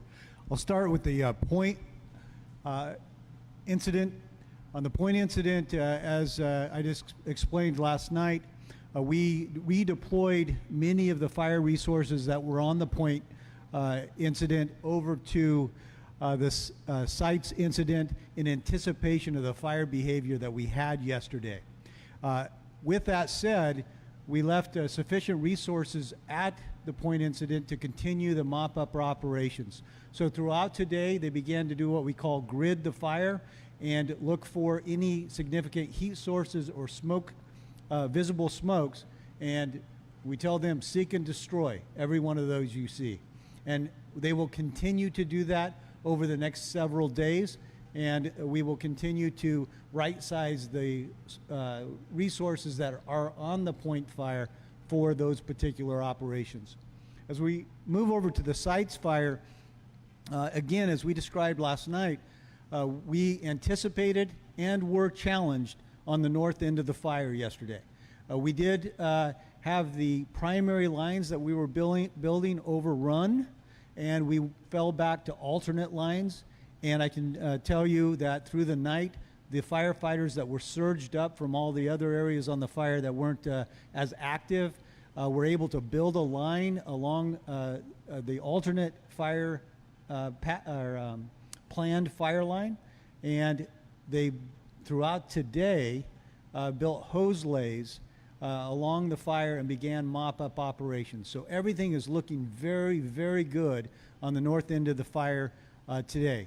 But with that said, we're trying to be ready for the wind events and the heat that we will have this weekend. So over the course of tomorrow and the next day, we will continue to validate and improve those lines, continue to mop up as deep as we can into the fire area, and complete contingency lines north of Sites Ladoga Road.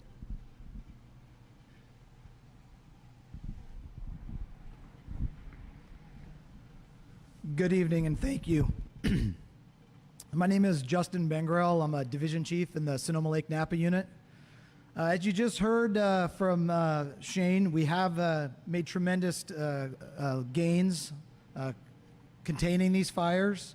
Our firefighters and aircraft are heavily engaged extinguishing hotspots and completing the fire control hand lines that we've started building. Now, that being said, we have started to reopen and repopulate our communities. There are some hazard reminders I'd like to share with those of you that are returning to your homes and communities.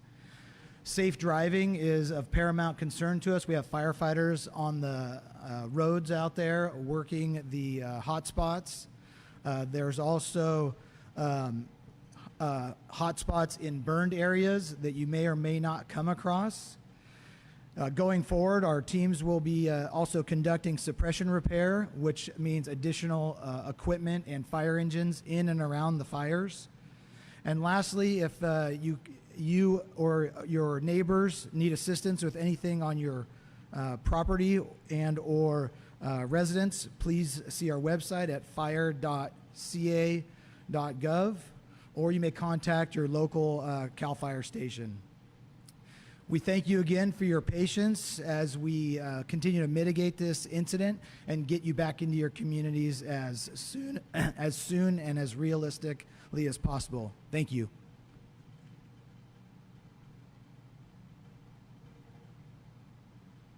Good evening, everyone. Thank you for joining us tonight. My name is Scott Korn. I'm one of the incident commanders for CAL FIRE's Incident Management Team 4. You may have noticed today there's a lot less smoke in the air, and that's due to the tremendous efforts of those firefighters and those ground resources on those fires since the inception or the beginning of those fires. They've been there 24/7.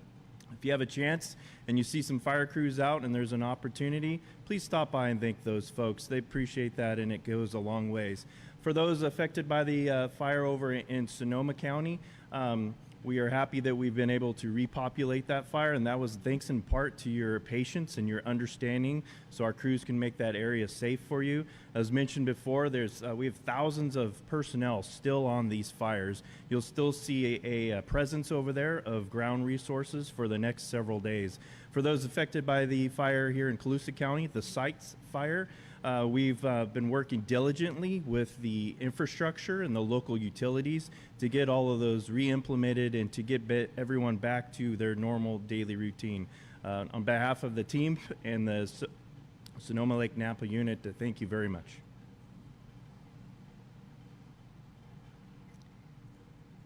Thank you to our presenters. That concludes the presentation portion of our meeting.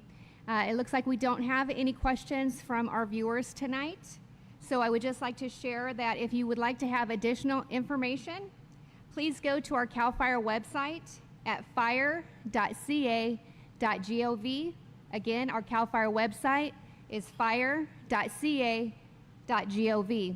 Also, please follow our CAL FIRE Sonoma Lake Napa unit, Facebook, X, and Threads. Thank you for joining us this evening, and have a good night. I find it hard to believe there were no questions.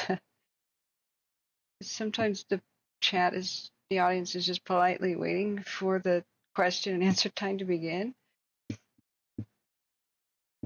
Or maybe nobody really knew that this was going on. I was sure unaware. Okay. Then again, all chaos was breaking loose at the time this debuted. This happened, when was this?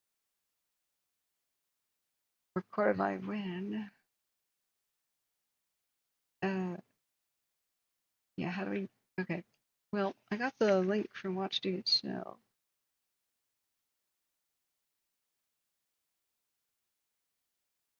Where it randomly began playing again. Yeah, 4 hours ago, so it was around 6. Yeah, there was rampaging new fires around 6. So, okay. So around 5:14, that went over the sites and point community meeting. Now, I do want to check on the point. I've been neglecting that a little bit, not out of, like, I'm not interested, I don't care, of course. But it seemed like they were doing such a good job, it didn't threaten. And as I was trying to gather my first information about it, because it broke out when I was asleep, got bad when I was asleep, when I was also asleep, they got a good handle on it.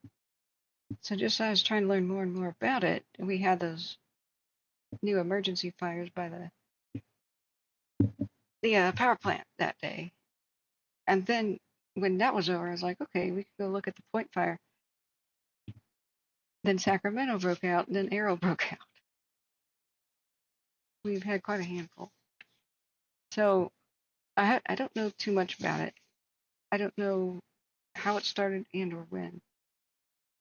So let's just reel backwards in time. Way backwards in time. To the 16th, 12:45 p.m.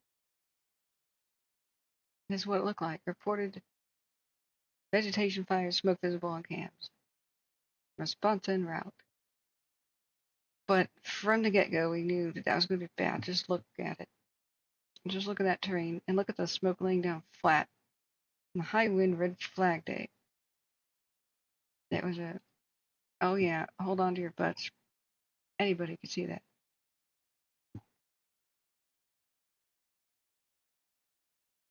And they said it was brush burning in. Grass and brush, moderate rate of spread with potential for 15 acres. Woo!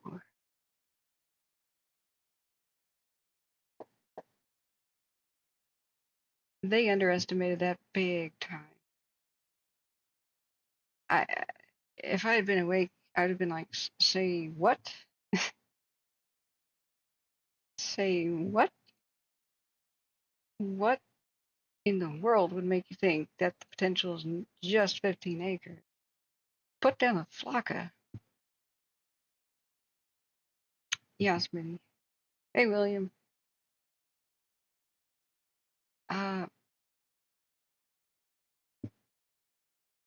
Miss D, I'm missing the joke here. But goodness gracious, they're just reporting what they hear. You know, the officials are the ones who call out potential. You know, so we're looking back at the Point Fire in Sonoma County. Point Fire potential for 15 acres. This is why we do what we do. Inexplicably, the officials will be so dead wrong and just tell the public wrong information. It's incomprehensible.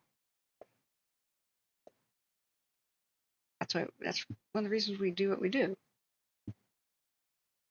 And does Desi, is Desi still up, Smitty? She'd be choking on her drink right now. Like, sure, a Sonoma County red flag day. Potential for 15 acres. Yeah, good night, Smitty. Good night. You did a great job today. Thank you. Thank Desi for me. Incredible. So, 12:45, it's spotted and reported. It was probably spotted a few minutes before. And then by 10 minutes later, they said it's just a potential for 15 acres, and that's what Air Attack is saying. And maybe they had lack of sleep or something. Who knows? So by 1:48 p.m. Okay, all right, Smitty. But she did. I was just wondering if she had seen that part. Holy mackerel! Additional 5 engines, 4 crews, and a dozer, along with 2 Type 1 helicopters requested, and a tanker for a total of 5 requested by Incident Command and Air Attack. And the smoke's laying down absolutely flat against the ground with high winds. So that was 1:48 p.m. By 2:23, it was almost 40 acres with continued moderate rate of spread. An evacuation warning was issued. Residents on the north end of the West Dry Creek Road. Wow, I wish I was live covering that, because I would have been like, guys, anybody downwind? Get going now. Call your neighbors and get going now. This is what we did for the Arrow Fire and so many countless others. Yes, Husky, that's right. The Sites Fire had a potential for 500 acres. You know, I still get intimidated when I hear that, and then I'm still like not as confident as I should be, because I'm unfortunately right so much of the time. Here I am saying they need to evacuate this here, this here. There's nothing south, no east-west roads to stop it. I don't know why there aren't evacuations yet. If I were here, I'd evacuate. This could be quite big. And they're saying Yeah, just a potential for 500 acres. Okay. Yeah, that's right. Why do they even say that at all? That's something that just occurred to me. Why on earth do they say that at all? Like, are there psychic powers? Like, do they have? You know what? They're shaking an 8 ball. I bet you. They go, will it be 500 acres? And they shake, shake, shake, shake, shake. Yes, definitely came up.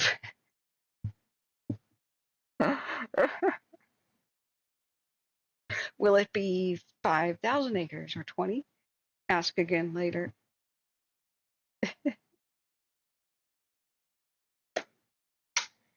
That would explain it. So Husky points out the sites had potential for 500 acres. And you know, this influences watch duty and whether or not they make the flame. Like if you see the slash through the flame, it means there will be no notification because they just don't expect it to do anything.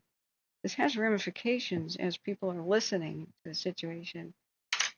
And you lose, there's no better way to lose the public trust than to BS the public and be dead wrong about stuff. I wonder, I'm going to ask my firefighter friends, why do they even declare that? Is it a protocol thing? Do they get more resources released to them if they, based on prediction? Because I don't think that's appropriate to predict a damn thing. We know that I respect Mike Wink. I do. People can screw up and make mistakes. As long as they own them and learn, I am totally cool with that. Move on. Let's go. So he gets up after Greenville burned to the ground, apologizes and said, we're sorry. We didn't think that Greenville was in danger based on computer modeling.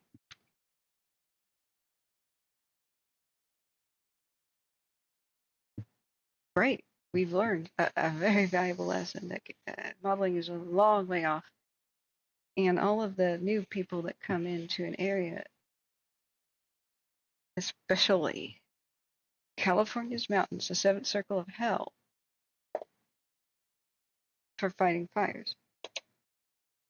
Never underestimate what fires can do in that particular region, especially not the canyons. The crazy wind that can occur, the locals know about it.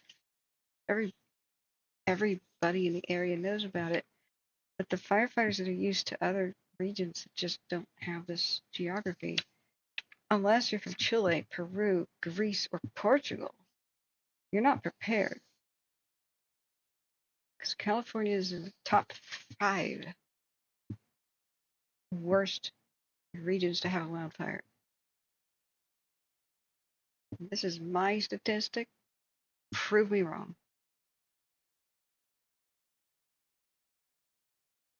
So I am going to actually make a little video. It's on the to-do list about, and it'll be about, hello, are you a wildland firefighter, new to California? You have to know what you're up against. Wipe that smile right off your face. This has got to be every bit as sobering as Ripley trying to explain to the Marines what aliens are like, and they're all goofing off like, I'm going to go pew, pew, pew, I'm going to kill myself some aliens, pew, pew, pew. No, you don't understand. Janesville was the scene of a fire tornado that picked up firefighters and threw them 300 feet away from their fire truck. It's on video. It's the first time that it was ever recorded on video. Welcome to hell. You have no idea.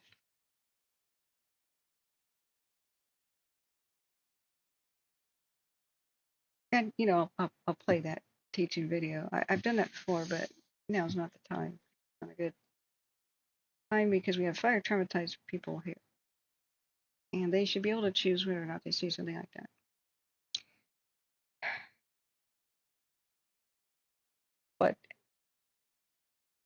I can't explain why people like Air Attack would talk about the potential and how they make that decision-making process. I'd love to know about that. I'd love to know why they even explain, why they even try to predict. So I really do appreciate Mike Wink. And then he changed his whole attitude after the loss of Greenville, stopped relying on the damn models, apparently. And then from that day forward, he gave rousing speeches. And then every morning he warned people to remember what they're up against. And he did mention the Janesville tornado. And I was like, see, he knows. He knows. I mean, we knew first, but he found out. So that's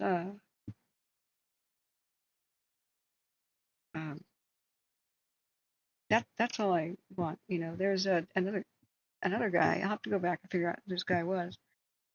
And he just gets on, he grabs the mic and says, Greenville burned down because people didn't evacuate when they were told. And I hate that person with a passion, because they had just told the people to return to Greenville. They had just lifted the evacuations. People had just returned and were unpacking their things and their precious heirlooms that they had gotten to safety.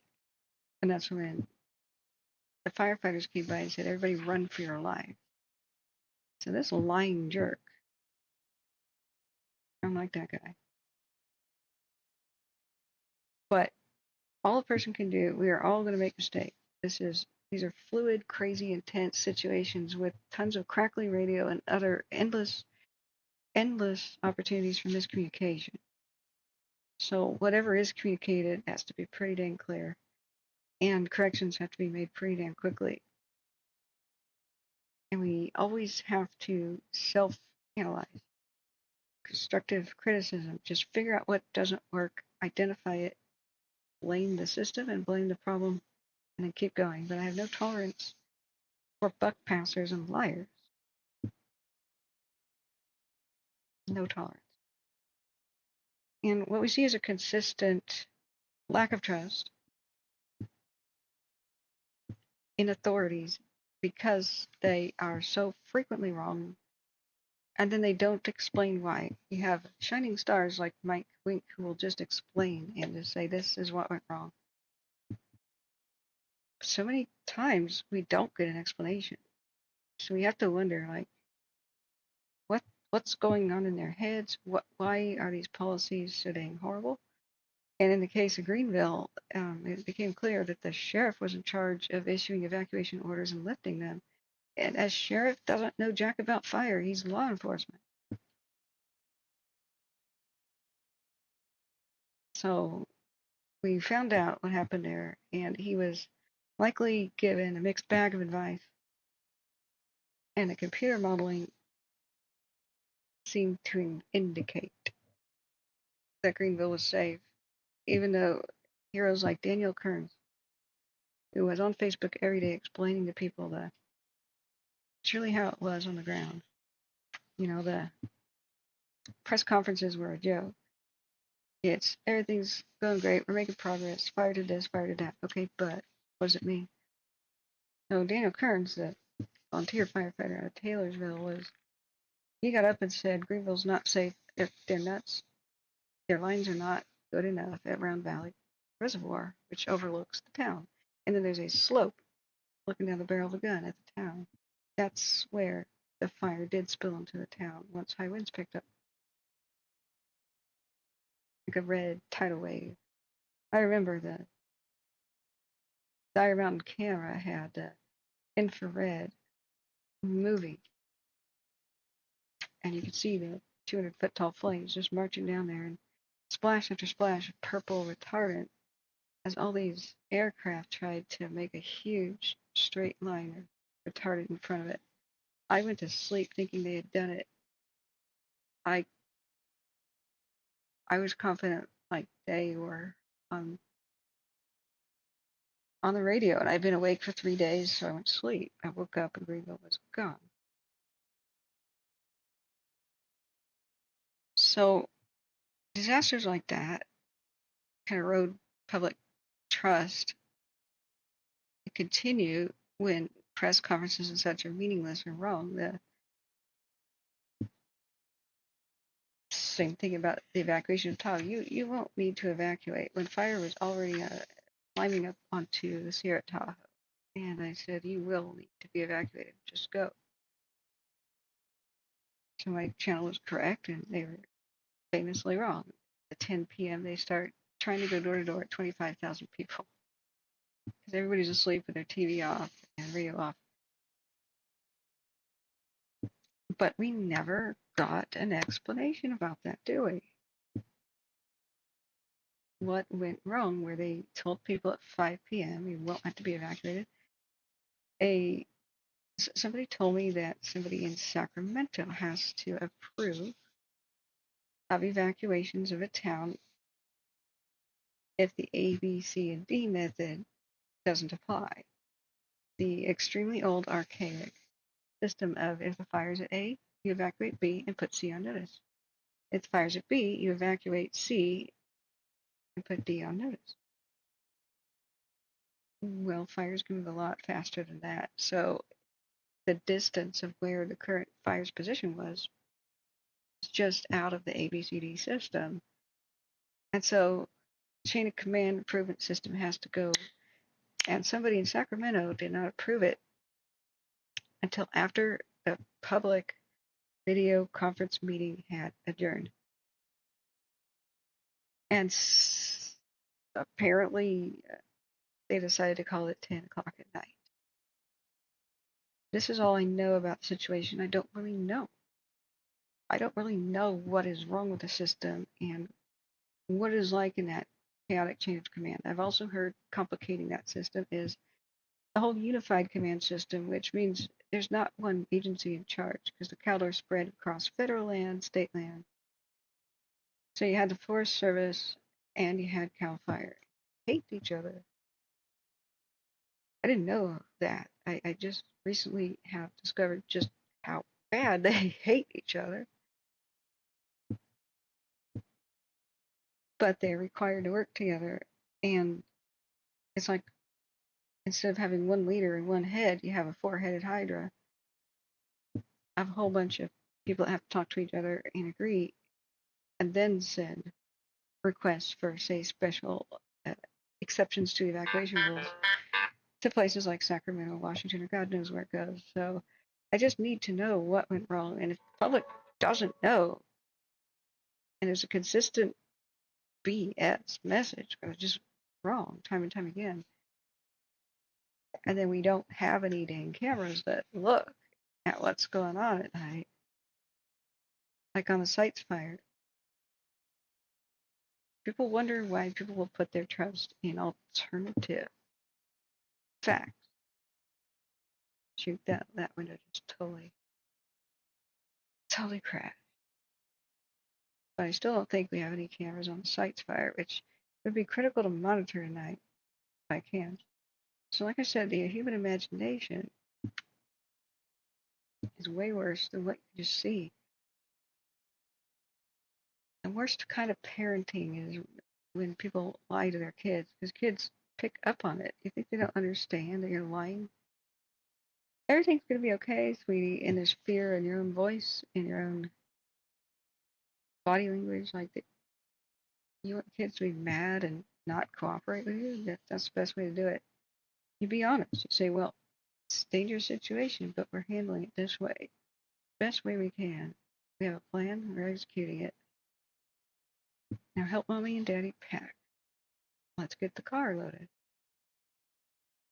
Can you get out the map for us? That's the way you would talk to kids in the correct way, get their trust. It's the same thing with the public, but they're acting like the bad parents. Let's sugarcoat and lie. And fail to disclose very important information. Leave people in the dark. And never explain when we're wrong and why. And yet expect trust and cooperation with evacuation orders. Some of this is just brain dead. It baffles me how educated people, or just even You don't have to have an education. Could see images like that. See, that's going to be 50 acres. That's just, are you serious? Never heard of the Glass Fire? The LNU Lightning Complex, which was California's biggest fire ever, as complexes go. You don't know that that happened right here? Honey, you gotta watch some videos. The Napa Sonoma area is its own circle of hell. It's got its own winds that come from the north and get sucked and funneled and accelerated right towards San Francisco Bay. It's a special little blast furnace. But they need quite a big one, big update to their policies about communicating to the public if they want to get anywhere. This makes the public vulnerable to the conspiracy messages and the total evil, I would say, channels and messages that are just there to manipulate people and scare them. Like, I'll never forget the Orville Dam disaster, and I didn't stream yet, but it was a spillway that was collapsing, not the dam. The dam was never in danger. The dam is higher than the spillway and the emergency spillway in elevation. They built it like this. So here's where the spillways are. Here's the dam. So if you have a bathtub and you have a notch carved out of it, when you overfill your tub, it starts to flow out of the notch down here. It's never going to overtop up here because that's against the laws of physics. It's just going to start flowing out down there. But there was a liar who wanted the clicks and the subs and all that stuff, and he started making this scare everybody stream that YouTube allowed for some reason, saying the dam was going to collapse and they're hiding that from wind. Everybody's going to die from Oroville to San Francisco. Sacramento's going to be wiped out. And he got way too many likes and subs and audience for my liking. It's very concerning. But fear sells, and people are programmed. This is a very scary message to kind of believe that first and then have to think about it later.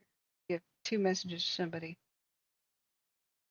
It's just instinct to believe the scary one first, because if somebody runs around a corner and says, run for your life, you don't have any evidence there's danger, but what if you're wrong?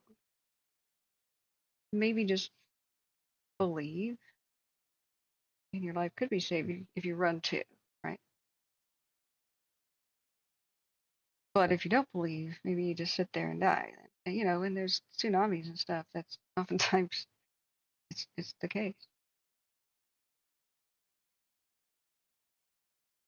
This is why it is absolutely critical to give the right information to the public, absolutely apologize, and explain when things go wrong, how they did. Nobody expects perfection. They do expect an explanation.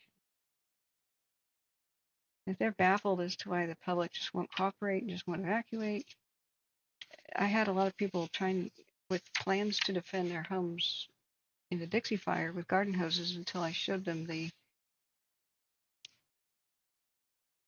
vortex of fire that was 3,000 feet tall. And I said, is there any way that you could defend your house in any way from something like that? And the 300-foot tall walls of flames are coming. There's nothing you can do. And they said, oh, didn't realize. We're leaving. We're leaving. That was the best.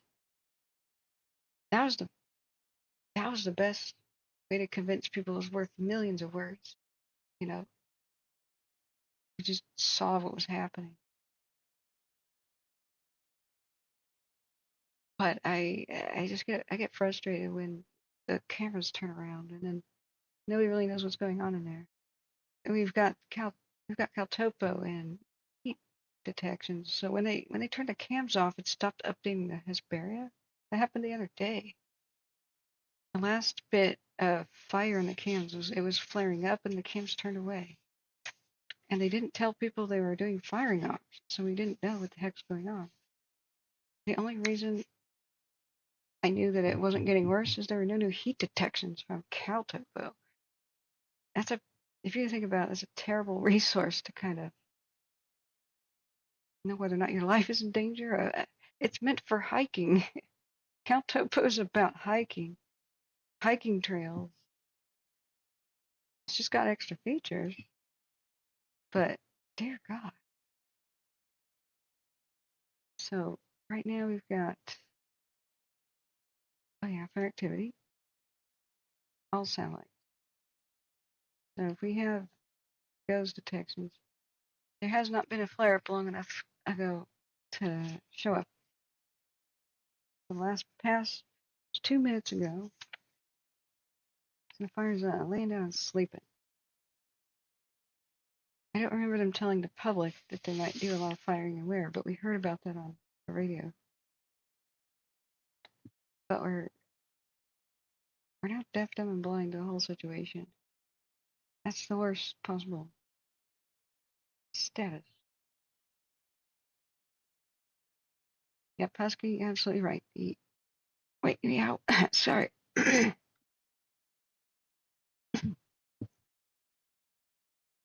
Good correction. The August complex was the largest in California history. Yeah, I covered that live. Sorry. The LNU Lightning complex was 2020, the year before. It was the record breaker until the August. Very similar fire and overlapping footprints slightly. Right. You're so right. But the LNU is gigantic.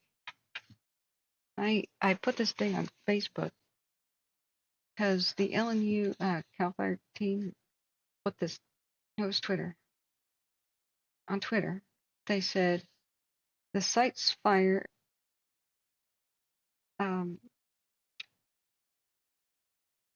Excuse me.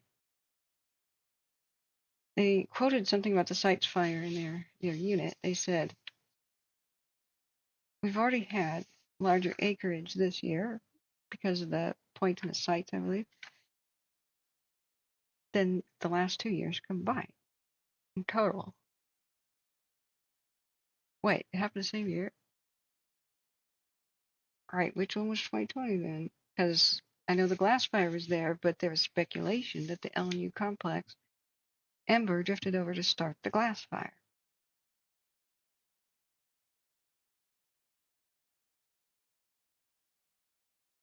Are you sure about that one? Oregon Valley Girl, I have no idea how I got to the stream, but Tree Huggers Unite. Hey, are you an Oregon Ducks fan? Is that what your little icon is? Greetings. You found us. Welcome to the family. Trying to figure out a way to view the site's fire. Let me look it up. LNU Lightning Complex. That's 2020, Husky. It's 2020, just like I said. The LNU. But to finish my thought, I added something to the tweet because here they are talking about how already we've had more acreage burning than the previous 2 years combined. Well, yeah, in your district, the previous 2 years, it was pretty mild and calm. Partly because the LNU Lightning Complex fire burned up most of the fuel in 2020. So I had to say, well, don't you remember 2020, though? That was gigantic at 363,000 plus acres. That was huge. It was a large complex of wildfires that burned during the 2020 California wildfire season across much of the wine country. Lake Napa, Solano, and Yolo counties from August 17th to October 2nd.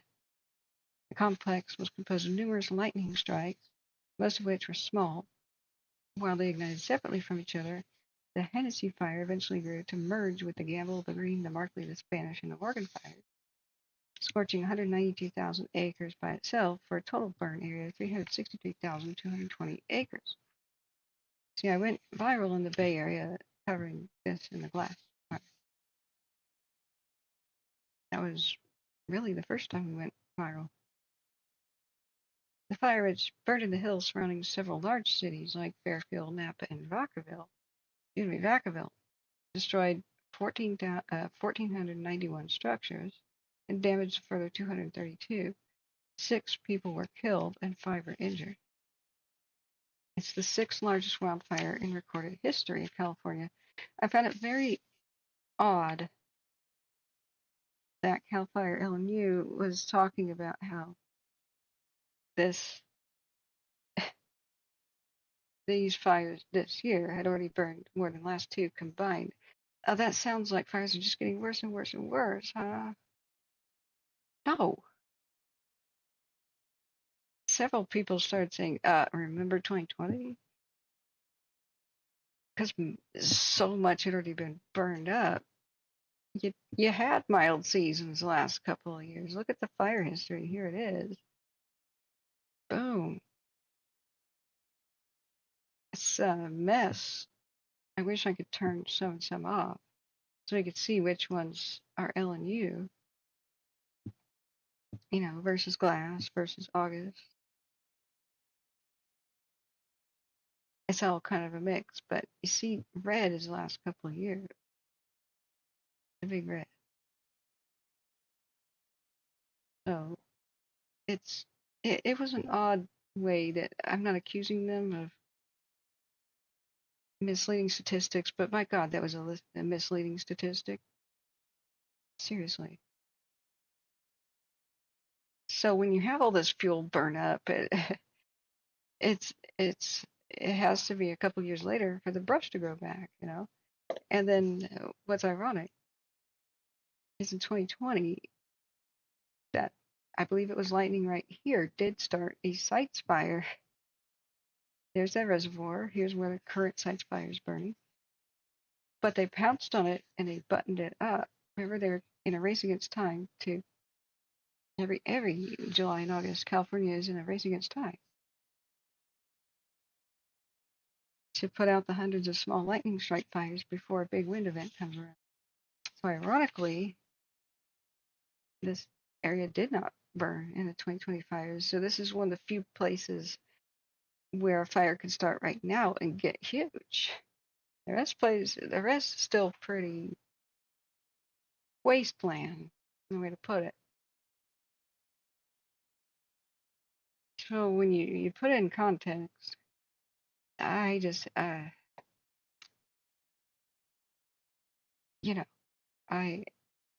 Liz Brower says lived in Solano County, so another lurking Oregonian fires and COVID were the reasons I left it in 2020.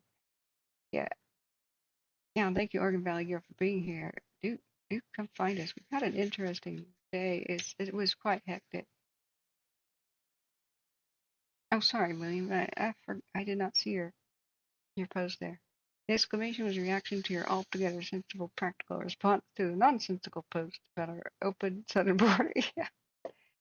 Let's blame minorities.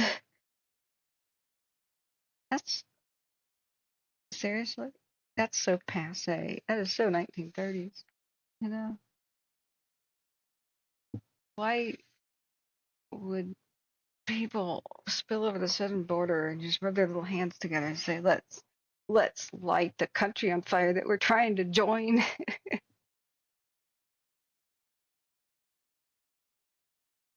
Okay. Let's light the wine country on fire where we could probably find work as vineyard harvesters. Okay. But yeah, the winds there are crazy. Did I miss any other? Did I miss any other chats? Okay, yeah. That was during the community meeting. So I didn't feel like I needed to address that other than typing. So Husky says the Glass, the LNU, the August Creek, Cashel Bear, Salter Red, and SCU fires were from 2020. Yeah, okay, that's what you meant. Got it. Okay, I thought August was 2021. I really did. But man, the LNU was serious. And it was really right next door to the Glass. So there was speculation. Look at that.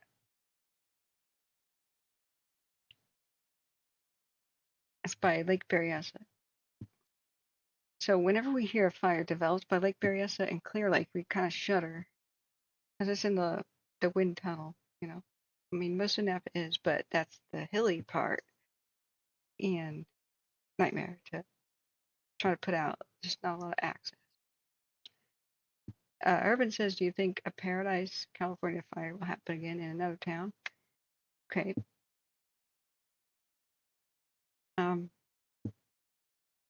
I don't think I know.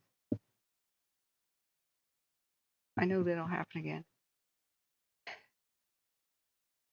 So when you take a philosophy class and logical reasoning course, Aristotelian, that's a weird way to say that.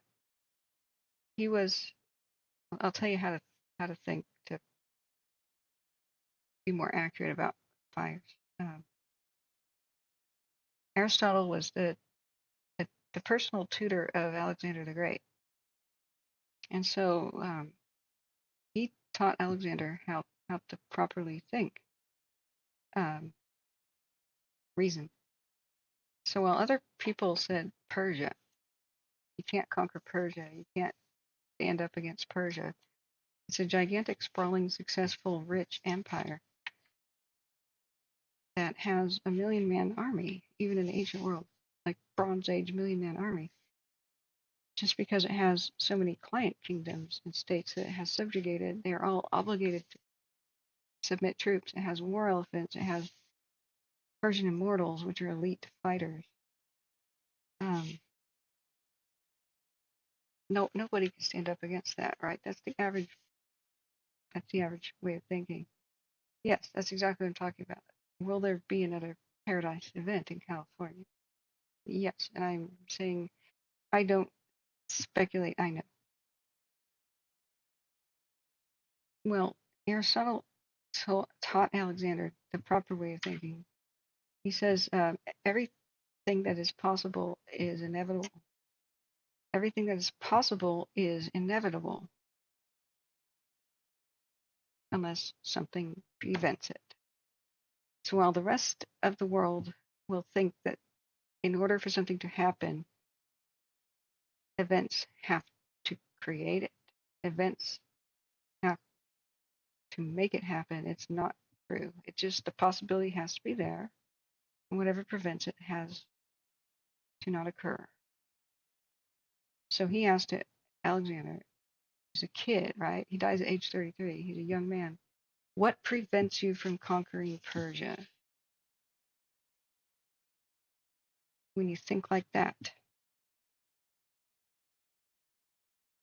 then you can start truly anticipating the future. Like, for example, a 1,000,000-man army, but do any of them even want to fight for Persia? Most of them were disgruntled and would drop their shields and run off if they possibly could. Elephants are not very good. They're not an asset of war, they're a liability. Put a few flaming arrows in them and they'll march back on their own troops, stampede their own troops, cause chaos. They'll break their own formation. You get to thinking like that. Once you have a victory over an empire that has a reputation for being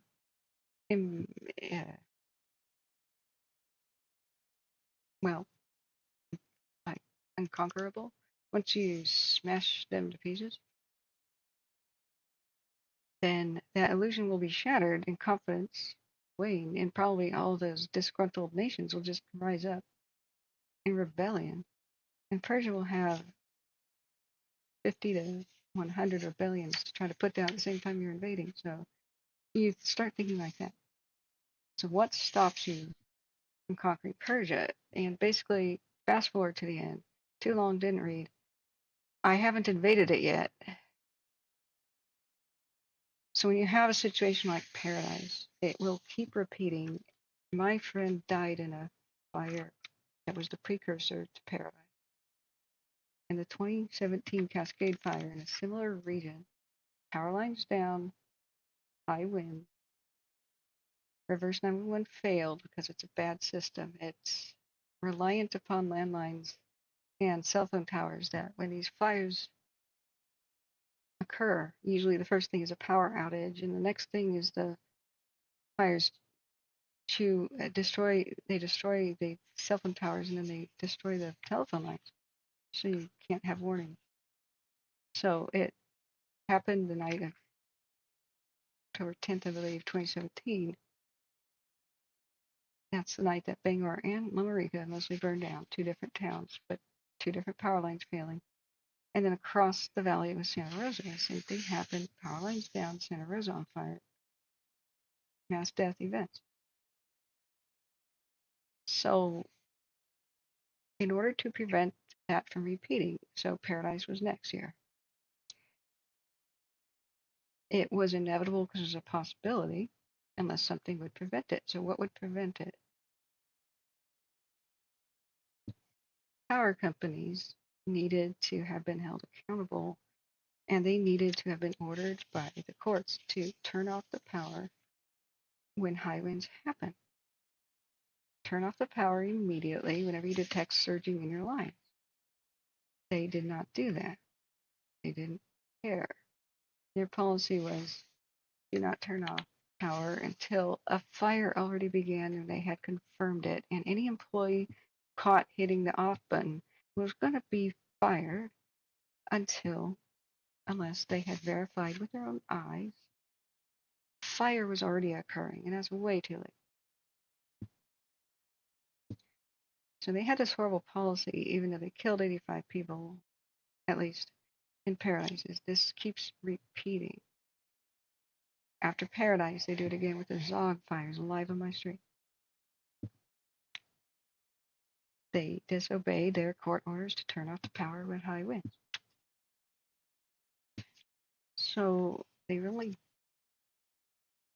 don't obey the law. And there needs to be change, like legislative change. And then there needs to be practical change, such as just, well, burying the lines in super high fire-prone areas. But the Dixie Fire happens, and we lose Greenville, and thank God we don't seem to have had any loss of life.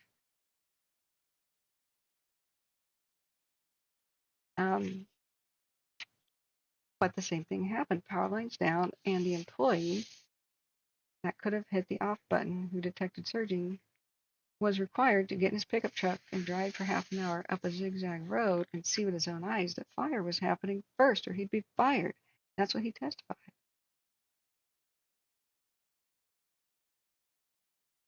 When he got up there, he had a horrible dilemma. Try to fight the fire himself. It was small. Or drive half an hour back down to where he was to cell phone service to call his boss, and the boss had to approve the shut off of power. So here, they've killed so many people I've lost count. PG&E. They're convicted felons. They're court ordered to prevent more wildfires, and they still behave like this. That's 2021. You have the same situation in Lahaina, the same thing. Nobody's shutting off the power in extremely high winds, even though reports are coming in of power lines down starting fires. And the power lines that go underneath the roof eaves to old housing. The tree limbs smashing those, ripping those off, and the wires arcing on people's rooftops. And they knew about it and didn't do anything. Yeah, this is a very sad day for Santa Rosa. And there's some crazy videos. We won't get into that now. So, will another Paradise happen? Yes, because the same circumstances that led to all of these incidents, the same situation, it's still present. The same bad policies are in place, the same greedy corporations and persons are in charge. The same politicians that protect them, like the governor, are still in power. The same, it's not just the governor, the same people in Congress, Democrat and Republican, taking money from PG&E and protecting them with legislation so that no matter how many people they kill, no matter how many towns they burn down, their publicly traded private corporation does not suffer any serious loss of money. They can just constantly raise the rates on the victims to pay the victims, and so eventually this will become an unsustainable meltdown of California's economy. But it's already begun. But until things change, we will see this repeat and repeat again. That's why I do what I do, and that's why the people who know, my mods and others who support the stream, know how important we are.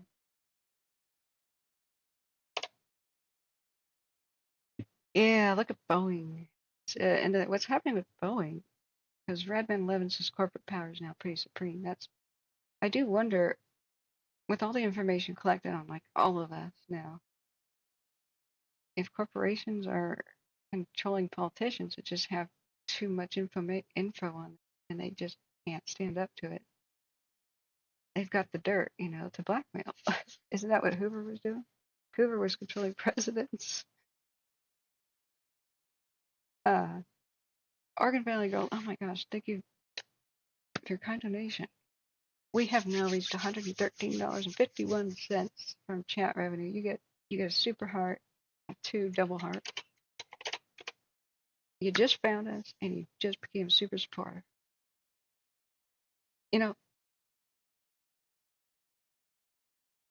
The good news of all this is, look, we could change all this if we really wanted to. Like, the Vietnam War ended when people got so fed up. Who knows what it's going to take? Maybe everybody in California just stops paying their power bill at that same time. Or some other sort of protest action with something meaningful.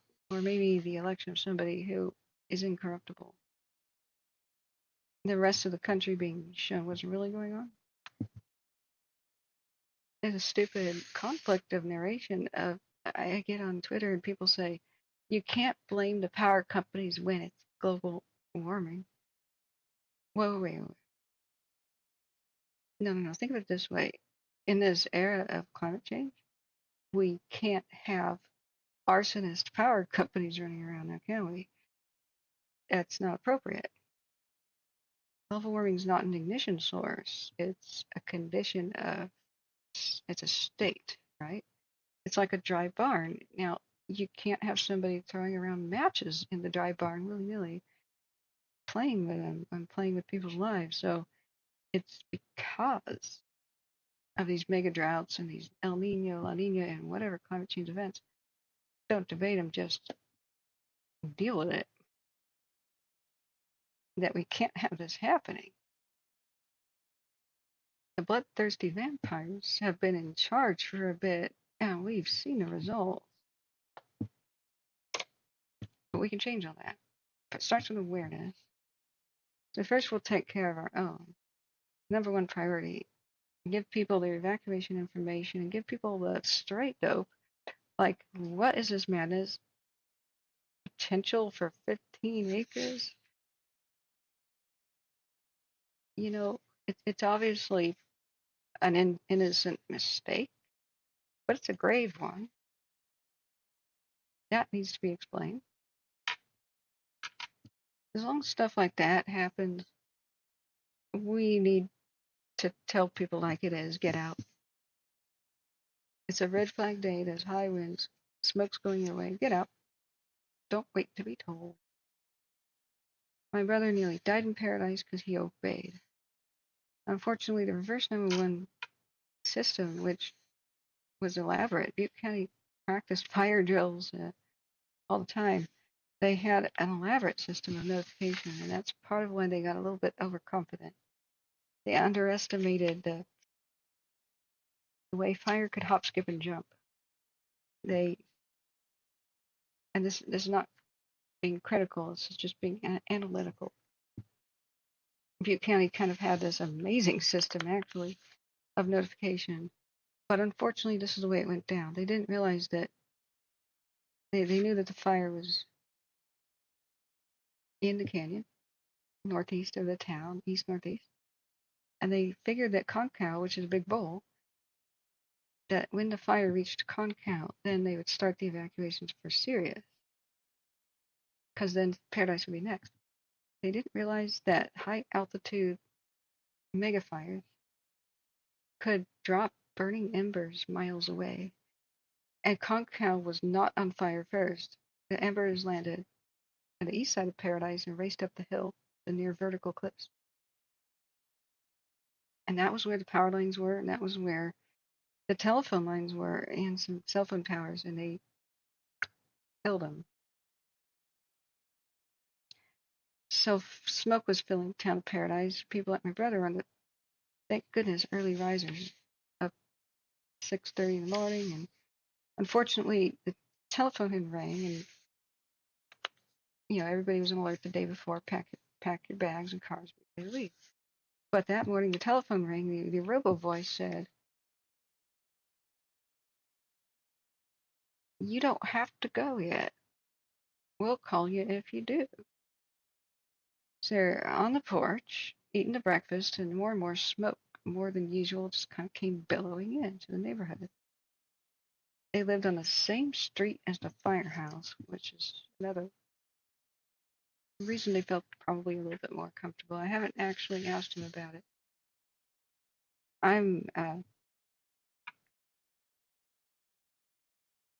He doesn't live in the state anymore. It's very hard to get a hold of him, and this would be a very sensitive topic. I don't want to have to ask him more than once about this situation. But I read his Facebook post. He's a missing person, so he checked out Facebook. Bit my fingernails off. Started Firestream like for the first time ever. Not in a serious way. Not guiding people. Not talking to people. But helping people check on things like the heat maps. Turning on the radio, inner radio. So I know a little bit about his experience. So he's on the porch eating, and a cop screams around the corner with the PA, the megaphone, "Run for your life. The fire's in the town, a few streets over." So unfortunately, everybody got this call in mostly that neighborhood in Paradise that said, "Stand by, get ready to leave." And the second call that they slammed a button to tell everybody to go, but the phone lines had been out. It didn't reach anyone. So everybody obeying the officials, well, were in grave danger, and that did contribute to the loss of life. They failed to take into account a few things, that some people lived in death-trap neighborhoods with only one way out, very close to the east side where the fire would be. They had cliffs to the south of them where the street dead ended. They had no sewers to get into. They had no gutters even. No swimming pools. No fire shelters. No way out but a road to the north, and the power lines went down on top of the cars at that intersection. Still live. Can you imagine being in the car? And then the cars behind couldn't go around, couldn't drive over the power lines, couldn't move. So my brother thankfully was not on the east side of town, or he would be dead. So those who were on the east side of town took the nearest road to the south. So one by one, the ability to get out of the town. Each avenue basically became impassable, mostly by live power lines down in front of, just falling down in the wind, and the trees leaning over and tearing them down. The cop saved him, but what I would like to have told him, and what I would like to have known, at the time, but I didn't have my fire education yet.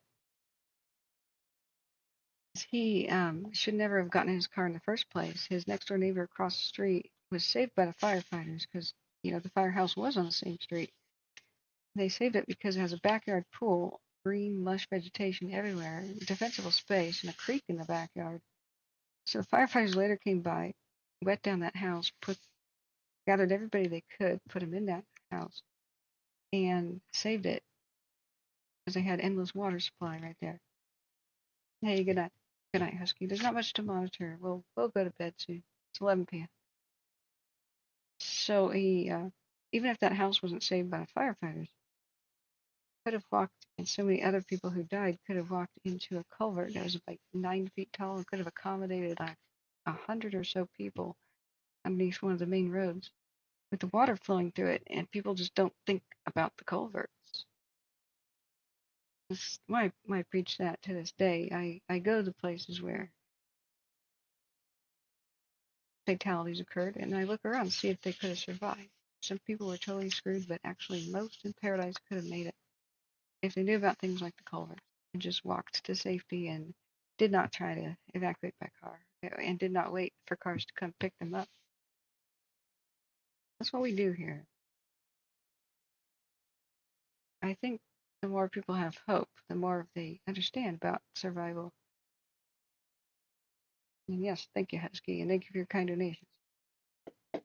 See you here for tomorrow, right? The more that people realize they do have options, you don't have to listen to the government. Sometimes officials like that cop will say, run for your life, and that's already not the best option. We'll teach survival. We'll teach shelter-in-place options. We'll teach people to think for themselves, because it's not agencies will save you. It's your own brain. Not panicking and running around driving a million miles an hour. It's having a plan, an A, B, and C evacuation plan out, and a D shelter-in-place option. I've taught it before. We'll teach it again. Have it all ready. Morning, Chance. How are you? Guys, Chance 73 has the coolest, most soothing morning walk ever. She's got a great, fun channel. You should go to her channel and sub and catch some of her walks, especially if you're an early riser.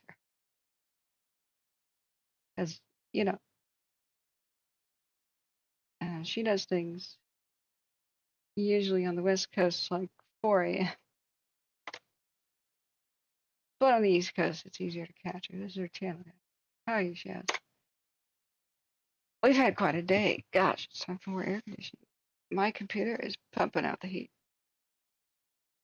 Come on, heat pump with your fancy remote control. Let's go. Oh, yeah, I have mint chocolate. Oh. We're just remarking upon. I can't believe what I'm seeing. This big fire that is more than 1,000 acres. People still evacuated? We're trying to figure out.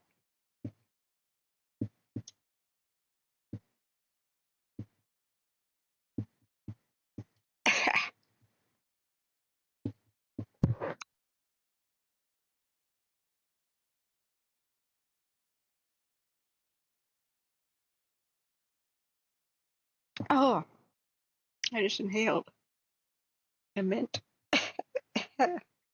Boy.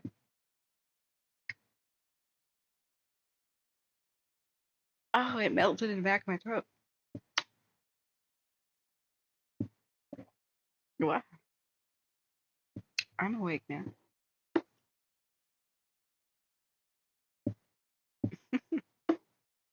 Oh gosh, it's too bright. I can do this. We're trying to figure out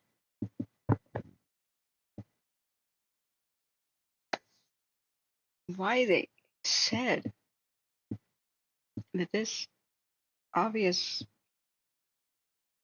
like, this is going to be a huge fire on a red flag day. Why they said this had a potential for only 50 acres. they had an extremely delayed response telling people to get out. So we're just speculating on why do they even say what, like, why do they have a habit of predicting how big a fire is going to be at all? This is the information that goes to the public. Oh, you're talking about what leads to the erosion of trust and why our channel has to exist, because this is like obvious BS. This is one thing where I don't know that I could be a watch duty person. I think they're required to just, well, repeat what official sources are saying. They're wrong too often for me to obey that order. I'd say this. I'd have an annotation. Moderate rate of spread with potential for 15 acres per air attack, and he is smoking crack. Get out. Run. Pack up your things. Check up on your neighbors. And don't wait to be told to get out. Like, we're trying to figure out why they do this, because it erodes the public trust, you know? Hey, Shaz, you gonna go live in a bit? Are you going to sleep or are you waking up?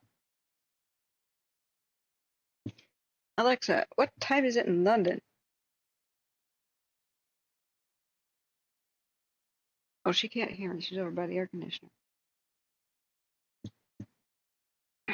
Let's find out. What time is it in London? Oh, yeah. We can tally. You know, I'm a little bit too brain dead right now for math. I'm sorry. Oh, it's 7 in the morning. Okay. Okay, are you going to go live, Chad? That'd be cool to watch. Yeah, and Small World Life says California does have so many places with one way out. From the mountains to the valleys. Appreciate you teaching survival and shelter in place if necessary. Absolutely. You know, I regret it's still on the to-do list years later, how to do a few things. I want to make some how-to videos. 9 hours ahead, right. Right. You're totally right. You're going to go live at noon your time. So 8, 9. Oh. In 5 hours.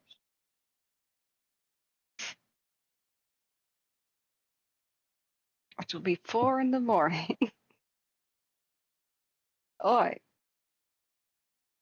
You know, only when I'm really sick and like stay up all night or wake up in the middle of the night, do I ever really have the ability to catch a stream. Boo. But I get it, yeah.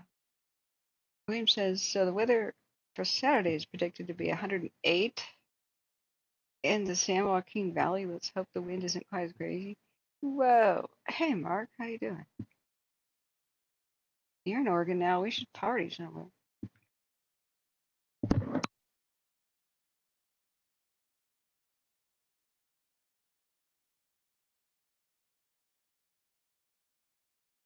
Guys, if you didn't hit that like button, I'm going to require you to do so right now.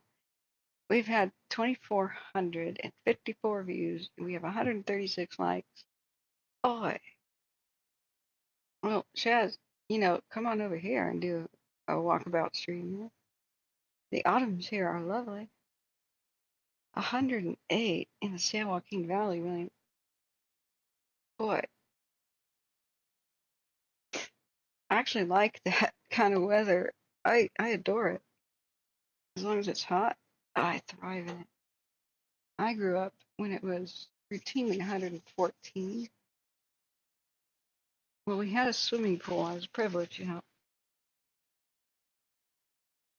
It was 90 close to Portland, bar. I baked here with my crazy computer of nuclear power, just creating a furnace in here. Well, wait, what was I talking about? Dr. Elephone, I came, I saw, I liked. We need to turn that into an actual Latin quote. Translate Latin to English. No, English to Latin.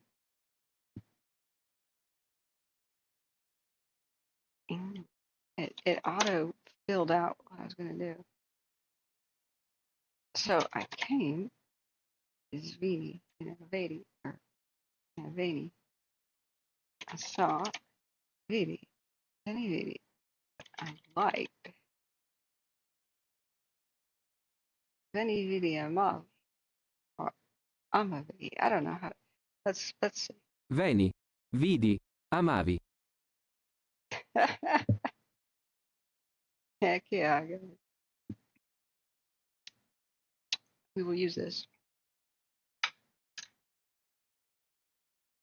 Veni Vidi Amavi.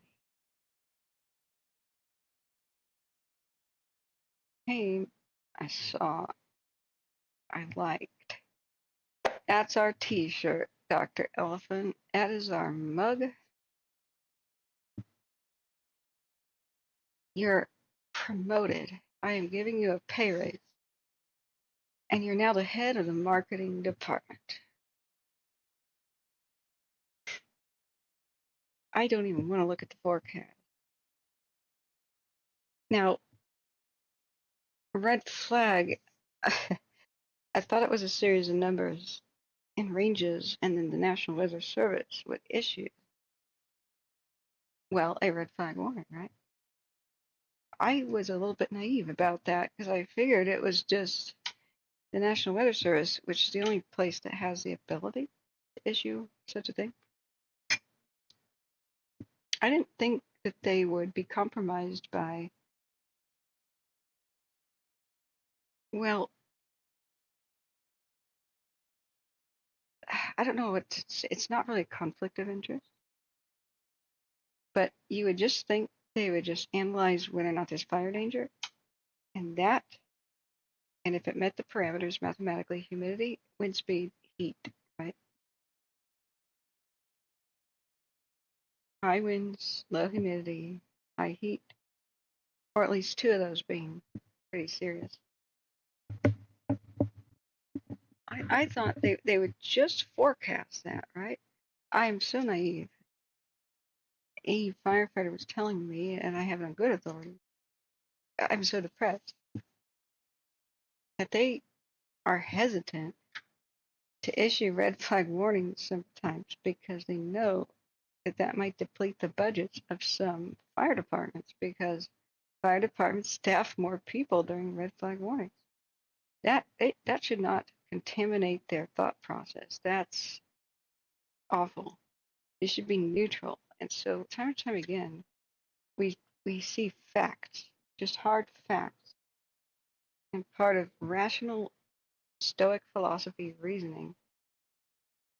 Why I'm accurate again and again and again is I'm trying out the discipline of putting aside the crap, the emotional crap. You shouldn't let, oh, I'm worried that such and such fire department will run out of money. That has nothing to do with is there fire danger.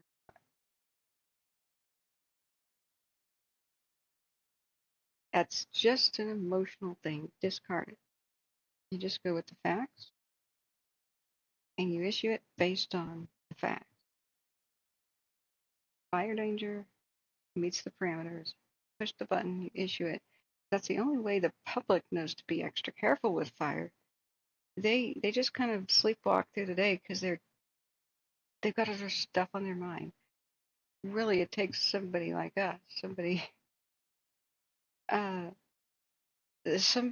fire obsessed or worried, even when it's hot and windy, to even think about it. The public does not, unless they are reminded. So if you look at the Point fire, that was not under red flag warning, but bafflingly, most of the rest of the state was flatlands. And we saw the post fire just take off like a rocket down there in LA County. And the public needs that reminder. Don't drag a freaking chain. Just be extra careful. Don't do yard work today. No burning, no campfires, no nothing. And what we probably have for the fire start was a guy pulled over dragging a chain. Some of the early video, that was insane. Right. Small World Life, California should be teaching fire safety as classes. It's just that relevant. And survival. And more of the first responders need the basic education. So, like I said earlier, one of my great regrets is I had always on my to-do list a couple of things. A, teach people how to set up the wildfire tracking window just like I do. It's really easier than you would ever think. Fire's real simple. Behavior is not rocket science. I had all these people trying to tell me when I first started out, you don't have any authority, you don't have any expertise. How can you give people advice? I'm like, well, A, I have firefighters that took me under their wing and they are educating me. But B, it ain't rocket science. Fire goes where the wind blows.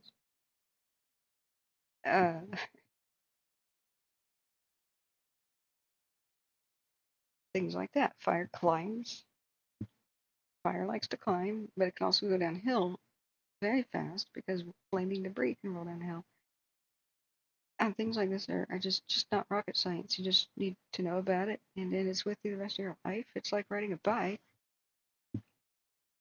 And I'm definitely not qualified to teach firefighting. It's because I don't do it and I don't know how. So I don't teach it. But I know about how people survived. I interviewed them. I read about it. They tell me. And I make that my business. So that's what the benefit is here. But I always regret not making these little videos like A, how to set up CalTopo, B, how to use Broadcastify and start listening live to the scanners. For yourself, that's the number one way to stay safe is hear the firefighters as they're working. They will say, A, the fire just did something. Evacuate X, Y, and Z neighborhood. The moment they say that, we have about a 25-second delay on their radio. And then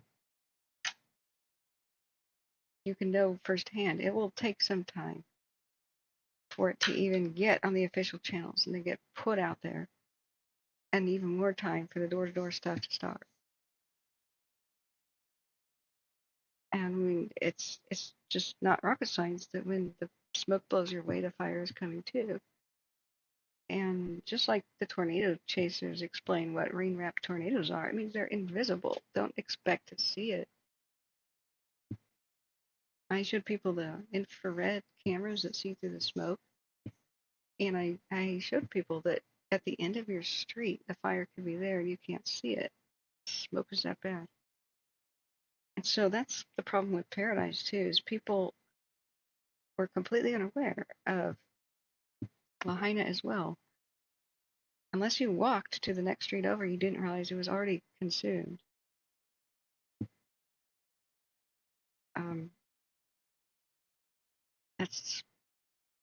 It can be invisible. It can creep up on you.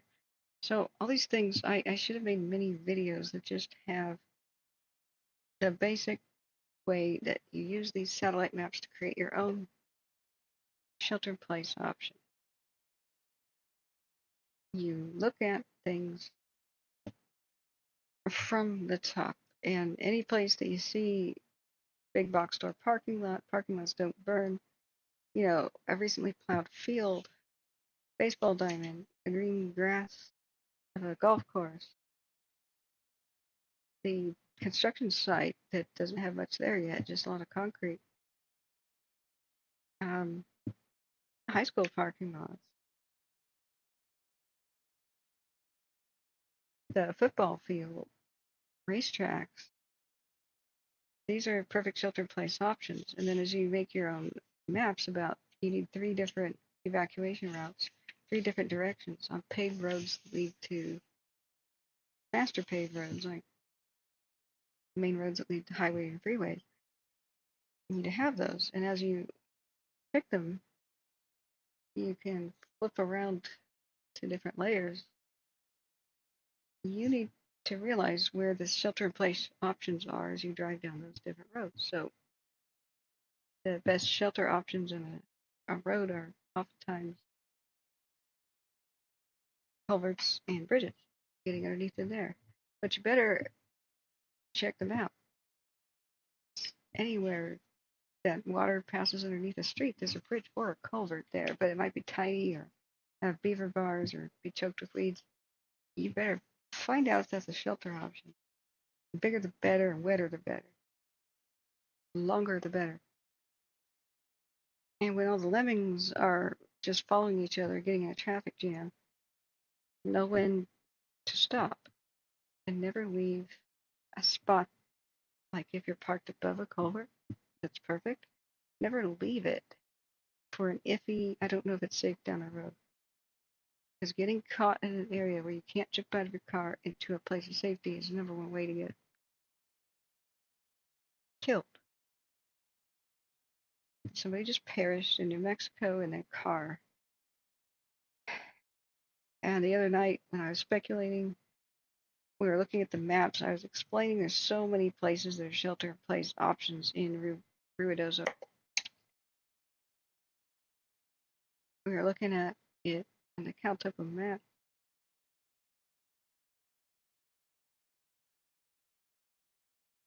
And I was explaining, look at these perfect shelter-in-place options. There's a country club with a golf course. Perfect. Irrigated green golf course land out here, just park on it.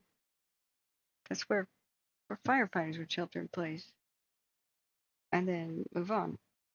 That's where they assemble. This racetrack is perfect. Nothing in here is going to burn. They could assemble most of the town right there and evacuate them by bus. Nice and orderly. And look at the huge parking lot too. These are perfectly safe places to be, assuming they still exist. So this is not old imagery. Look at the baseball diamond. Look at all these big parking lots. And so if your car won't start, runs out of gas, whatever, remember, because you have already done this, you've printed this out, you have your little X's where good places are, you visited them in your own time, and you know that they're safe. The window of opportunity to leave by car is one that closes pretty quick. Sometimes with one way out like this, there's only one way out, it's northeast of this main road. One car accident, one fallen tree, one down power lines, and it's shut. You have to know where to pull over and be safe.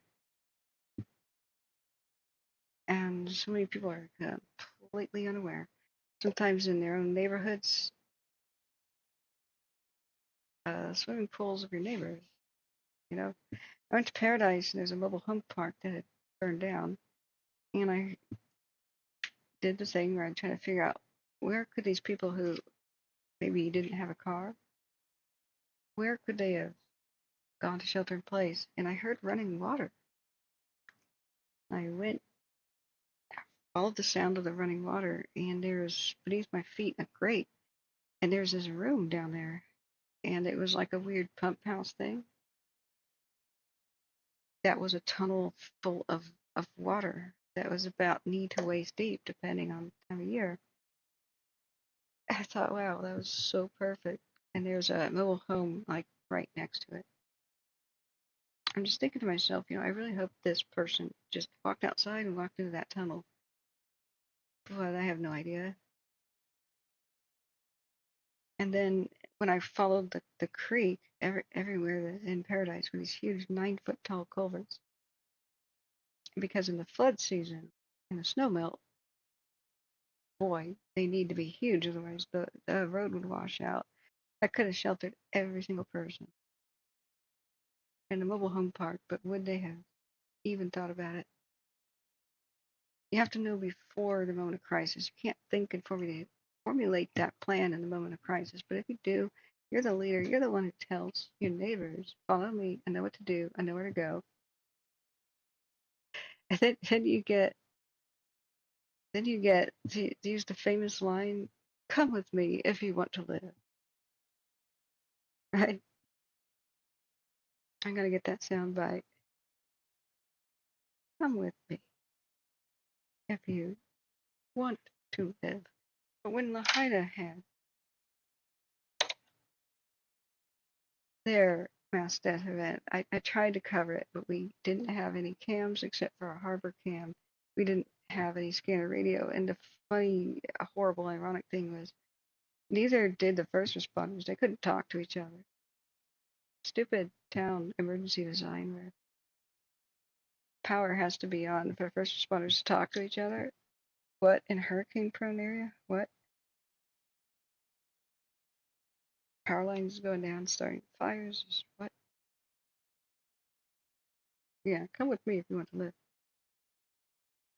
I feel bad because what if some of the people there had, what if I had made those videos about the shelter in place options and some of them had watched it and some of them had gathered their neighbors. There were so many places where these lines of burnt cars happened and people ran to the ocean instead of right next to them. They were next to a double-decker parking lot. It was covered. It was perfect shelter. And it was somewhat nearby the nursing homes. People could have assembled there and then gone out to the nursing homes and gotten people in their wheelchairs and pushed them there too. They could have just gone out in teams.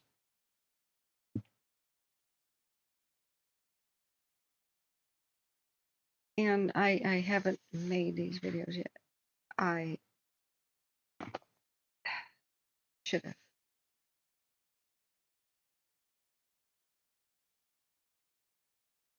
I know, Small World Live. I was live at the time, and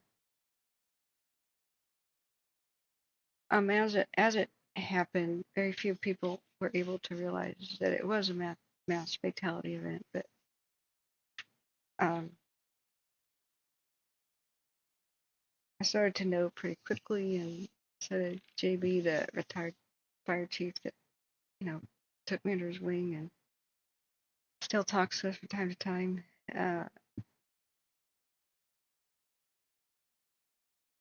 Just looking at the maps, we could see the same thing. Very few evacuation routes. And when people began putting their little personal videos up,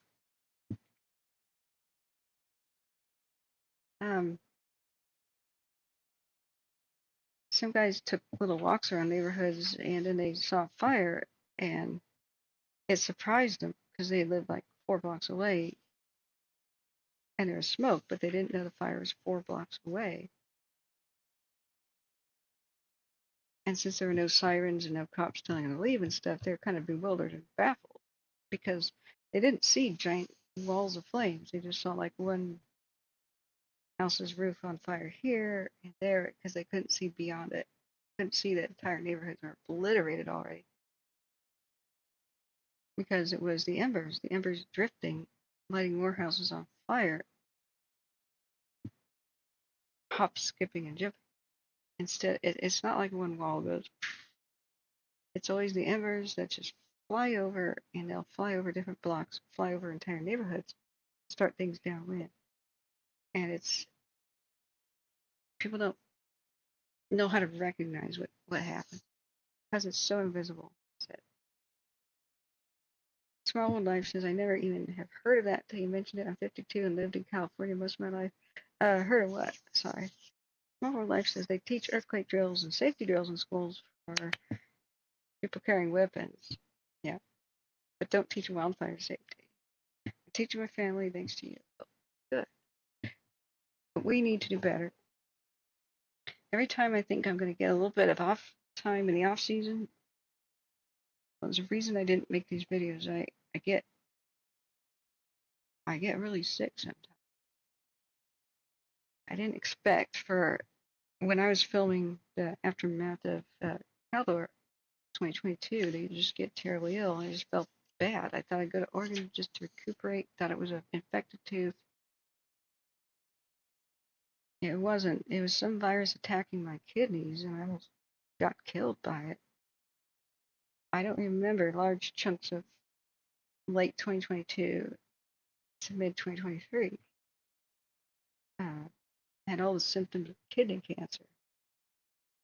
Thank God it wasn't. But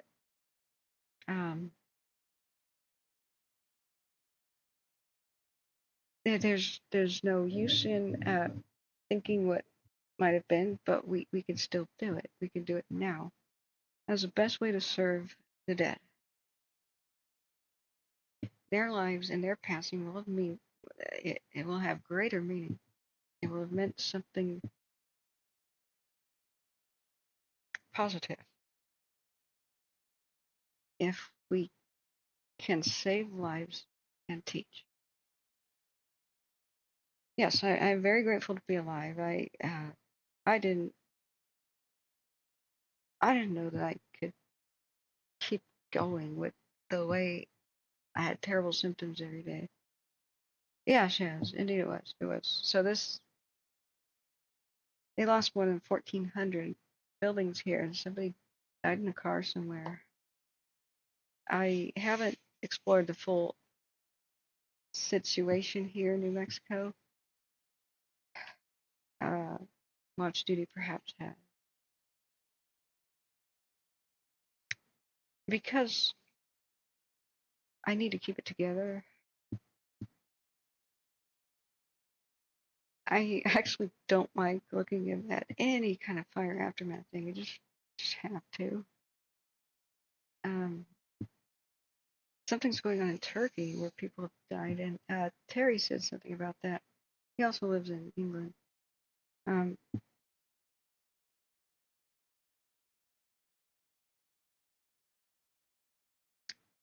So did it not reach Ruidoso Dam? It ripped through the Ponderosa Height, Alpine Village, and such. I don't know where the fatality occurred.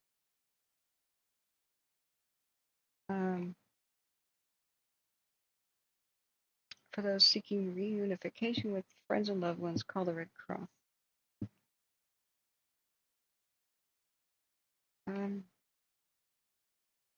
But I heard people speaking. I didn't look. I just played it just before I went live. Some news blurbs, and they're talking about what a fun-loving musician he was.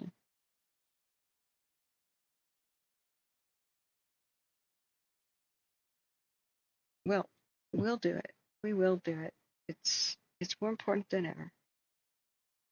So when Urban asked me earlier, will California have another Paradise-like event? Absolutely. Towns will be erased, but will people perish? Not if more are educated. California's already done some commendable change. There's already some improvement.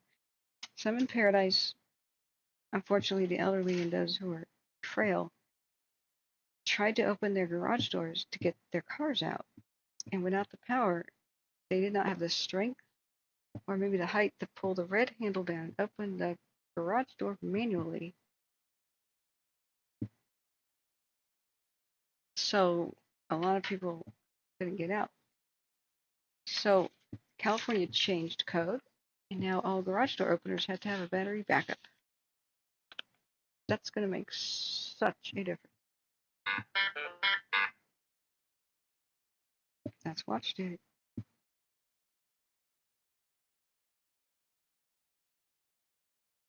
Okay. Shoot, I closed it. Okay. Lakeview Drive, Lake County, California, the Moore Fire has started.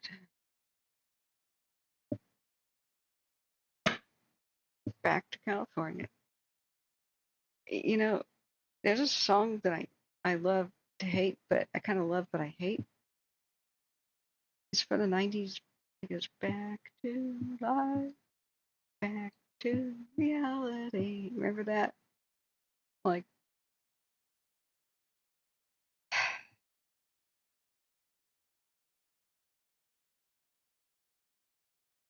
we'll take a look.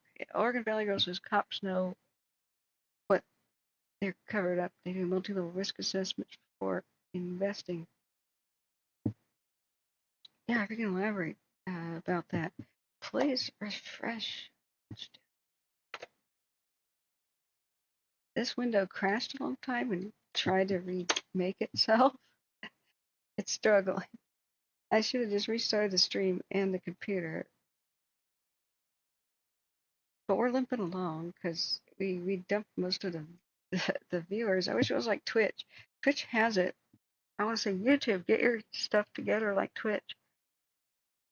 Twitch TV is a gaming stream channel. It's branched out to other things, but it's mostly about gaming and mostly has juvenile stuff. But it has one thing over YouTube, and that's you always have your main page with all about you and everything, all the info you could ever want in the lower description part.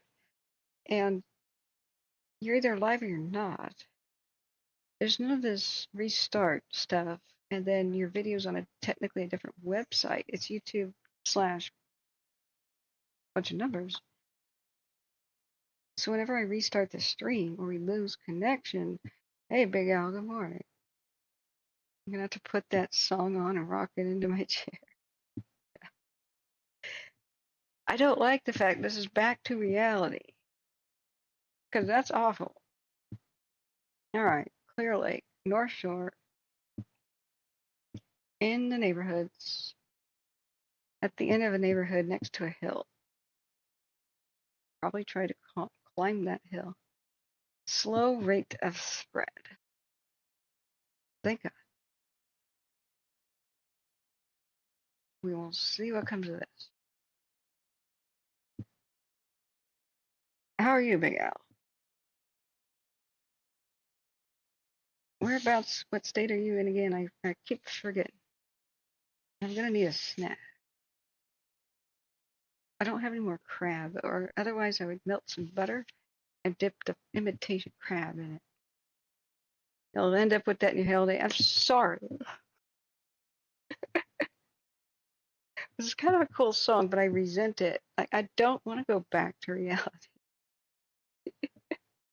It is an earworm. I apologize. I've done a terrible thing to y'all. Accept my forgiveness. I sincerely. Annapolis, Maryland. Okay. Oh man, with the bridge collapse thing, sort of was Maryland. Yeah. Some of the crab. Yeah, you've got the good crabs, the blue crabs. But I'll tell you what, Dungeness is quite fine.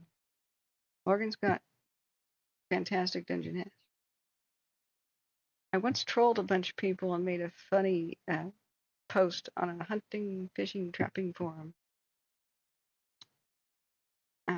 Big Al says we used to do a dance called the Reebok to that song, or the electric slide. What the heck, the Reebok?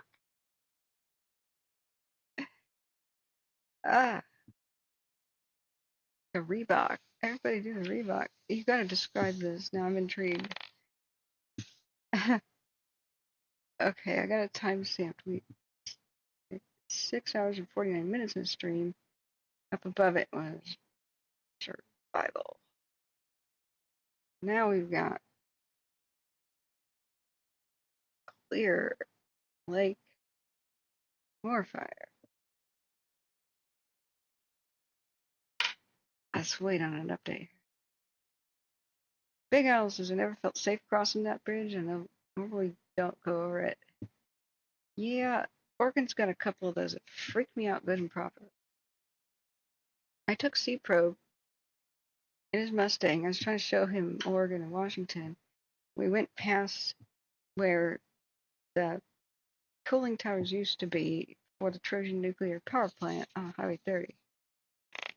And I said, we're going to Rainier, Washington, or Rainier, Oregon, and then to Longview, Washington, over one of the world's scariest bridges, especially if you're in a high cedar truck. It's over the Columbia River, and it's so high you have zero chance of survival if you go over the edge. And as a truck driver, I was terrified because we were up and I was in the passenger seat. Usually I looked over the edge and woo, it's almost as bad as the Astoria one, equally terrifying. And more so than the Markham Bridge in Portland.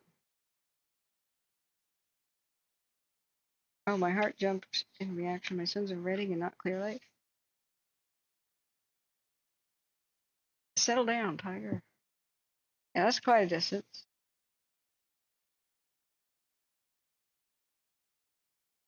So we'll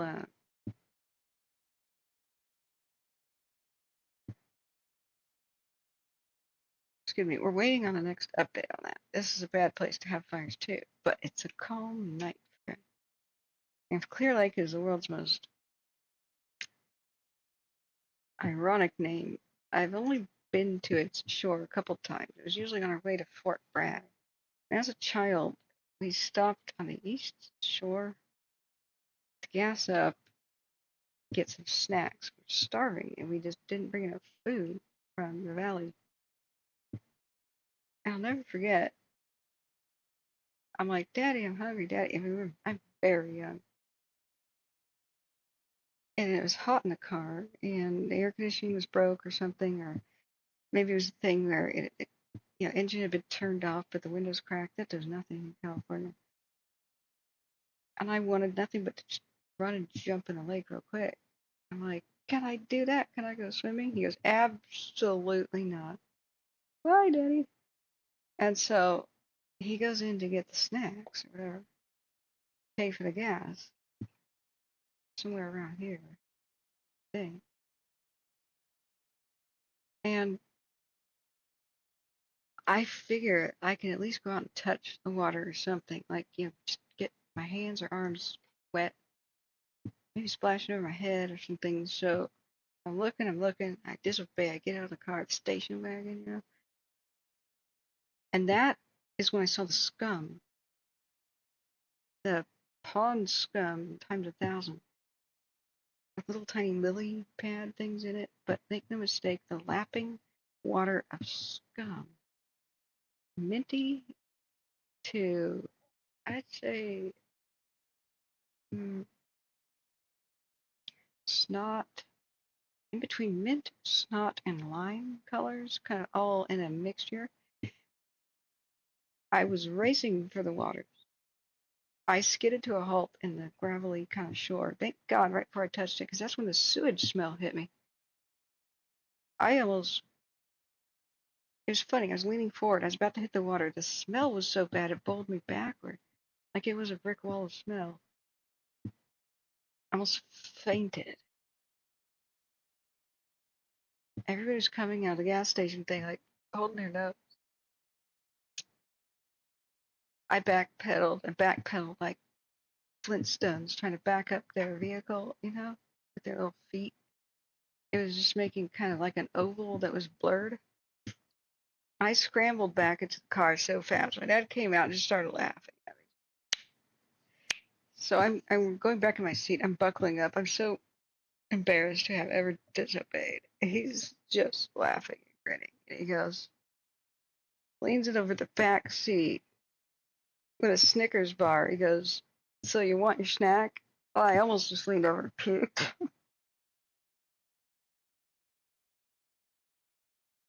Couldn't even talk, just shook my head no. I said, let's get out of here. I'm rolling up the window, rolling it up. Small World Life says, we used to camp there as a kid, but the waters got so bad and we stopped going.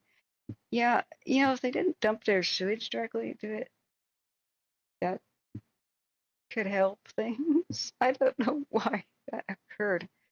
Now they have crazy algae blooms, like serious red tide, but it's green. I don't know what's wrong with it. They say it's improved. Now you can have now there's some ritzy estates nearby. I don't mean to be trashing this area, but in the past, this was not. a desirable place.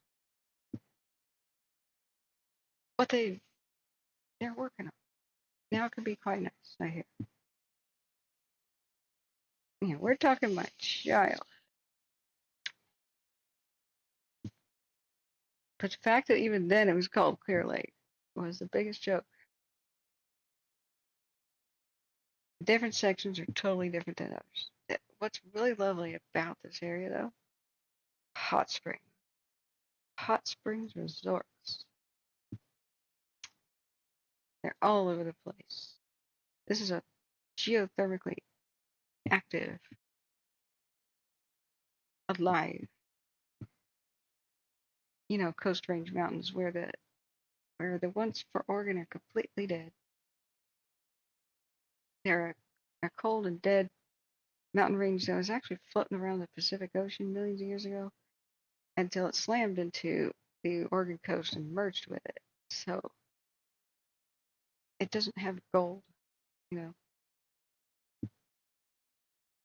border with Oregon, there's some gold at the beach, but that's because it's part of California's Coast Range geological. I'd really love to know how they started the cleanup process and what it's like now. I've got a friend who has a cabin there, and she invited me, and God, that would have been cool to go. But I had to fix my dad's computer because I was going to leave for Oregon, and it broke down. It's not like I could leave him without a computer. My dad is going blind,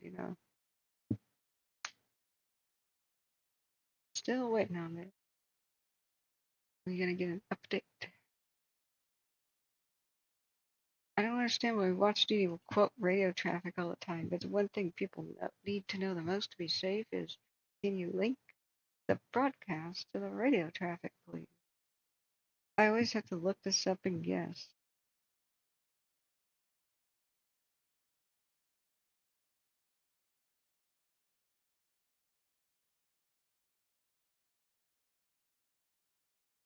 Bridgetown, take a pick, Bradman. When were you last in California, Big Out?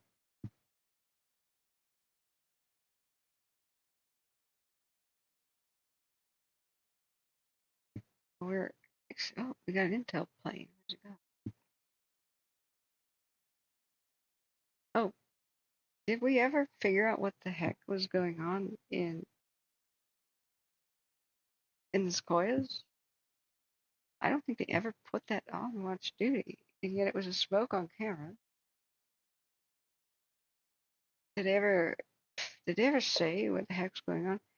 How to Reebok? Oh, you're kidding. I hope that doesn't autoplay and be loud. Oh my goodness. Hip hop dancing to Reebok. Oh my. Yeah, watching it in silence real quick.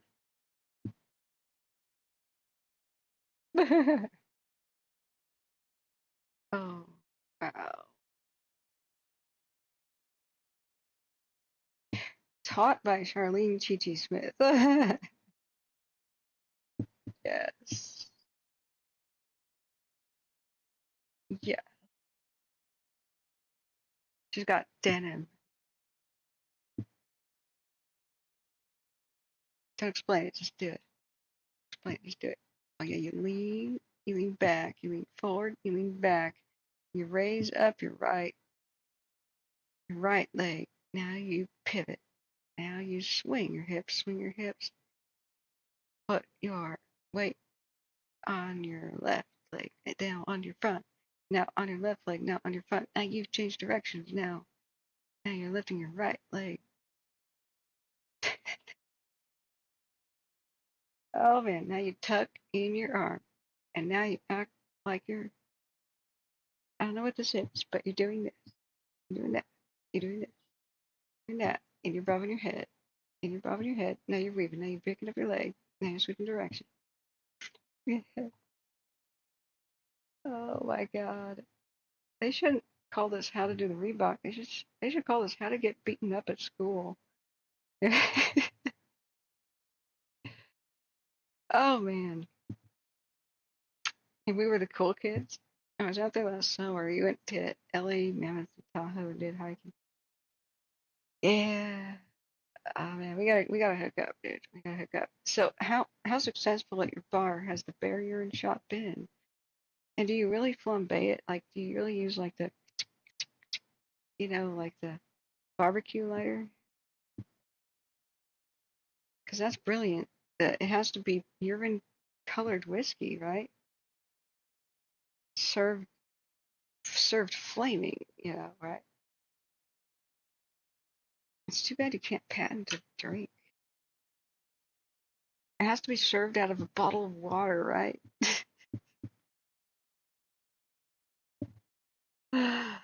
Oh, dude. So if you guys don't know about the other meme, the Fawn Fire of Shasta County, 2020. Is that 2022? Let me make sure. I wish I could show that as copyrighted stuff, but I can't. Okay, click on the link, guys, to see that dance. So the Fawn Fire. No, September to October 2021. Man, how time flies. Rips through Shasta County. Nearly kills people. People trapped. Firefighters carrying out elderly people over their shoulders. Neighborhoods disappearing. We saw it live. I'm trying to eat my lunch, and here's a new fire, On a red flag day, North Wind Day, of course, somebody has to be stupid with fire. So we're thinking, gosh, what was it? Was it a chain dragging? Because it kind of started by the lake, but kind of not.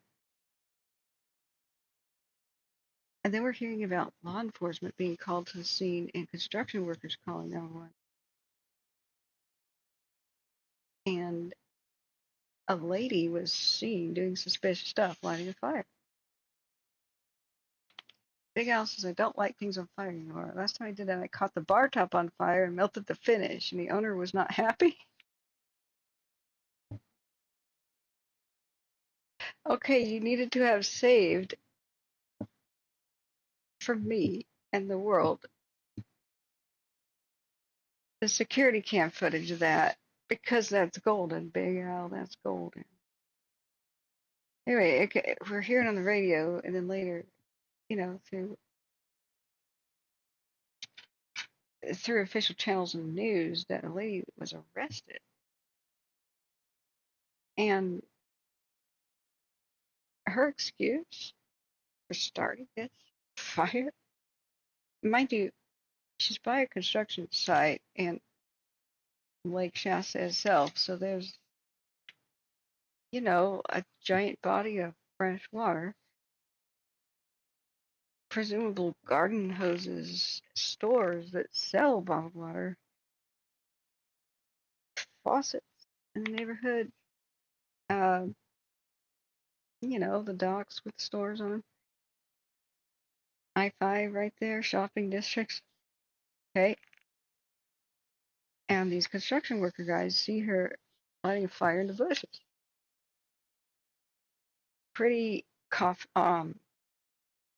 obvious what that was. I don't know if the trial has started again. There was a period of time where she was found unfit to stand trial. I'll just read from the wiki. As you can't make this up. Just can't make this up. I don't know what's happened with trial thing. I guess we have to say alleged obvious arson and stuff like that, but the cause of the fire. A woman was apprehended after walking out of a wooded area near the fire's ignition point right after it started.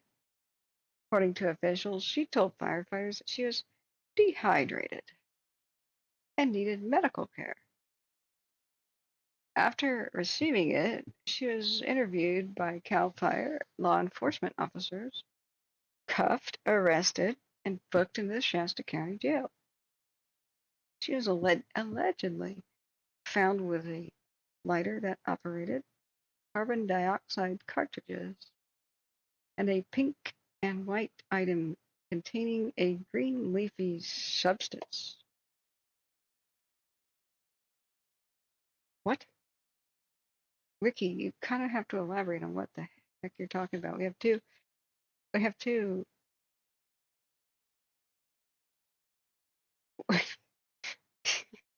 we have two links there. We'll follow that in a second.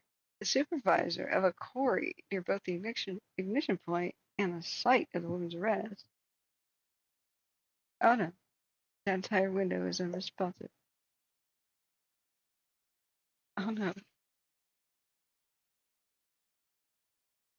The Edge browser is not responding. Come on, you can do it. You can't see it, but it's gone semi-transparent white with the twirly bob of death. Like, not responding, not responding. Oh well. Oh no. Now the page I'm streaming with is not responding. We have a full-blown Edge browser crash. No, I was telling you a good story. Okay, it recovered. Who knows for how long? The supervisor of a quarry near both the ignition point and the site of the woman's arrest reported someone matching her description trespassing in the area, ignoring warnings to that effect, and then leaving a battery and more carbon dioxide cartridges on a dirt road. The woman claimed she had been unsuccessfully attempting to boil water containing bear urine in a puddle in a creek bed. Because you can't make this up. You cannot make that up.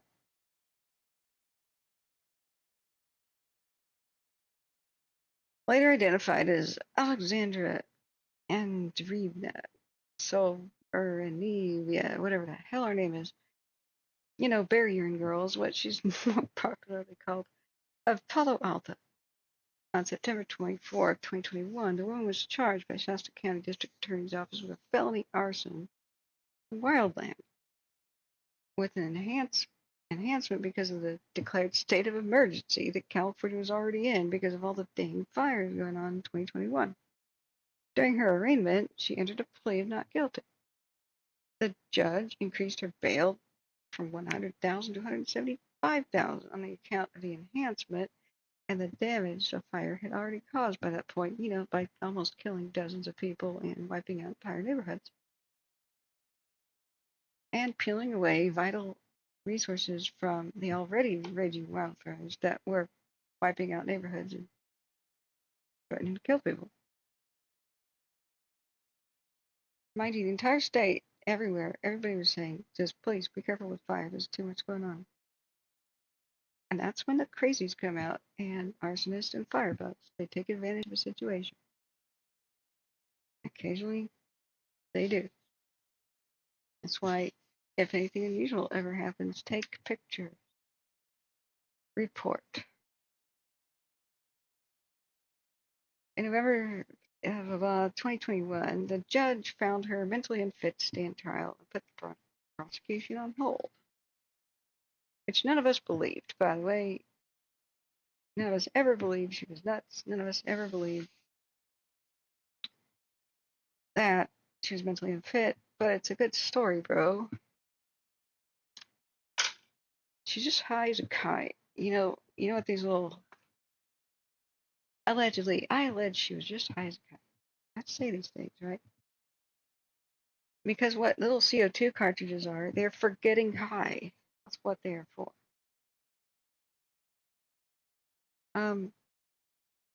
So the judge finds her mentally unfit, stand trial, puts the prosecution on hold. After undergoing competency training and in custody of California Department of State hospitals, in April, 2022, she was found that actually she is found fit to stand trial. So if convicted, she faces only 9 years in California State Prison. How is that? Only 9 years. She lit a fire straight in front of a neighborhood on a raging wind day. Red flag. State of emergency. Yeah, only 9 years. So I do have a sad video to make, and that is the expose on how California protects its arsonists and gives them special rights. I found out last year that in California, if you have an arson conviction, that after a period of time on your record, the police are unable to see it because it's supposed to give you that second start in life. So at first they're on a special registered arson list. And then once they're out in the open, a little period of time elapses, and if, like, say, suspected arson happens in an area and police stop to question people and pull people over in cars, they can run somebody's record and they cannot see that the person is a convicted arsonist. Unbelievable. There's also all kinds of really lax sentencing like this sort of thing. She nearly succeeded in killing people, and there's really no other intent than I wanted to kill people if she was mentally competent at the time. If. So this is why we're not that happy with this lady. So during the initial press conference announcing her arrest, Shasta County District Attorney Stephanie Bridget said she might be linked to other blazes in the county and elsewhere in California. Over 100 people were arrested for arson in California in 2021, at least 14 in Shasta County. But I wonder, has she done this before? And, like, you know, my police completely unaware. How much of your record gets covered up? And this shocking thing about the arson registration and all that thing where they're on a list, but then even police can't see it, let alone the people like somebody moves to your neighborhood, you know if they're a sex offender, but if they may have killed people before in arson, you'll be totally unaware. So Oregon Valley Girl says, check the fire chief nomination, everyone. I've covered what already? Jeez. So yeah, we mercilessly make fun of this woman because that's the lamest, most horrible excuse ever. Surrounded by water, and yet you had to purify bear urine to drink it. So, woo. So Big Al says she's our own little bear urine purifier. So yeah, that's the other meme on the channel. So all of a sudden, Big Al goes, I've invented a new drink, the bear urine shot, and it's a hit. Yeah. And Small World Life sadly points out that if she only faces 9 years, that's the maximum. Like, there's something terribly wrong. With the overcrowding and good behavior, he'll be, let out before. That's a topic for another day. Well, in 2020, Newsom let a whole bunch of convicted, all kinds of people out of the prisons. Not for good behavior or any other reason, but COVID. How the hell that was supposed to prevent COVID, I don't know. Do you really think that criminals will obey the lockdown rules and stuff? Seriously? You think when they get out, like, they cluster together in halfway houses and stuff, that's going to somehow prevent COVID?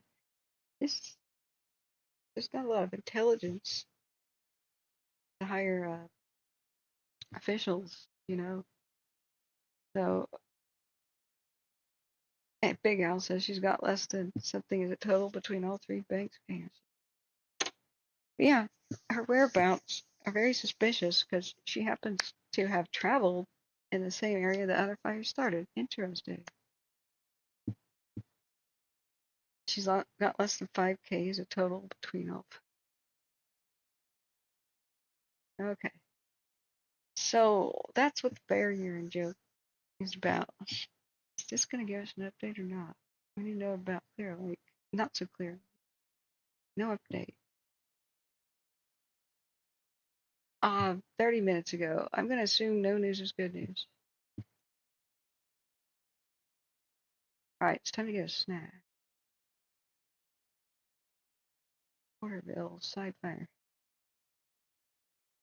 What bothers me is there was an obvious fire in, was it Fresno County, the Sequoia area? And the cameras focused on it quite a long time. Never reported. I may have to just call Fresno County something or other and say, can you explain that one?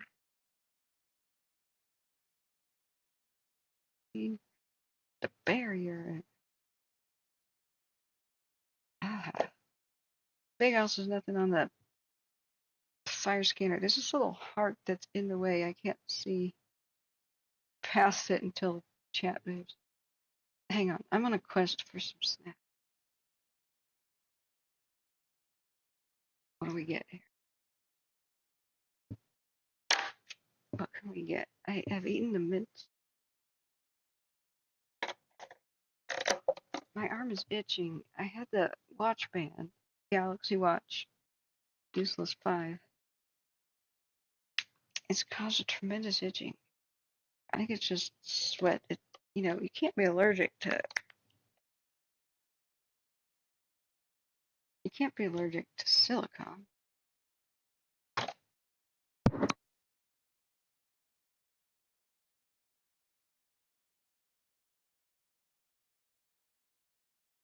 Alright, what do we got for snack? I ain't doing the Lucky Charms. I probably got food poisoned by them. I can't believe it. There's only a couple of foods that I've eaten more than once, but yet had food poisoning, recovered a few days, and then food poisoning. That's the thing, Lucky Charms, and they were recalled for salmonella last year. And I had bought them and eaten them and gotten sick last year. About to call. Like, you have got serious production line problems. There's really not been much else it could be. I have smoked oysters that are chilled in the fridge. I'm not in that kind of mood. I want chocolates and stuff.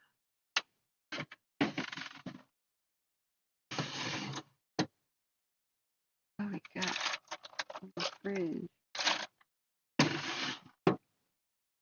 I have a weird craving for chilled garbanzo beans. Chickpeas. I get them straight out of the can. Even drink that juice. That's good stuff.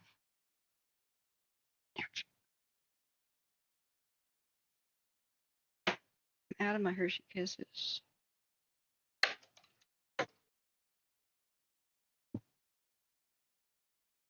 Out of Milano cookies.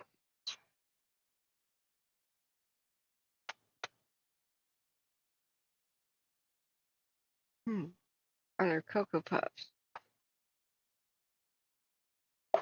I got.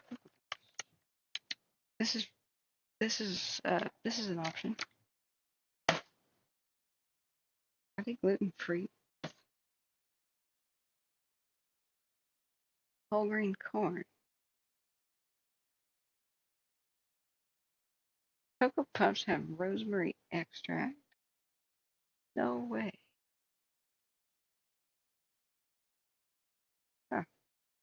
Whole grain corn, sugar, rice flour, corn syrup, cocoa, processed with alkali, sunflower oil, coloring, meaning caramel color, and annatto extract. Caramel color causes cancer. Salt, baking soda, natural flavor, rosemary extract. Really?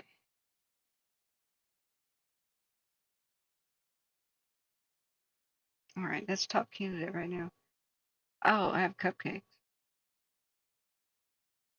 They're a little old though. See.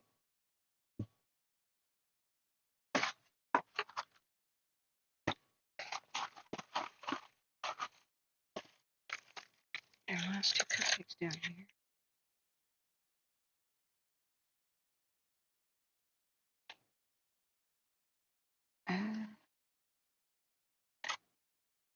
Okay. What's the date?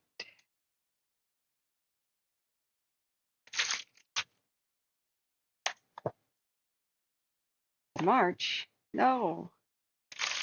Oh, March 12th. Oh, rip.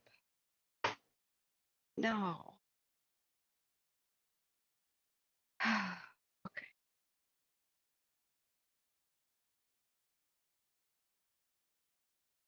All right. I got this mystery snack from Costco. Organic crispy coconut rolls. Gluten-free, dairy-free with roasted black sesame seeds. Light crisp and made with delicious ingredients. Each bowl is a tropical bliss.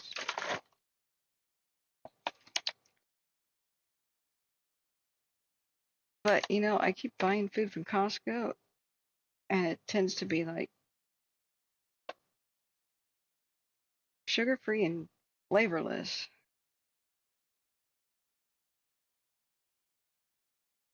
At least they let you take it back. Made in Thailand. All right, I'll give it a shot. You guys want me to try this live reaction video? Catherine tries her food. I'll let you know what's good. Okay, I heard you, Watch Duty. We're coming. Coming. What?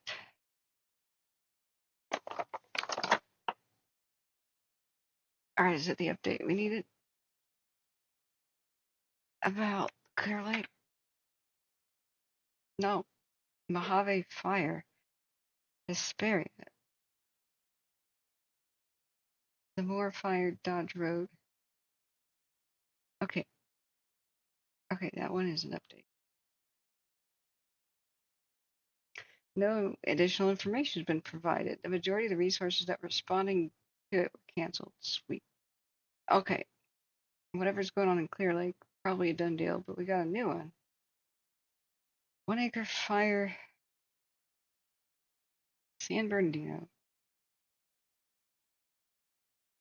1 to 2 acre veggie fire in light fuels. Potential for 5 acres and the dozer is canceled. That's one of my big questions. Why on earth do they even talk about the potential?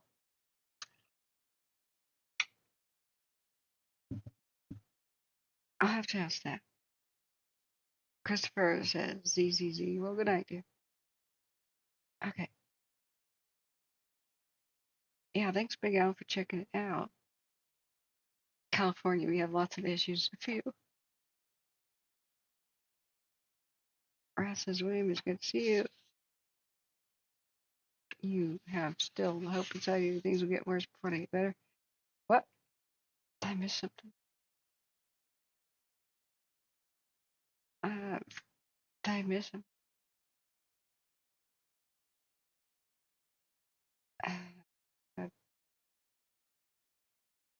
I must have missed something. Big Al says there was a woman requesting fire department because she was stuck in her recliner, but that was it. Yeah, that's called a lift assist. Happens all the time. People, the typical lift assist is somebody falls between the toilet and the wall and gets stuck. But the fire department will come out with a ladder truck or a fire engine, and it'll sit there ruining the engine just idling,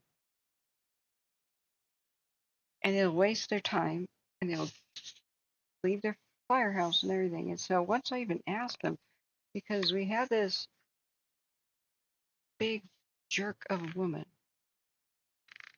who had a partial beard, refused to wear anything but a momo, and it was usually dirty, smelled like rotten milk, abs, and she wore little dirty slippers, right?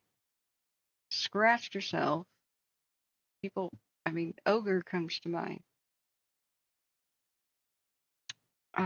Chain smoked all her life, sat there on oxygen all the time, had no car. But if anybody parked in her little spot, even for a second to drop off a meal, this one guy parked in her spot in order to get his child out of the car seat and into his house with the flashers on because it was a really hot day. So he ran back out to repark his car, it was towed. She just sat there looking at her spot all day, waiting to pick up the phone and call the tow truck. It was an equally evil person. And was just kind of being in the neighborhoods waiting for her. I'm going to try this one. I've opened it. Organic coconut thing from Costco. Crispy coconut. It's a mean lady, just a super jerk. She called 911 an average of 4 to 5 times a week. Not joking. Each time, what the law required in Oregon was for the nearest first responders to arrive. So it was always a giant fire truck, usually in the middle of the night. And she would say, I have trouble breathing. And she's got her own oxygen maker and unit right there. And one day, I'm walking behind the road. So I'm here visiting a friend. And I hear her joking about how she only calls him to flirt with the sexy fireman.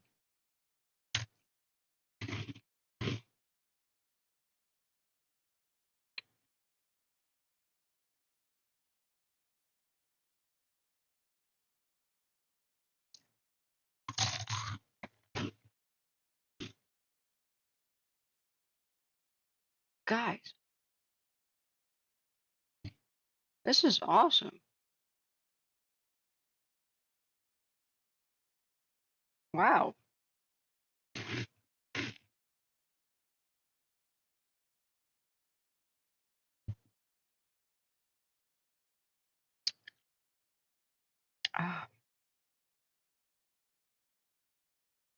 Yeah, I'm not saying the fire department isn't necessary. There's some people who really need the help, and this happens occasionally.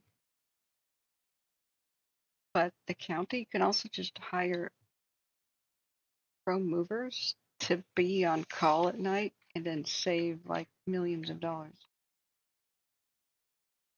Because it doesn't take a fire department and fire department training and waking them up for a call because somebody fell and got stuck on the toilet. If somebody's just not hurt, then what the hell's happened? So,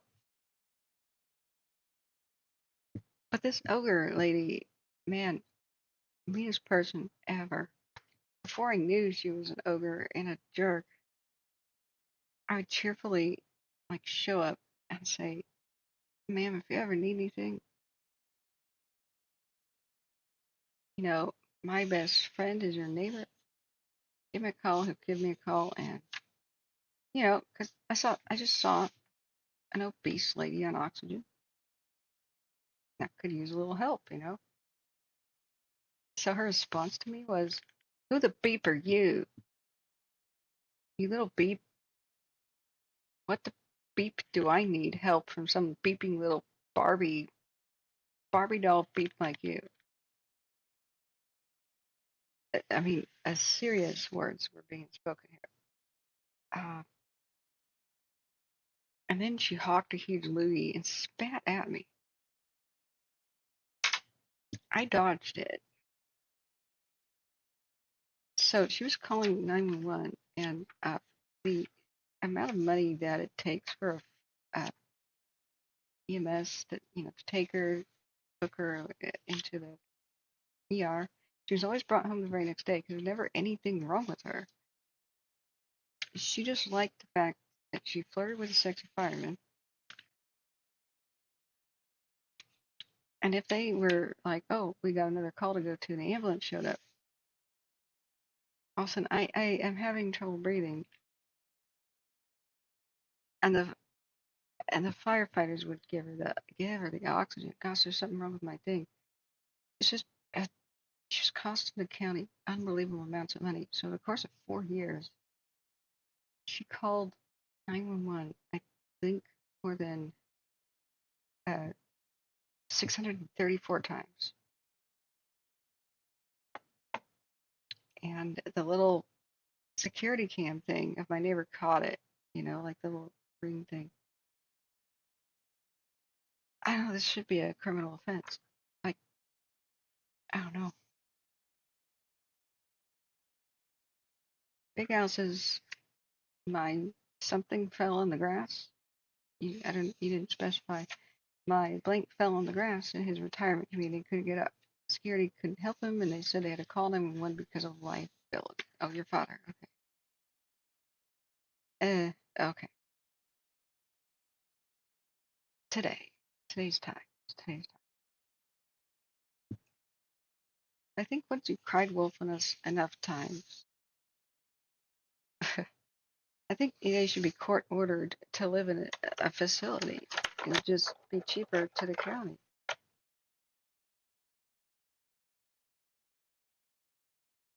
Don't know why that's allowed.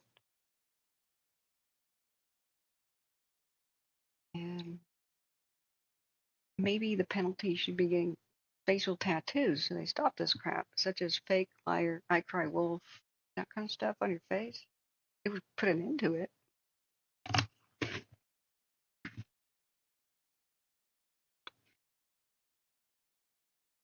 Okay. Back to Oregon. Did we ever get an update on the Applegate?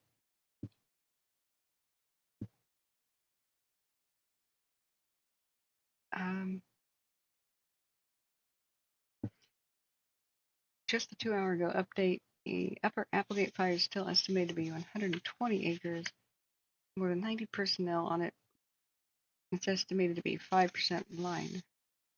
They'll continue to work towards containment overnight. This will be the final update tonight unless conditions significantly change. That's some rugged terrain. I'm a little bit concerned for that one. Highway 62 is looking better though. They still have an evacuation advisory updated 2 hours ago. It's holding at 75 acres and is 40% lined. More than 60 firefighters are assigned. Fire behavior is significantly decreased with setting sun and resources will continue to push forward on progress. Firefighters will continue to work towards containment overnight. This will be the final update unless, significant change. There you go. Rass says no good deed goes unpunished. On the first time, learn this lesson. Yeah. I gotta say, I hate those Costco food, and I feel tricked after buying it.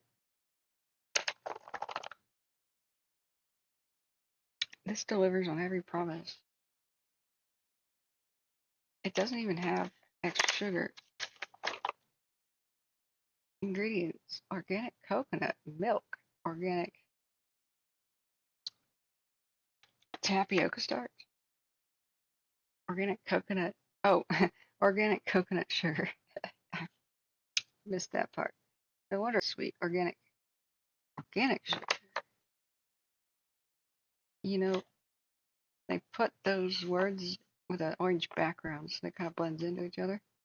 And then organic eggs, organic black sesame seeds, salt. Contains tree nuts. Well, yes, it's a coconut. I mean, technically they're not nuts, but it's classified as a tree nut. Go figure. Egg and sesame seed as allergens.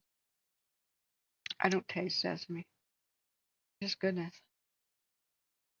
Each roll is so crisp and light, baked golden for every bite. Coconut makes it dairy-free, so enjoy a roll or two or three.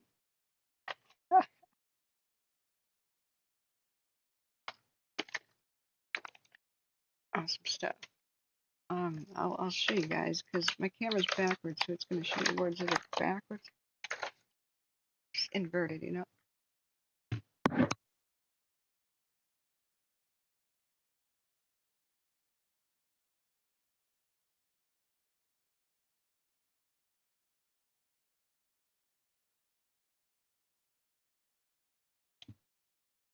Oh, Amazon's got them.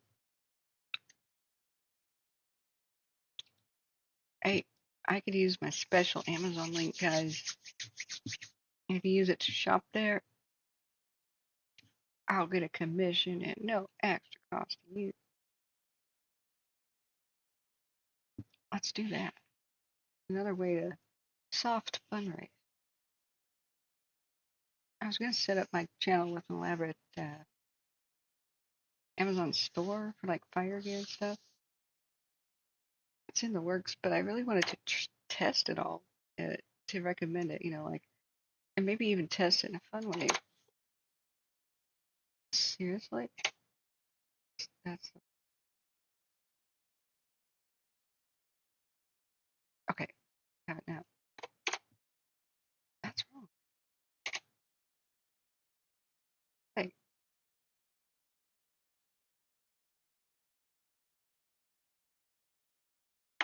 There we go. Fourth time's a charm. It's the coconut rolls. Okay. Hopefully this link actually functions.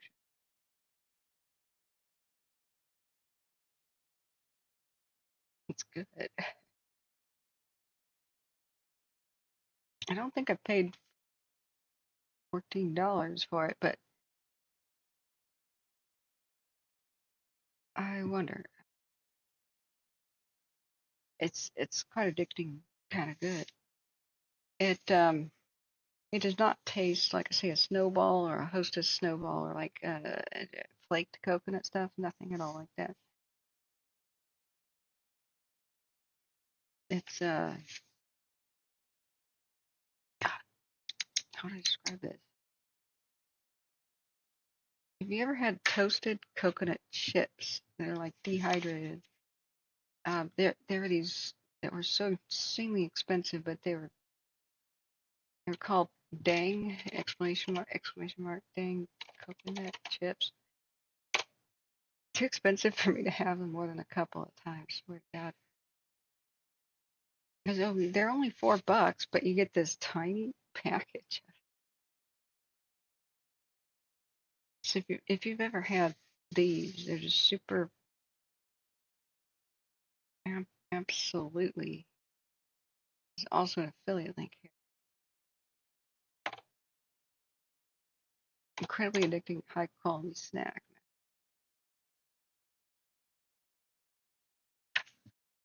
They're close to that and a lot less expensive. Okay, I think we're done with our monitoring then, because I was about to say let's go to sleep when the thing happened at Clear Lake and I jinxed stuff. When I say let's go to sleep, so I'm not saying let's go to sleep, I'm just implying let's go to sleep. And just speculating about let's go to sleep. We need our rest. So we've got a hot weekend ahead of us. And dang dash nabbit, there's idiots out there playing with fire, and especially by the roadside. We can expect more busy days. The fact that all my windows are kind of frozen too, and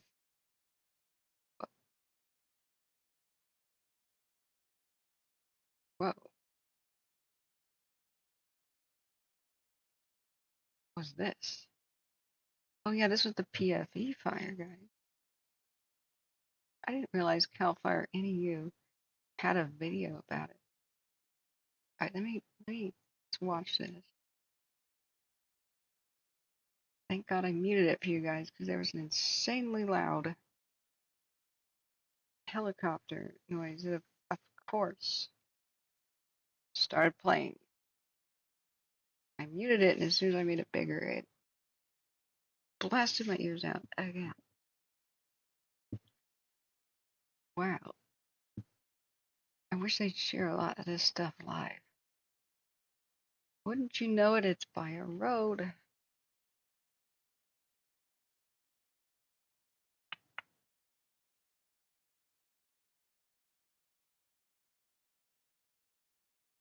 I wish it was playing a little slower, actually.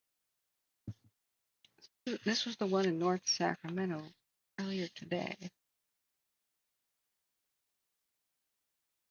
This is so weird. Stream suggestion that YouTube is making the audio stream's current bit rate, which is 0, is lower than the recommended bit rate. We recommend you use an audio stream bit rate of at least 128 kilobits per second, or kilobyte, whatever that kbps is. My audio bit rate for all channels it's insanely high. It's as high as it goes. We do have crappy audio, I understand that, but John Stoker is in Hawaii, and I was hoping he could help me with the audio. I still can't get my fancy microphone to work. So if I go to output recording audio tracks,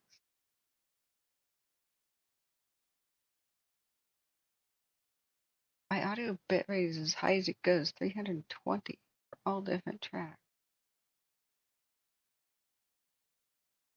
So whatever, bro. Why does YouTube think we're at a bit rate of 0? The video bit rate is 10,000. We're at CVR constant bitrate control. High quality in the tuning mode. Preset P6 better quality. I don't know what else I can do to make this high quality. It's really odd. You know, other than use a better microphone. Man, look how fast these grass fires happen.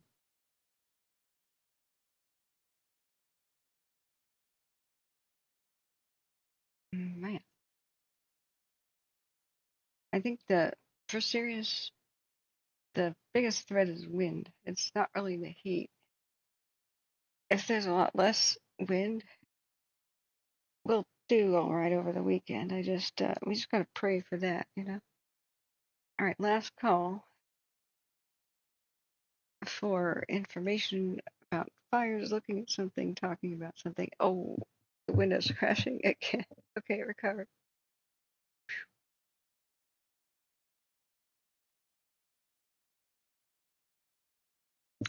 So, Placer County government said 9 hours ago, over 100 first responders representing 20 agencies around the Tahoe Basin and western Placer participated in the Eastern Slope Unified Command training event on Wednesday. The annual event featured 3 training scenarios customized for the Tahoe region.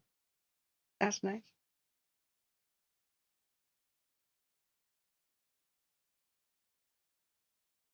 That was 10 hours ago.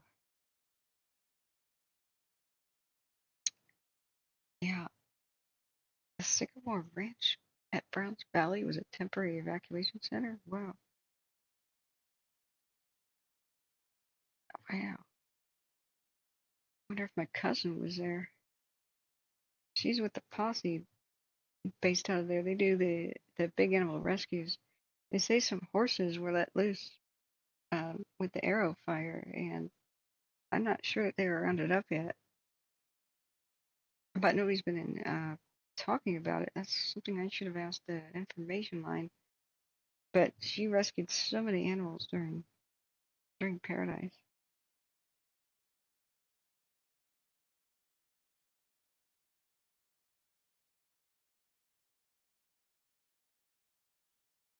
Wow, a good poster.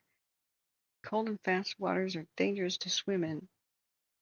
Waters below 77 degrees, breathing begins to become affected. From 70 to 60 degrees, breathing is difficult to control or hold. From 60 to 50 degrees, breath cannot be regained. After you lose it, muscle control is lost after a few minutes. Even strong swimmers can quickly lose muscle control. If you choose to enter the water on a boat or otherwise, wear a life jacket, avoid alcohol, and keep a close eye on kids. Yeah, boaters avoiding alcohol. Right. There's some saints though who put free life jacket rentals near boat docks. If you have old life jackets, they'll still work. It's a good use for them. National Weather Service, Sacramento. Okay, absolutely nobody responded to last call. I'll have to assume my soothing voice has lulled you all to sleep and hypnotized you.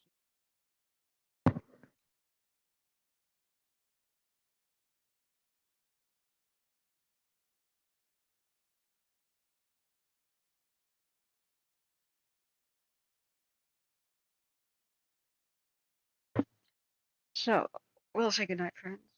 Time to get some good sleep.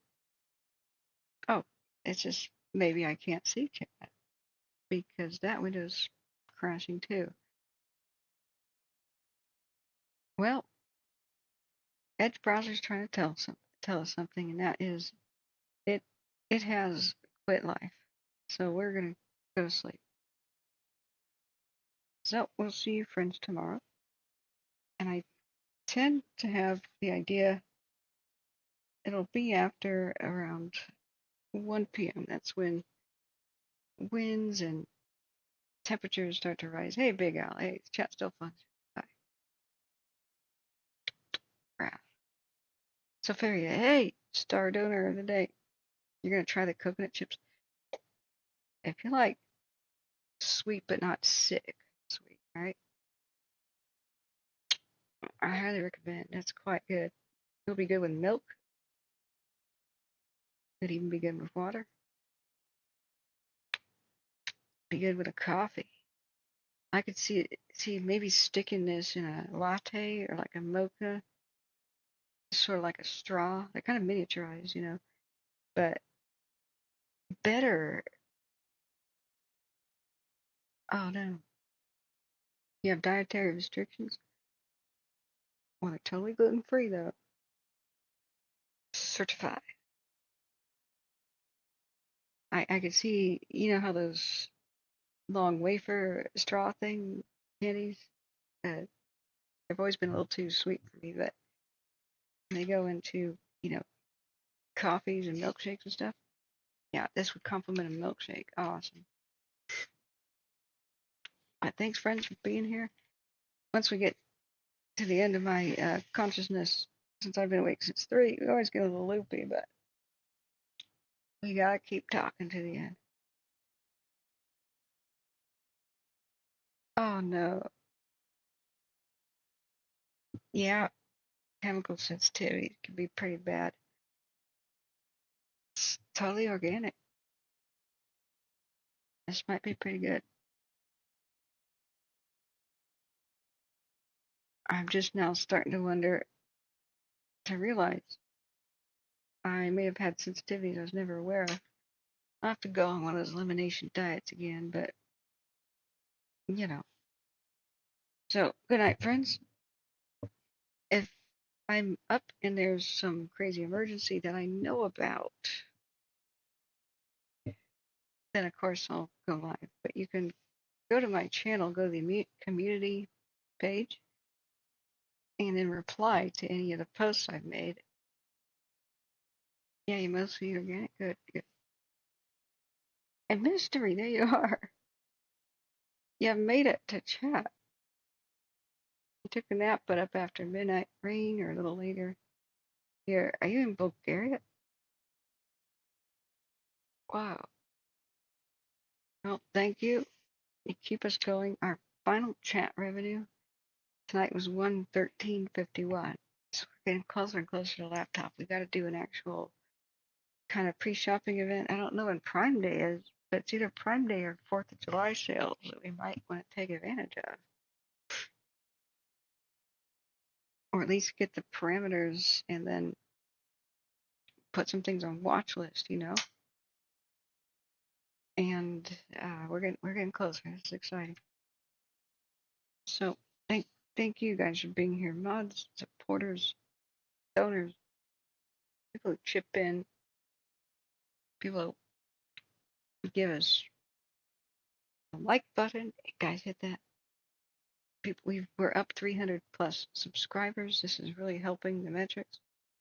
We've had way more viewers than we had even for the crazy fires and storms that happened in December in Ventura. So this is really good. Everybody's been helping out with this. So we had 2,712 viewers today. An average average view duration of 9 minutes for a very long stream. That's actually very good for nearly 8 hours. So I was tracking the fires long before I went live today. So I've actually been on duty for more like 14 or so. So I'll get good sleep, not turning on an alarm, just gonna awake as much as possible, stock up on sleep. 1 to 2 p.m. I'm thinking might be a good time unless there's something else, but you can always click on the channel page by hitting the purple K, go to the community post that's there, and let me know about fires. Sometimes YouTube's better at notifying me than anything else, to comments and replies. So good night, everybody. And remember, you've done all you can do. You've done all you could do.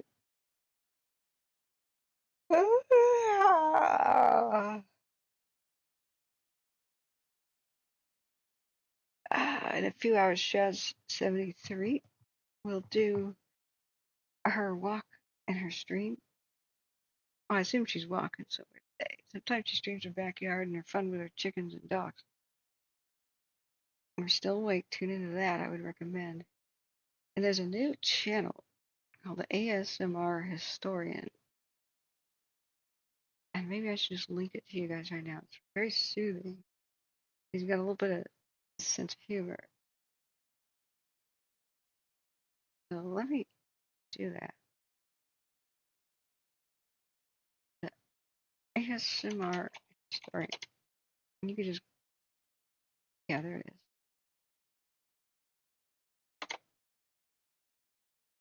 Go to his playlists. Just add some to the queue or just start. There'll never be any crazy noises that'll wake you up. He has some that are 9 hours. So nice, gentle voice, just kind of murmuring all night. There's history of China, Middle East, and all kinds of stuff. I've been digging that. That's been helping me take my mind off things. Dude has no idea who I am, for sure. But I highly endorse.